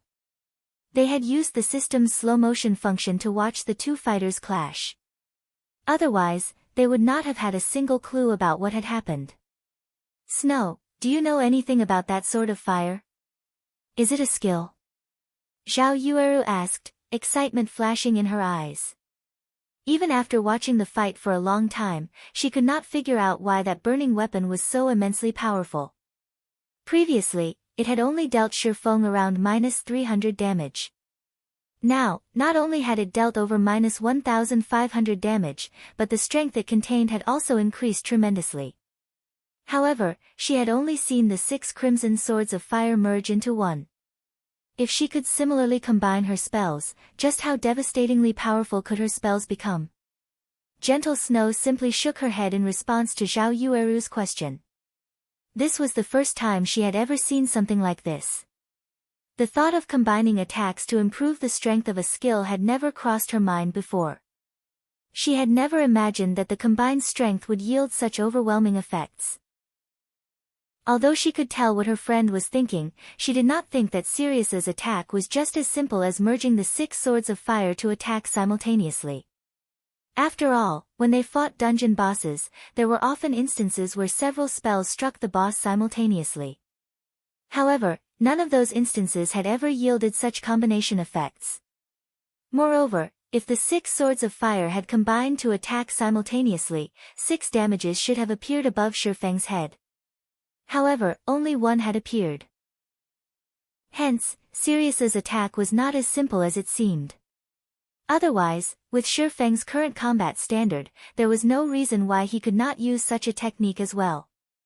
Since Ye Feng was not using this technique, that could only mean one thing: he was not capable of using it.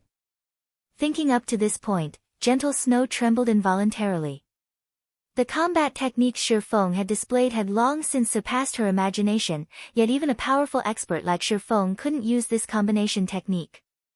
One could just imagine how powerful Sirius was. Moreover, at this point, it was obvious that Ye Feng had already activated his berserk skill. Even so, he was at a disadvantage. In contrast, Sirius had yet to suffer a single point of damage. While everyone focused on the battle, Sirius had launched another attack.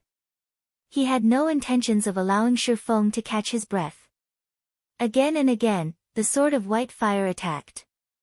Although Ye Feng managed to block them, the attack sent him flying repeatedly. Very quickly, his HP dropped below the 50% threshold. Is that old man really human? Blue Phoenix was speechless as she watched the battle unfold. Others might not grasp how complex and elaborate Sirius's combination attack was, but she could. Moreover, she had even attempted the technique before. Currently, she could barely merge 2 attacks into one. Adding even one attack to the combination would increase the technique's difficulty exponentially. Although combination attacks could increase her firepower tremendously, this technique placed an extremely heavy burden on her concentration. After 3 uses, she had no choice but to enter sleep mode. In contrast, not only was Sirius capable of merging 6 attacks, but he could also the attack over a dozen times. Brat, you really are durable. You are the first person to last so long against this move. However, now that you've used up that skill that enhances your attack power, the next attack won't just end with flying across the ring. Sirius laughed. Is this the true strength of a domain? As Ye Feng watched the flaming blade dart towards him again, he finally realized the gap between Sirius and himself. Although his attributes were superior, Sirius surpassed him when it came to skill application. Experts in the realms of refinement might be able to exert 100% of their combat power, but the old man before him could exert more than that. However, this battle had also helped him finally realize what he needed to work towards. To fight against an old monster like you. I am truly fortunate, Ye Feng mumbled, his lips curling into a smile as he watched the brilliant white sword fly straight towards him. Fortunate? Sirius was momentarily speechless when he heard Ye Feng's mumbling. He had not expected Ye Feng to be a masochist. Ye Feng suddenly relaxed his body before tightening his grip on Killing Ray. Blade Liberation. The weapon he chose was none other than the sacred sword Killing Ray. Blade Liberation's effects would change depending on the quality of the target sword. In previous instances, when he used the Abyssal Blade as the target sword, his strength and agility increased by roughly 90%. Meanwhile, Killing Ray was a higher quality weapon than the magic weapon. The instant Ye Feng activated Blade Liberation, a blue glow surrounded his body. With a light swing of his arm, the Killing Ray in his hand transformed into a bolt of lightning that ripped through the air towards the Sword of White Fire. Chapter 796, Godly Power. When lightning and fire clashed, the flash momentarily blinded everyone watching. With the boom that echoed throughout the venue, Ye Feng was forced to retreat by 3 steps before he could steady himself. Following which, a damage of over -100 points appeared above his head. As for the White Sword of Fire, the attack had thrown it to the side. When the audience saw this, they were flabbergasted. Just how strong is Ye Feng? Who is Ye Feng? Can current players really achieve this level? Before, the audience members had somewhat admired Ye Feng's strength. Now, however, that admiration had become shock. It was especially true for those who knew Sirius. This should have been a one-sided battle. Nobody could have ever imagined that Ye Feng still had such a trump card. Even though they did not stand in the ring themselves, they could feel the violent power radiating from Ye Feng's body. Many of them had felt this power in the past. One only experienced this power while raiding a large-scale team dungeon. This was the power of a great lord. At this point, the pressure they felt from Ye Feng was even greater than the pressure they felt from the great lords they had fought before. They were breathless. Big Sis Rain, just who is Ye Feng? For a time, Blue Phoenix was at a loss for words as she stared at the glowing Ye Feng. After her own match against him, she had seen the gap between the swordsman and herself quite clearly. His strength had not been out of her reach.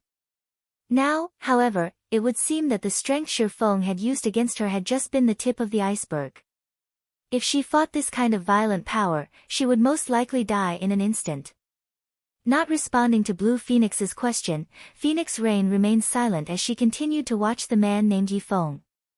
It seems I've truly underestimated Zero Wing. It's no wonder why they dared to pick a fight with Exemplary Willow. So, the guild had still hidden such an expert. Joy flooded Phoenix Rain. She had not initially had much hope for the Azura battle team. She had only hoped to win a few matches and earn a small fortune in the Dark Arena. After all, the Dark Arena had only established recently. Many experts considered themselves to be above such brawls. Now, however, with the strength the Azura battle team had just displayed, they could definitely fight for a high rank in the Dark Arena. Ye Feng. Shock filled Everlasting War when he saw Ye Feng relatively unharmed after receiving Sirius's 6-in-1 combination attack. Others might not realize how strong Sirius was, but he knew. To obtain the rights to host the Dark Arena, Hua Qiushue had paid an extremely high price, convincing the Battle Wolves to lend the guild several epic items to the Glorious Lions battle team. Blood Sun only possessed one epic item. Sirius, however, had 2. The Berserker even had a precious sword of undetermined quality. The treasured sword's attributes were even slightly higher than an epic weapon. In other words, Sirius had the equivalent of 3 epic items on him. Purely in terms of attributes, particularly strength, Sirius was, by far, the strongest berserker he had ever seen. Yet, even after combining the strength of 6 swords, Sirius had only been able to repel Ye Feng. The swordsman had only received a small amount of damage from the resulting impact. At this point, Everlasting War could not fathom just how high Ye Feng's strength was. Previously, he had thought that Ye Feng's strength was roughly equal to his own. Looking back at it now, his assumption was laughable. Equal? He overestimated himself. Meanwhile, in the dueling ring, the new development also surprised Sirius. So, this is why you were so confident about facing me. At this moment, even Sirius took this fight seriously. However, you are still a fool if you think you can defeat me. Saying so, Sirius directed the fiery blade to strike at Ye Feng again. That attack is so hard to block even after activating twofold berserk. It seems I can't proceed with brute force alone. Seeing the white flames fly towards him once more, Ye Feng took a step forward and abruptly charged at Sirius. From an outsider's point of view, he had only lost around 100 HP. He currently had 48,000 HP, so 100 points of damage were negligible.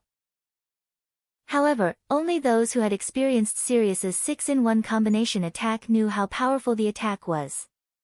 If not for the 300% increase to his defense, as well as the damage reduction effect from Thunder God's descent, he would have lost far more HP.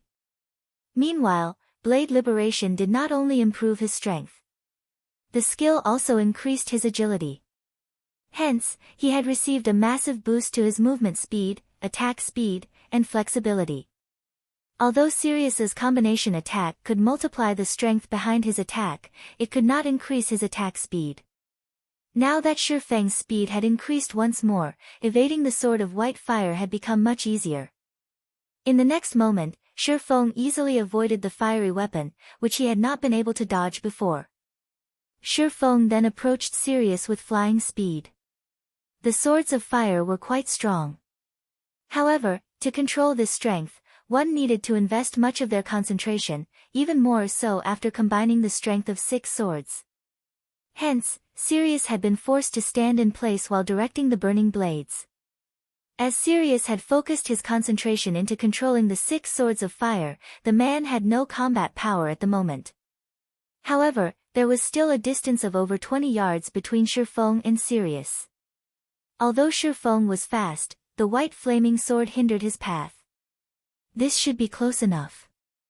After avoiding the flaming weapon once more, Ye Feng tightened his grip on Killing Ray and swung the sacred sword. Thundering flash. 4 arcs of blue lightning snaked their way towards Sirius. As if he had predicted this attack, Sirius directed the sword of fire to appear before him a step ahead of the lightning strikes. The flames slashed at each arc of lightning. The instant the sword collided with the lightning, the latter shattered. The sword of fire then advanced towards Ye Feng's heart. Take this. Ye Feng was not surprised by Sirius's defensive maneuver. Instead, he revealed the blazing meteor and threw it. A red streak of light smashed into the sword of fire, causing the white sword to pause before continuing towards Ye Feng, having lost momentum. At this time, Ye Feng hacked at the weakened white flames, the impact forcing him back a step. This time, however, he only received slightly over -50 damage. Trying to go for a battle of attrition? Sirius frowned slightly. Not on my watch. The 6-in-1 combination attack placed a huge burden on the user's concentration. Even he could not support the technique for too long. If his fight with the young swordsman dragged on, he would collapse from overextending his concentration, losing the match as a result. Following which, one sword of fire split away from the white flames. Although a 5-in-1 combination attack was slightly weaker, it was still enough to suppress Ye Feng. Meanwhile, the other sword could find an opportunity to deal damage.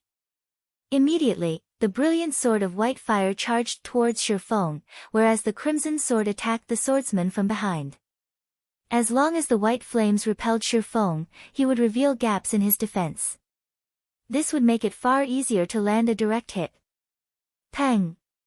Sure enough, Ye Feng was forced back by a step after colliding with the 5-in-1 combination attack. However, just as the other sword of fire was about to stab the swordsman, a figure suddenly appeared to block the attack. Phantom kill.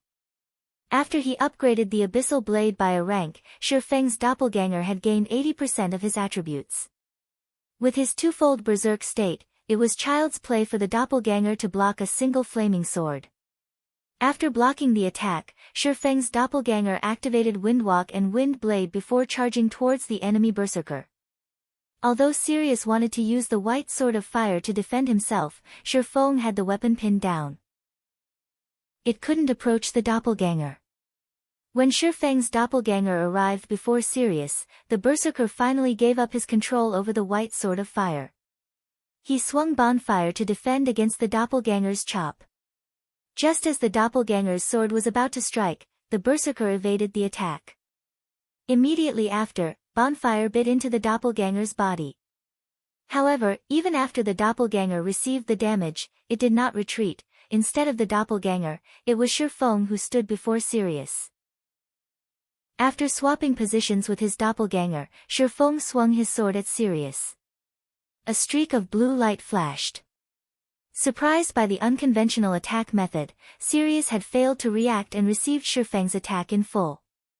The massive impact forced Sirius into a retreat. Taking the opportunity, Ye Feng followed up with a series of over a dozen slashes. Although Sirius tried to defend himself, he couldn't block Ye Feng's attacks completely. As a result, he received several more strikes. Chapter 797, Complete Victory. Sparks scattered when the blades collided. Although the exchange appeared slow, in reality, everything happened in an instant. Sirius's HP drained like flowing water. Only after Sirius fell to the ground and lay there motionlessly did everyone realize the berserker's HP had dropped to 0. Leader lost? Impossible. The glorious lions were dumbfounded as they stared at Sirius's unmoving corpse in the dueling ring. None of them dared to believe their own eyes. Sirius was one of the Battle Wolves' Wolf Kings. Yet, now, he had lost to a nameless upstart. Nothing like this had ever happened before. In fact, the glorious lions weren't the only ones who were shocked. Every member of the audience was stunned as they stared at the name above the dueling ring. Victor, Ye Feng. No one had expected this outcome. How could the competition end so suddenly? After one direct confrontation, the famous Sirius had tasted defeat. It was inconceivable. I'm not seeing things, right? How can the Azura battle team be the victor? This is unbelievable. The Azura battle team is amazing.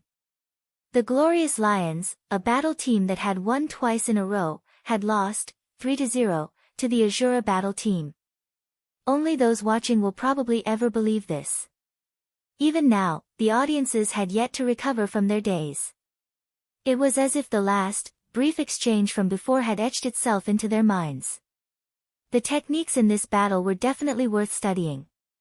The Glorious Lions were not weak. The Azura battle team was just a little stronger. Although I've lost some materials from betting on the Glorious Lions, it was worth watching this battle. Many among the audiences had bet on the Glorious Lions battle team's victory. However, the majority of these people were not disappointed. On the contrary, the upper echelons from various major powers felt as if they had raked in a huge profit. The high-level battles that had taken place in this competition had taught them much. Particularly, it had allowed them to understand the true strength of each battle team. After this competition, it would be much easier to cope with the team members. At the same time, everyone had grown cautious about the Azura battle team. A fear of the guild called Zero Wing slithered through the crowd. A small upstart guild like Zero Wing had actually obtained so many epic items. If someone had told them that Zero Wing did not have any background or strength, they would not believe it. Big Sis Rain, now that the Azura battle team has become so famous, it will probably be very difficult to arrange opponents in the future. Although Blue Phoenix was happy for Ye Feng, in the Dark Arena, the stronger a battle team was, the more difficult it was to find an opponent. Every battle team in the Dark Arena fought to gain the arena's hosting rights. However, that was not an easy goal. Firstly, a battle team needed to participate in 10 games, winning 8. Only then would a battle team have the right to challenge the Dark Arena's organizer. Only after defeating the organizer's battle team would one obtain the hosting rights. Hence, the various battle teams would not accept challenges easily. It was even more difficult for strong battle teams. Everyone wanted to rack up victories by challenging weaker teams. Of course, to prevent some people from avoiding battles completely, the Dark Arena had a time limit. If a battle team could not find an opponent within 10 days, the Dark Arena would choose an opponent randomly. Hence, the stronger teams in the Dark Arena did not need to fear a lack of challengers. They just had to wait a relatively long time before they could complete all 10 required games.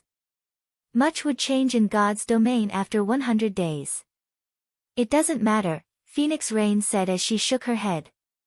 Previously, I worried that the Azura battle team would lose miserably. As for future matches, it seems that we're going to make a fortune from now on. Big Sis Rain, did you agree to another match before this? A realization struck Blue Phoenix. That's right. As the Azura battle team is a new team, with members from a small guild, many people had requested a battle. A few had even promised to bet favors and a certain number of materials. It's a pity that each battle team can only compete in 3 matches every 10 days. It would be great if we could arrange a few more matches. Phoenix Rain laughed. When she thought about the next 2 battle teams they had to face, she could not help but pity those teams. Chances were that the players from those teams held a deep resentment for her right now. Every one of them had assumed that the Azura battle team was quite weak. None of them would have imagined that the team was actually a dark horse. Only, finding opponents for the last 7 matches would give her a slight headache. Hopefully, Ye Feng can hold back in future matches.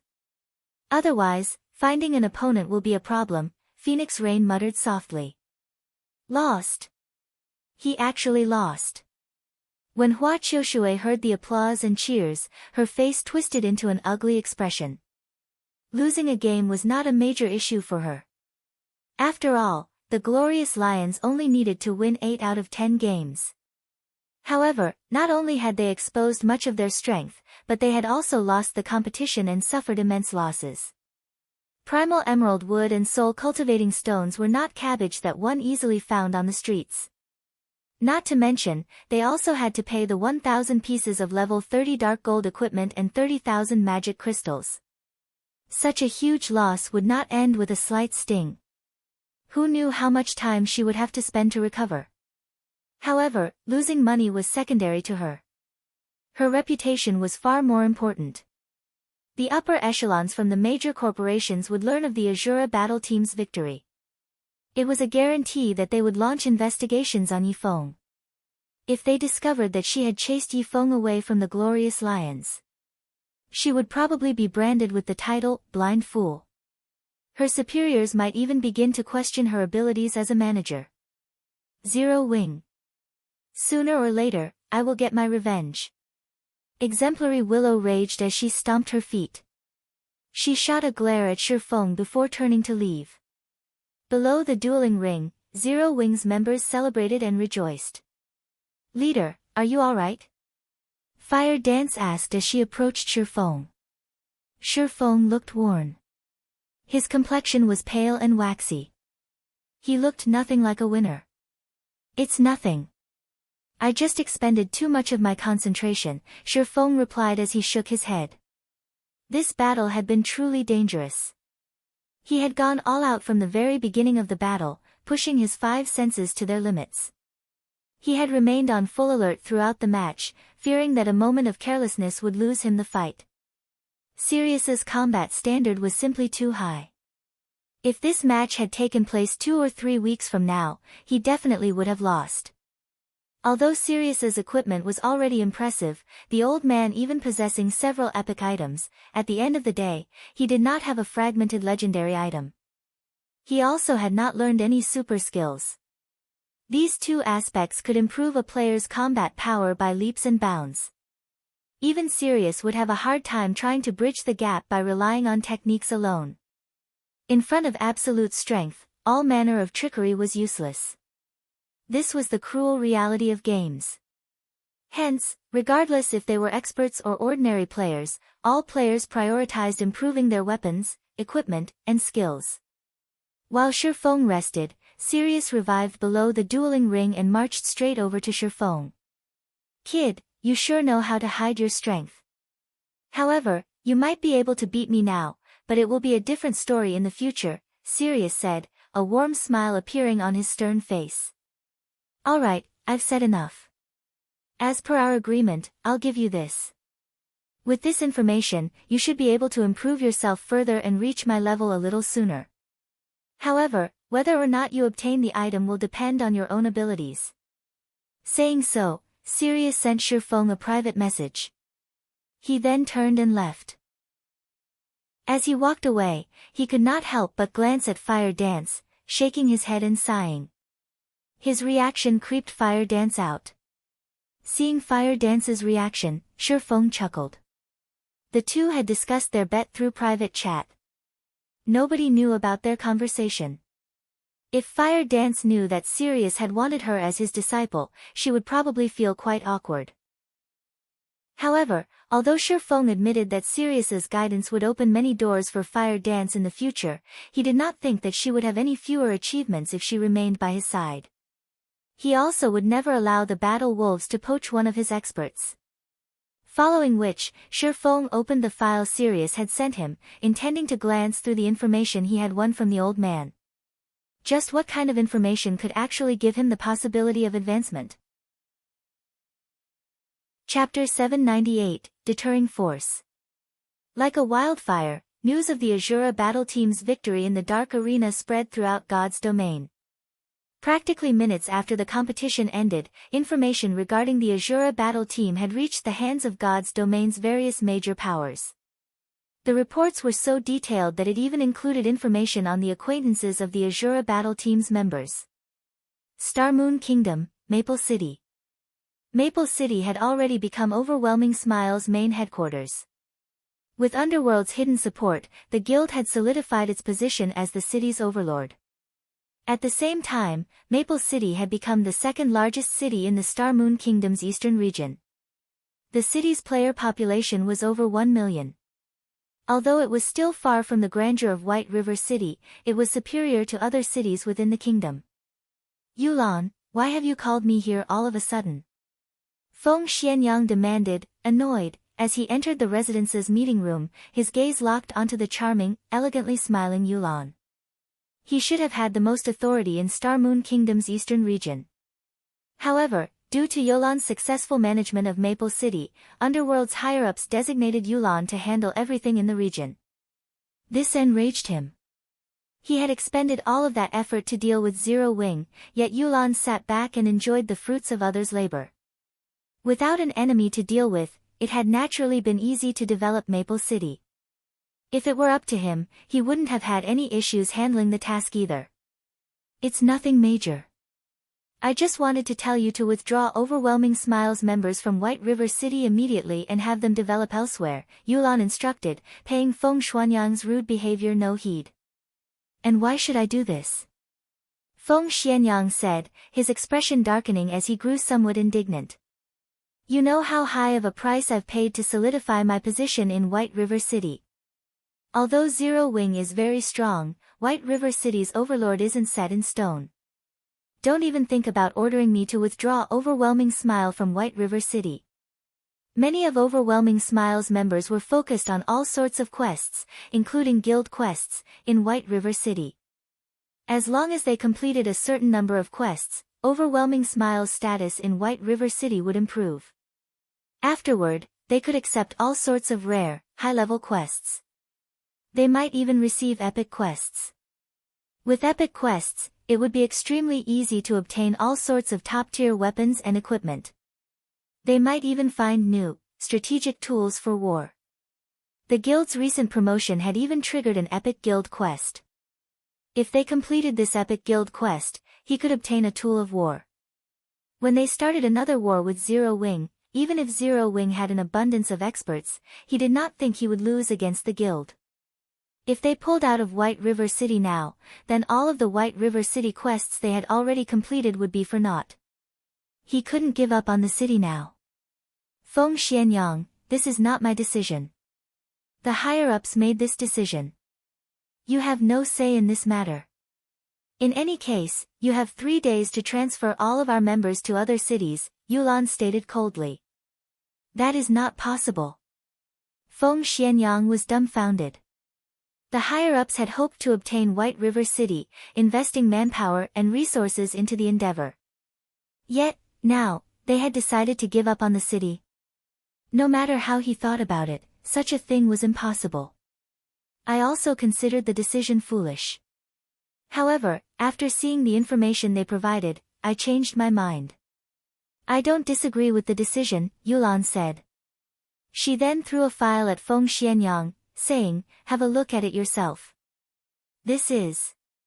Feng Xianyang boiled with rage when he saw the folder's title. Zero Wing Report. Zero Wing was Feng Xuanyang's sworn enemy.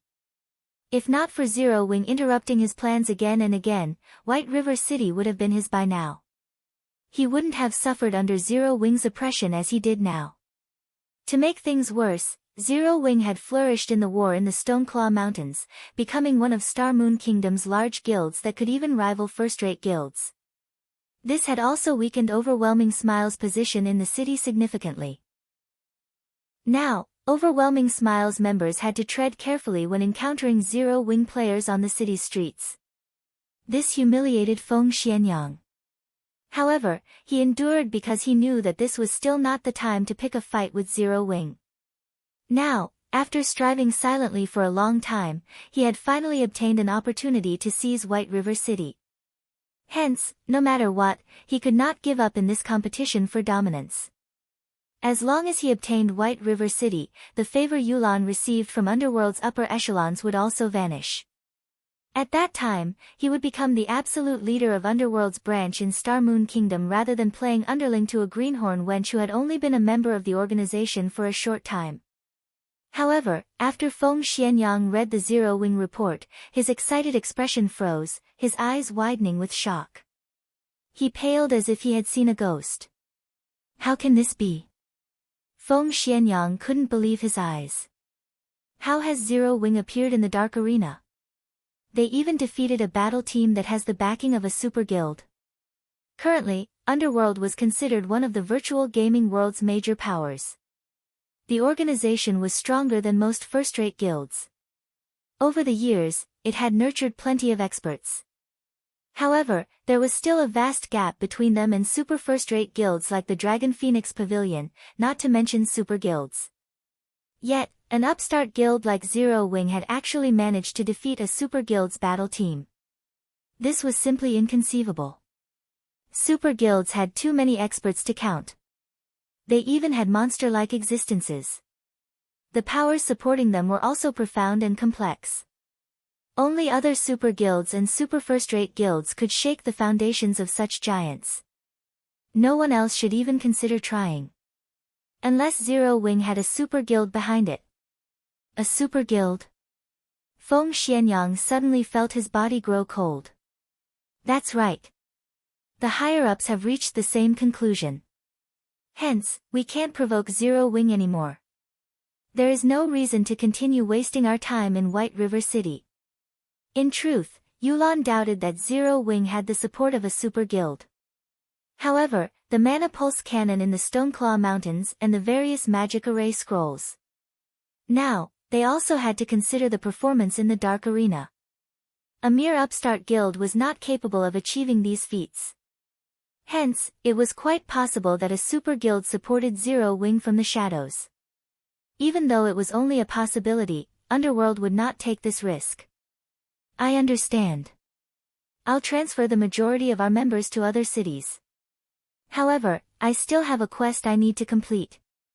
Feng Xianyang nodded. Fine, but make it quick, Yulan stated before standing and leaving the meeting room. Elsewhere, Shi Feng had led Fire Dance and the others back to White River City. On their way back, Shi Feng browsed through the information Sirius had given him. So, this is the case. After reading through the files, Shi Feng was so happy that he found it difficult to hide his smile. Guild leader, what has made you so giddy? Aqua Rose asked curiously as she moved to Shi Feng's side. It's nothing. I've just found something that can help you improve your combat standards. Shi Feng laughed. Guild leader, what is it? Can I have a look? Violet Cloud sent Shi Feng a yearning look. Fire Dance had already reached the refinement realm. This development placed a weight on the rest of the team.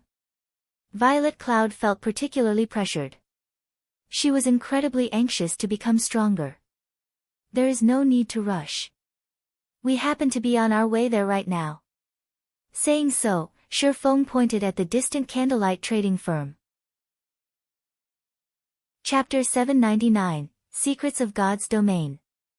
The candlelight trading firm, special forging room. Guild leader, here are the items you requested. After melancholic smile entered the room, she stacked materials onto the stone table, creating a large mound of items. If the upper echelons of other large guilds saw this, they would be shocked. Every material was extremely valuable. Some were even used to construct a stable. However, among these materials, there was one item that was particularly eye-catching, a fragment of a silver stone tablet. This fragment was clearly not a raw material. Ye Feng picked up the stone tablet while transferring the materials into his bag. Including the materials he had won in the Dark Arena, he had enough to begin the guild stable's construction. Currently, the various large guilds were occupied with raiding dungeons to collect the stable design and required materials to construct the building. However, no one would have imagined that a small guild like Zero Wing had both. The only thing left to do was to construct the stable itself. Ye Feng could not contain his excitement. In the past, Shadow had invested a lot of time to construct its stable. By the time the guild's stable was complete, God's Domain's mainstream players had surpassed level 50. Many ordinary players even had their own mounts. On the other hand, this timeline's mainstream players had only reached level 30. Yet, Zero Wing could begin constructing its own stable. Zero Wing would be the first guild in God's Domain to reveal its guild mount to the public.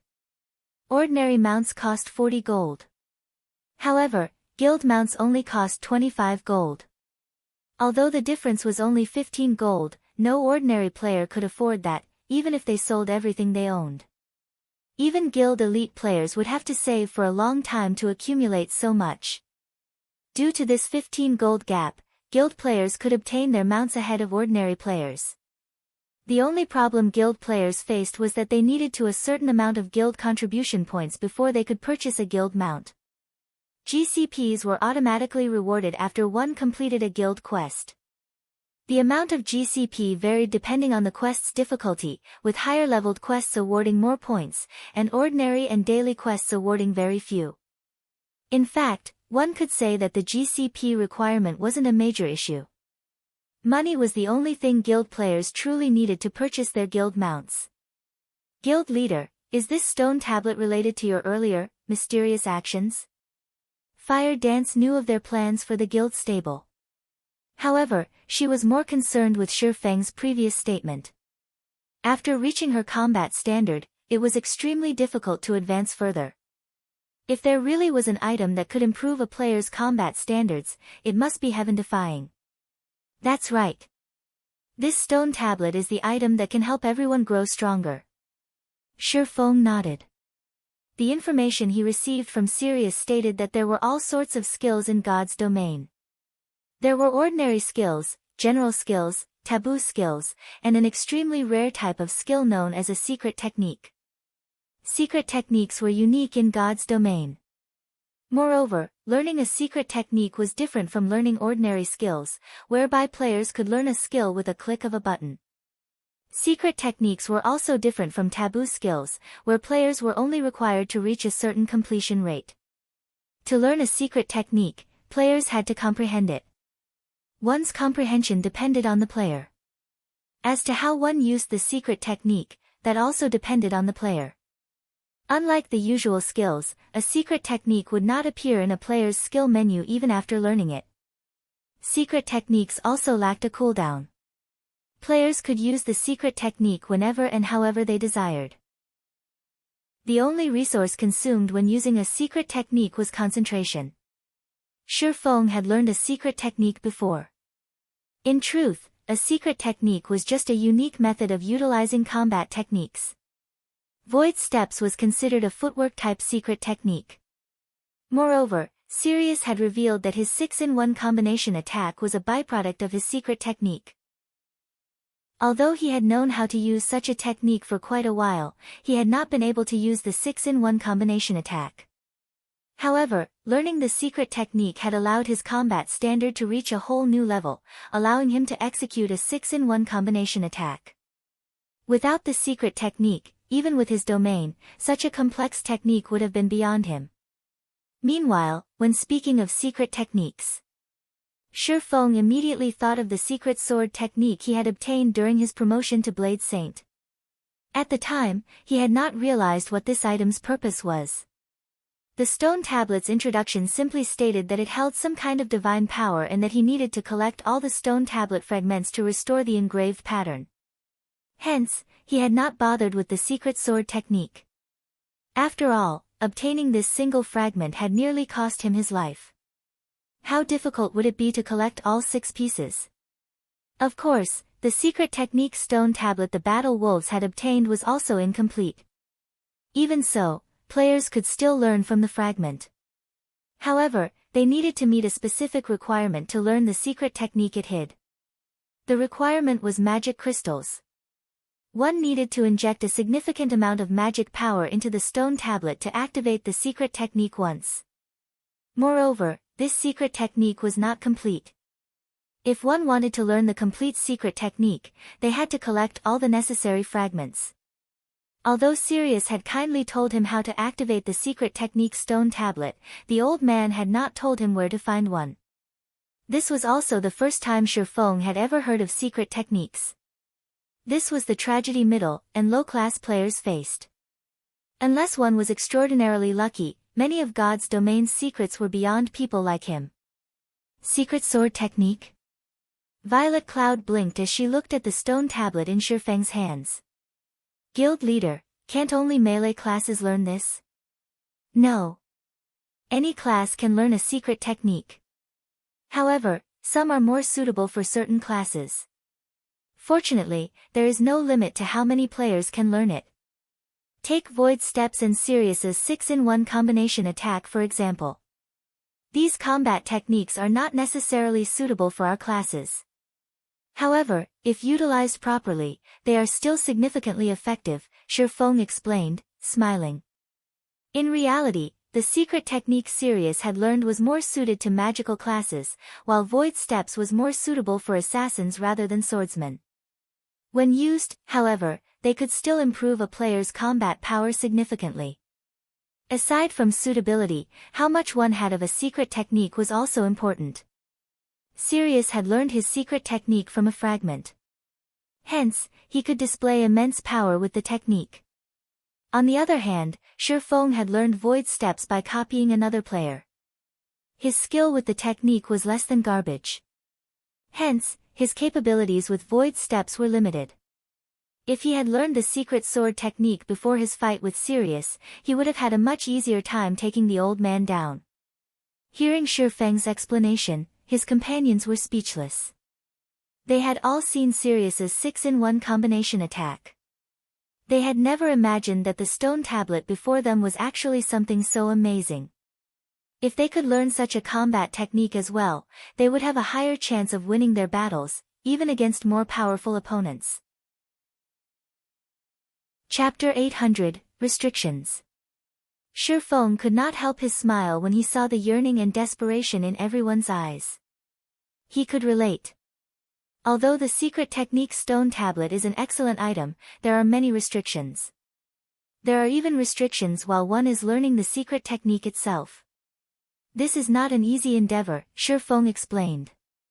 The secret technique stone tablet help players learn how to better utilize their combat techniques. While learning these methods, they might even discover a breakthrough and advance their combat standards. This was why Sirius was so confident of his declaration that Ye Feng could grow stronger if he possessed a secret technique stone tablet. If every member in a guild could learn the secret technique, their strength could defy heaven. Naturally, the main god system would not allow such a situation. Although the legacy within a secret technique stone tablet would not expire, it could only be used once per month. Moreover, only 10 players could learn the technique each time it was available. In addition, because he only possessed a fragment, he needed to create a stabilizing magic array to use it. Magic arrays were incomparably precious. Normally, it was impossible for players to obtain the knowledge of creating one. Moreover, kingdoms and empires kept a very tight lid on any information they had about magic arrays, making it even more difficult for players to learn the process. Hence, players had to rely on the magic array designs they obtained to teach them the mechanics of producing magic arrays. Currently, no player throughout God's domain knew how to produce stabilizing magic arrays. They could only obtain them from NPCs. Although God's domain had countless NPCs, not all NPCs knew how to produce magic arrays. Even powerful magical class NPCs rarely knew how to produce more profound arrays. The stabilizing magic array just happened to be a particularly profound, twofold magic array. Even Tier 3 magical class NPCs would find it extremely difficult to produce an array of such caliber. This wasn't the only issue they faced. These magic arrays also required something of each player. To learn a secret technique from a stone tablet, players also needed to know how to produce magic arrays. Of course, they didn't need a complete understanding of the topic, but they did need the ability to produce a simple intermediate magic array. This was why Ye Feng had led his team to the special forging room. The simulation device in the candlelight trading firm's special forging rooms had already recorded all of the information Zero Wing possessed about magic arrays. Even the designs for the 9-star polar domain and teleportation magic array had been recorded. Players could easily rehearse the production process without needing to waste precious materials. They only needed to spend some magic crystals. When Ye Feng thought about how the Battle Wolves lacked a special forging room of its own, he imagined how many materials they Super Guild had spent to allow 10 players to learn to produce an intermediate magic array. The thought was staggering. However, the Battle Wolves was capable of such a feat precisely because it was a super guild. A first-rate guild could never afford to learn a secret technique without a special forging room. If you wish to learn the secret technique, you'll have to learn to produce intermediate magic arrays. All of the necessary information can be found inside the simulation device. Learn the technique as quickly as possible. Once you can produce intermediate magic arrays, you can learn the secret technique, Ye Feng explained as he pointed towards the flowing ball of water inside the forging room. Learn to produce intermediate magic arrays? Aqua Rose repeated with a frown. This task would be very difficult. As a Cursemancer, she relied on incantations and runes to cast her spells, so she had little understanding of the subject. In reality, when magical class players cast a spell, they drew runes or chanted incantations to guide the surrounding elemental mana to form a magic array. Of course, higher-tiered spells required more runes and incantations. As she understood it, a Tier 1 spell's magic array was the equivalent of a basic magic array, while a Tier 2 spell's array was the equivalent of an intermediate magic array. Moreover, when constructing a magic array, the system would not offer any assistance or guidance. Players had to draw the runes or chant the incantations themselves. Hence, the requirement was quite strict. In other words, without any assistance from the system, she needed to complete a relatively complex Tier 2 spell in a set period of time. Furthermore, the magic array she needed to craft would be far more complex than any of her spells. It would be very difficult for her to produce an intermediate magic array. If a magical class player already had such troubles, this would be a nightmare for physical class players. This is mandatory. Even I can't do anything about it.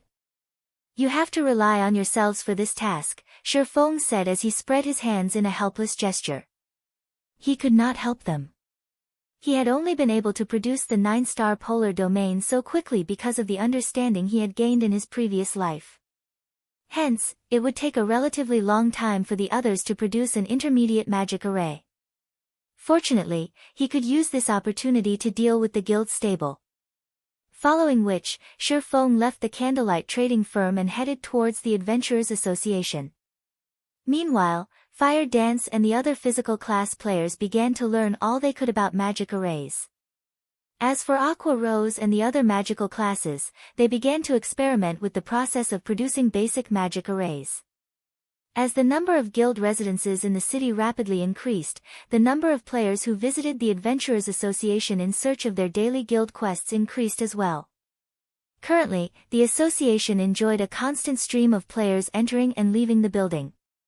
When the players inside the building saw the six-winged guild emblem on Ye Feng's chest, their gazes turned green with envy.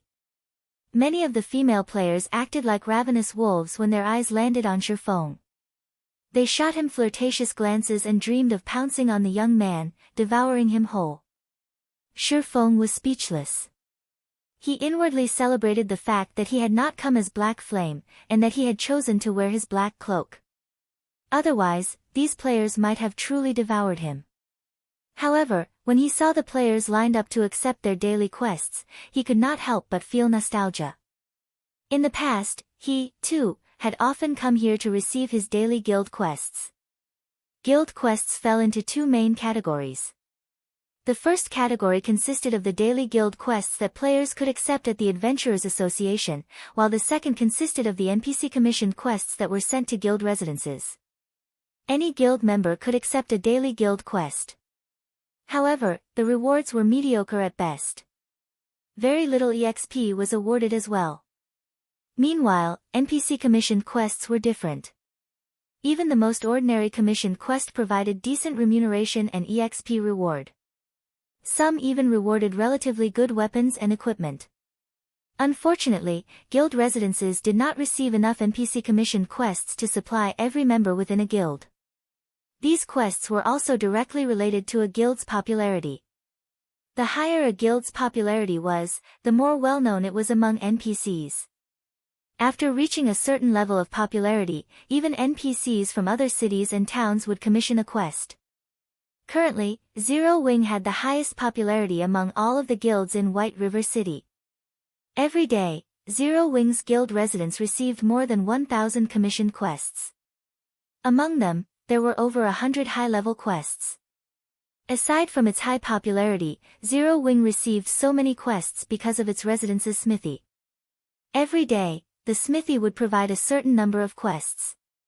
Hence, Zero Wing received far more commissioned quests than other guilds. Large guilds like Overwhelming Smile only received several hundred commissioned quests each day, with only several dozen high-level quests. Zero Wing walked the path of the elite, so it had far fewer members than its competitors. As a result, the percentage of players within the guild that could accept commissioned quests each day was relatively high. On the other hand, due to having too many members, other guilds' ordinary members even found it difficult to receive an ordinary commissioned quest, not to mention high-level commissioned quests. In the second-floor reception hall. "Sir, how may I be of service to you today?" a beautiful female receptionist asked Ye Feng, smiling. "I wish to construct a stable. Please compile the necessary quotes for me," Ye Feng said, handing over the stable design. Chapter 801, Mount Taming. After the female receptionist accepted the stable design, she tapped on the magic crystal ball before her. Immediately, a miniature, half-transparent building appeared before Ye Feng. This was the construction model for the stable. It allowed players to select and modify the building. Unlike other buildings, which were categorized by ranks such as ordinary and luxury, stables were only differentiated by size. There were many wild and demonic beasts in the world of God's domain, and all of these monsters came in different sizes. The larger a monster was, the larger the stable it required. Obviously, the larger the stable was, the more it would cost to construct it. A small-sized stable could cost anywhere from 2,000 to 3,000 gold. A medium-sized stable cost anywhere from 4,000 gold to 5,000 gold. A large-sized stable could cost anywhere from 8,000 gold to 10,000 gold. A super-large-sized stable could cost anywhere from 40,000 gold to 50,000 gold. For a high-ranking rare mount like the Thunder Wolf, Ye Feng needed at least a medium-sized stable. Of course, the benefit of a larger-sized stable wasn't limited to additional space. A larger stable would allow a guild to tame mounts faster. Guild players would also have an easier time growing their mounts. Most importantly, one could invite a powerful tamer with a larger stable. In God's domain, mount taming was considered a field of knowledge. Tamers played an important role in harnessing the power of a mount. Half of a guild mount's growth depended on the tamer. Hence, hiring a powerful tamer was essential to a guild. I want this large-sized stable. Ye Feng chose a stable with style and clicked, confirm. Sir, you have chosen stable number 059. The total cost will be 9,450 gold. In addition, you also have to provide the core materials required to construct the stable. The female receptionist smiled as she produced a bill of materials. The list stated all the necessary expenditures to construct the stable. Here are the materials and money. Ye Feng paid everything off without hesitation. He had made a huge fortune in the Dark Arena. Aside from the profits he had made from his bet with the Glorious Lions battle team, as the winning battle team of the competition, the Azura battle team also earned a small portion from the audience's winning bets. Moreover, due to the audience underestimating the strength of the Azura battle team, many people had gambled on the Glorious Lions. As a result, even after splitting half of the profits with Phoenix Rain, he still walked away with a hefty income. The battle team's shares in the Dark Arena were different from the organizers. Only the winning battle team would get a share of the audience bets. The loser received nothing. Moreover, the winning battle team would earn 3% of the shares, 2% higher than the organizer. Only, as Ye Feng did not own the Azura battle team's participation rights, he needed to split the 3% with Phoenix Rain. Among the 1.5% of winnings that Ye Feng had obtained, he had sold the materials and equipment that he did not need. Although Ye Feng had only received 1.5%, his earnings had not been meager. Every member of the Dark Arena's audience was a wealthy big shot. Their bets made involved several hundred gold of materials at the very least. Since so many people had placed generous wagers on the Glorious Lions, Ye Feng's earnings had naturally been impressive. From this single competition, he had earned over 7,000 gold. He had also obtained the stable materials from the Glorious Lions. After obtaining what he had needed, he sold excess materials to Phoenix Rain, selling each primal emerald wood for 75 gold and each soul cultivating stone for 60 gold. Overall, he sold 20 logs of primal emerald wood and 12 soul cultivating stones, earning him another 2,220 gold. Including the money he had on hand before the competition, he now had over 11,000 gold on him. He could easily afford the large-sized stable. After Ye Feng finished paying the bill, the female receptionist passed him a stable certificate. In the future, if he wanted to modify the stable, upgrading it to a super large-sized stable, he could simply present this certificate to make the necessary modifications. He would not need to obtain another stable design. After Ye Feng confirmed the stable's construction, a group of NPC architects entered Zero Wings Guild residence in White River City and began building the stable. Suddenly, a large space within Zero Wings residence, which had been vacant, transformed into a construction site. Players were barred from the area. What's going on? We're constructing a new building. What is it going to be? Zero Wings members grew curious upon seeing groups of NPC architects enter the construction site. They had been ecstatic when the guild had constructed a smithy. Not only could they save money on repair fees, but they could also maintain their weapons with the weapon maintenance function, extending the amount of time they could spend out in the fields. Players from other guilds were particularly envious of this benefit. Now that their guild had begun constructing a new building, how could they contain their excitement? Elsewhere, Ye Feng hailed an advanced horse carriage in front of the Adventurers Association and headed towards the Commoners District. Based on Ye Feng's knowledge, there were a total of 3 master tamers in White River City. If he relied on a basic tamer or advanced tamer, it would take a very long time to finish taming a 5-star mount. As to how much time was needed, even Ye Feng had no idea. However, he did know how long it would take to tame a 3-star mount. A basic tamer required a month to finish taming a 3-star mount, while an advanced tamer needed 20 days. Master tamers only needed 10 days to complete the job. A master tamer was 3 times as efficient as a basic tamer. Moreover, basic tamers could not tame 5-star mounts. Only advanced tamers and above could do so. If even a master tamer needed 10 days to tame a 3-star mount, Ye Feng could not imagine how long it would take to tame a 5-star mount. He would be surprised if it only took double the time a 3-star mount required. If he left the task to an advanced tamer, the required wait time would be even more frightening.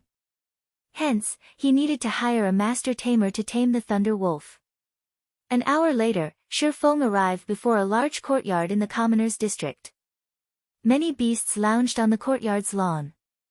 The lowest level beasts were at level 100, with the more powerful ones being level 150. Ye Feng could also see a level 150 High Lord. This beast was even stronger than an ordinary level 150 Tier 2 class. This is the residence of Master Owen. Master Owen does not wish to meet with outsiders, so please leave. As soon as Ye Feng arrived before the courtyard's entrance, 2 level 150 Tier 1 guards in silver heavy armor immediately blocked his path, barring him from the residence. Although tamers were not as reputable as forgers and alchemists, after becoming a master, their statuses were slightly higher than ordinary nobles. Hence, although Owen was only a commoner, he still had 2 level 150 Tier 1 guards protecting his home. Ordinary people did not qualify for his attention. Don't tell me that even I am refused entry. Ye Feng flashed his identity as White River City's count. Immediately, the 2 Tier 1 guards fell to one knee, kneeling before Ye Feng with respectful expressions. This scene dumbfounded passing players. Just who is that? Amazing. He can actually force Tier 1 NPCs to kneel before him. Normally, these Tier 1 guards thought very little of players, yet now, they knelt before one. How could they not be shocked? Huh? Ye Feng? Why are you here? Immediately after Ye Feng revealed his true appearance, a crisp voice sounded from beside him. Turning towards the voice, Ye Feng noticed a beautiful girl in deep purple mage robes approaching him. This girl was accompanied by a white-haired, old man. Chapter 802, Silver Legend. Upon seeing the old man, one of the 2 level 150 guards hurriedly stood to greet the old man, while the other quickly opened the large metal gates. Master Owen, welcome back, the guard said respectfully. Ye Feng was slightly surprised by this sudden development. Of course, his surprise was not due to the old man's identity. After all, this was not the first time he had met Owen. The true source of his surprise stemmed from Thoughtful Rain, the purple-robed beauty beside the old tamer. Although Owen was not a noble, he had a higher status in White River City than ordinary nobles. He was an advanced NPC that current players could not meet easily. Only a major noble like himself might be able to arrange a meeting with Owen. Thoughtful Rain, on the other hand, had yet to become a major noble in White River City, yet she had obviously become acquainted with the old man. It seemed that the girl was more capable than he had initially thought. I've come to make a request of Master Owen, Ye Feng explained as he watched Thoughtful Rain approach. The last time he had met Thoughtful Rain was when she had introduced him to Everlasting War. Back then, Thoughtful Rain had only had the level and equipment of an elite player. However, after this short time had passed, not only had the girl reached level 35, but she also wore equipment that elites would envy. She was almost fully geared in level 30 fine gold equipment. The deep red staff she held was known as the Elemental Requiem, and it was a level 30 dark gold ranked staff. In addition, she had a slightly more daring temperament than before. Moreover, as she walked towards him, her footwork was both light and natural. Her actions lacked any excess movement. Even if Thoughtful Rain had not yet reached the half-step refinement realm, she was not too far either. Ye Feng found it truly hard to imagine that the girl had grown this much in God's domain in such a short period. A request for Master Owen. Did you receive the quest as well? Hearing Ye Feng saying so, Thoughtful Rain could not help her joy as she said, I've had a headache trying to figure out how to complete it. If we do it together, we should be able to complete the quest very quickly. Quest? A realization struck Ye Feng. Are you talking about the Silver Legend quest in the Crystal Forest? Isn't that your quest as well? Thoughtful Rain nodded. No. I have not accepted that quest. I'm looking for Master Owen for something else. When Ye Feng saw Thoughtful Rain nod, although he appeared quite calm on the outside, he admired the girl's great luck. The Silver Legend quest was one of the few super rare special quests in White River City. It was not easy to obtain. One needed to encounter a certain NPC to obtain this quest. However, this NPC appeared at random locations within White River City. Players needed luck to find this NPC. As Ye Feng understood it, this quest had caused quite a commotion in White River City in the past. After this quest had been completed, players received a mount as a reward. However, the quality of the mount depended on the player's quest completion rate. The higher their completion rate was, the higher the mount's quality would be. To players, even obtaining a common mount was a massive expenditure, not to mention a high-quality mount. Back then, this quest's discovery had led White River City's players to a frantic search for that NPC. Unfortunately, very few players had found that NPC, not to mention those who achieved a high question completion rate. What a pity. Thoughtful Rain sighed lightly when she heard Ye Feng's words. She had been working on this quest for a long time now.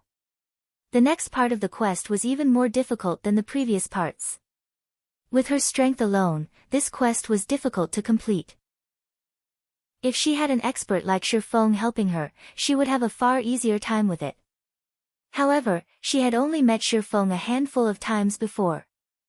They could hardly be considered friends. They were acquaintances at best. Naturally, she could not trouble an expert like Ye Feng to help her complete a quest. Suddenly, Blue Bamboo, who wore a pure white dress over a delicate, but curvaceous, body, appeared behind Thoughtful Rain. Rain, what's taking you so long? Everyone's starting to grow anxious, Blue Bamboo urged. However, her gaze quickly fell on Ye Feng, and she began to evaluate him. Narrowing her eyes as if trying to recall something, she turned to Thoughtful Rain, revealing an expression that seemed to say, "Ah, I see. It's not what you think. We just met by coincidence." Thoughtful Rain explained hurriedly. Doesn't our party just so happen to be missing a member? Blue Bamboo grinned at her friend. She then turned to Ye Feng, smiling sweetly as she asked, "Big brother Ye Feng, won't you please help us? After we complete the quest, I'll have Rain treat you to a meal at Morning Dew Restaurant. I heard the food there is even better than the food of a 7-star hotels." Blue. Thoughtful Rain could not help her embarrassment, miffed that Blue Bamboo was always trying to poke fun at her. "If you two can wait 2 hours, I can go with you," Ye Feng offered after giving it some thought. Currently, Thoughtful Rain was already an elite member in Zero Wing. Since they were allies, he would naturally lend a helping hand if he could. Moreover, the Silver Legend quest was very special. If the quest completion rate was high enough, Thoughtful Rain might become a powerful force in Zero Wing in the future. It's only 2 hours. Since this quest isn't particularly urgent, we'll meet up at the Flame Bar later, Blue Bamboo answered before Thoughtful Rain could react.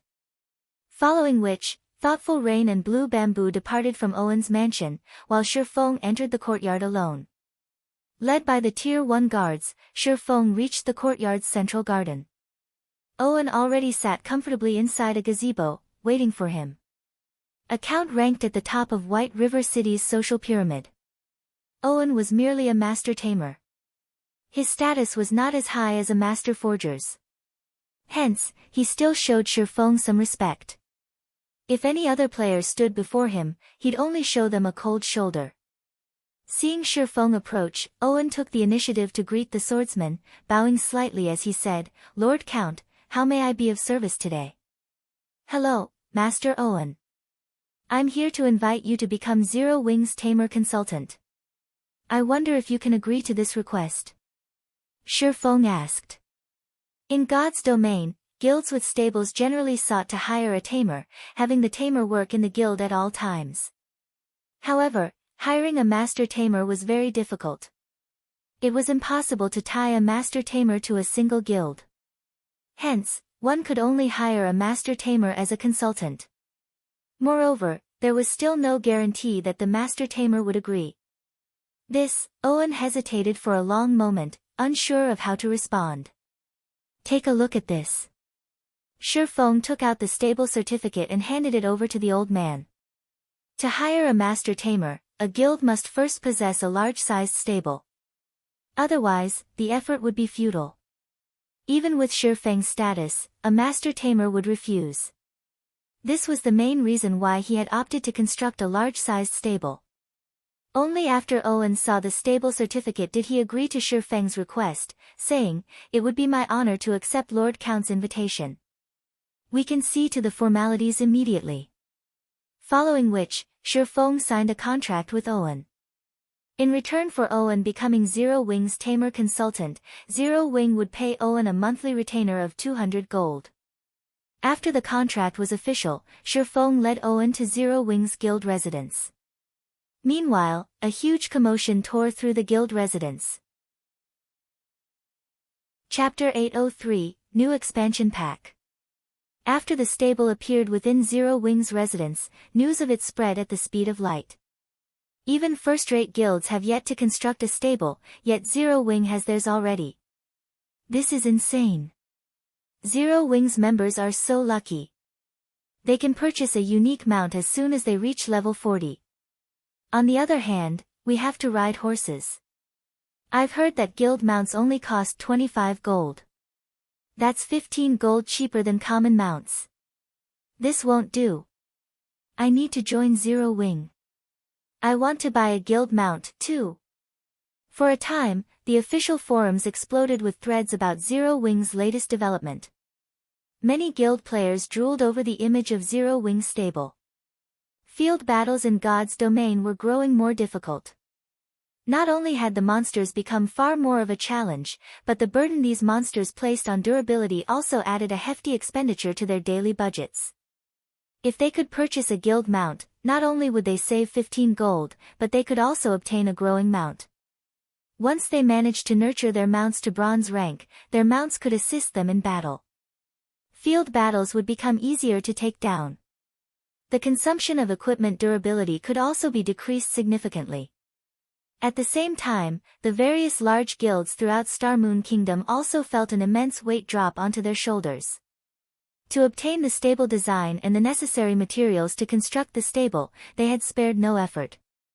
Yet, not only had they failed to obtain the stable design thus far, but they had also only collected a small stock of the materials. On the other hand, Zero Wing had already finished its own stable. How did Zero Wing construct a stable so quickly? When Feng Xianyang heard the news, jealousy overwhelmed him. At the same time, he was somewhat relieved. Now that Zero Wing had revealed this trump card, no other guild would have a chance of dominating White River City. This incident also confirmed for Feng Xianyang that a super guild did indeed back Zero Wing. Otherwise, how could the guild have possibly constructed a stable so quickly? Shortly after Zero Wing's stable was complete, a system announcement reached every player in God's domain. System announcement: God's domain's new expansion pack, Abyss Battlefield, has been activated. All players can now register at the War God's Temple in the various cities to participate in the war. System announcement: God's domain's new expansion pack, Abyss Battlefield, has been activated. All players can now register at the War God's Temple in the various cities to participate in the war. System announcement: God's domain's new expansion pack, Abyss Battlefield, has been activated. All players can now register at the War God's Temple in the various cities to participate in the war. The system announcement repeated 3 times, echoing in everyone's minds. Immediately, players began to search for information on the new expansion pack. They were shocked by what they found. After they read about the new expansion pack, every player, ordinary and guild players both, were ecstatic. Meanwhile, Ye Feng, who had hurriedly led Owen to Zero Wing's residence, was also stunned when he heard the system announcement. Why has the Abyss Battlefield appeared so soon? Ye Feng could not help his frown. Is it because of the stable? The more Ye Feng thought about it, the more he agreed with the possibility. In the past, the Abyss Battlefield expansion had released when mainstream players neared level 40. At that time, super guilds had almost finished constructing their stables. Although the Abyss battlefield was called an expansion pack, in reality, it was just the introduction to another way for players to experience the game. Ordinary players had almost no opportunities to experience a true battlefield. Guilds also tried to avoid massive wars involving hundreds of thousands of players. Hence, to give ordinary players the experience of a true battlefield, the system had introduced the Abyss battlefield. Through the War God's temple in the various cities, players had one chance to enter the Abyss battlefield each day. If they died, they would be returned to their respective cities. The Abyss battlefield was a massive map. Players transferring in from different cities would appear in different towns within the Abyss battlefield. Players were required to defend their respective towns, preventing the abyssal race's invasion. The system awarded players depending on their contributions. EXP and honor points were the usual rewards. These honor points could be exchanged for various rare potions and magic scrolls. Players could also trade the points for the double EXP buff. In the Abyss battlefield, players received EXP from the monsters they killed. These monsters' drops were also relatively good.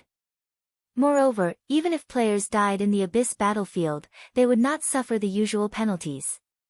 On the contrary, they would be rewarded depending on their performances. Hence, when the Abyss battlefield had been introduced during Ye Feng's previous life, players had flooded the area. Ye Feng could only manage a bitter smile. Although constructing the guild stable had provided massive advantages, it had also hastened God's domain's evolution. Following which, Ye Feng led Owen to the underground warehouse of Zero Wing's residence. Heavens! Are my eyes playing a trick on me? Owen's face lit up when he saw the Thunder Wolf inside the massive cage. I never thought I would actually meet a 5-star beast in my lifetime. Master Owen, may I know how long it will take for you to tame it? Ye Feng asked. This is my first time encountering a 5-star beast. However, based on my calculations, I will need roughly 25 days. Owen caressed his white beard before offering his answer. I'll leave the task to you, then, Ye Feng said. When he heard how long the Thunder Beast's taming would require, he was shocked. Even a master tamer required 25 days to tame the Thunder Beast. If he had hired a weaker tamer to do the job, even ordinary players would have their mounts before the Thunder Beast was ready. Please leave it to me. I will nurture the Thunder Beast into the best mount you've ever seen. Owen said, his eyes glowing with excitement. After Ye Feng finished dealing with the guild mount issue, he took a horse carriage to the Flame Bar. On his way, Ye Feng could clearly hear the fevered discussions regarding the Abyss battlefield. Meanwhile, in the Flame Bar, many players who had come to relax could not pull their eyes from the establishment's corner and the three great beauties sitting there. The girl in long, purple robes, in particular, moved the male players' hearts with every movement. However, as soon as these players saw the 6-winged emblem on two of these beauties, they immediately discarded any thoughts of approaching the women. Zero Wing's guild emblem was a taboo in White River City. No player dared to provoke Zero Wing's members inside White River City. Even the domineering members of Overwhelming Smile proceeded with caution. Blue, is this person really that strong? A female berserker in deep blue heavy armor could not help but ask. This female berserker had a graceful body and pearly white teeth. Of course. He is one of our guild's experts. Blue Bamboo said pridefully. An expert? The female berserker smiled. Even the two men beside her smiled. Ordinary layers might think of guild players as experts, but to them, guild experts were a joke. They had killed well over 100 guild experts in the fields by now. Look. He's here. Blue Bamboo said as she pointed towards Ye Feng after he entered the building.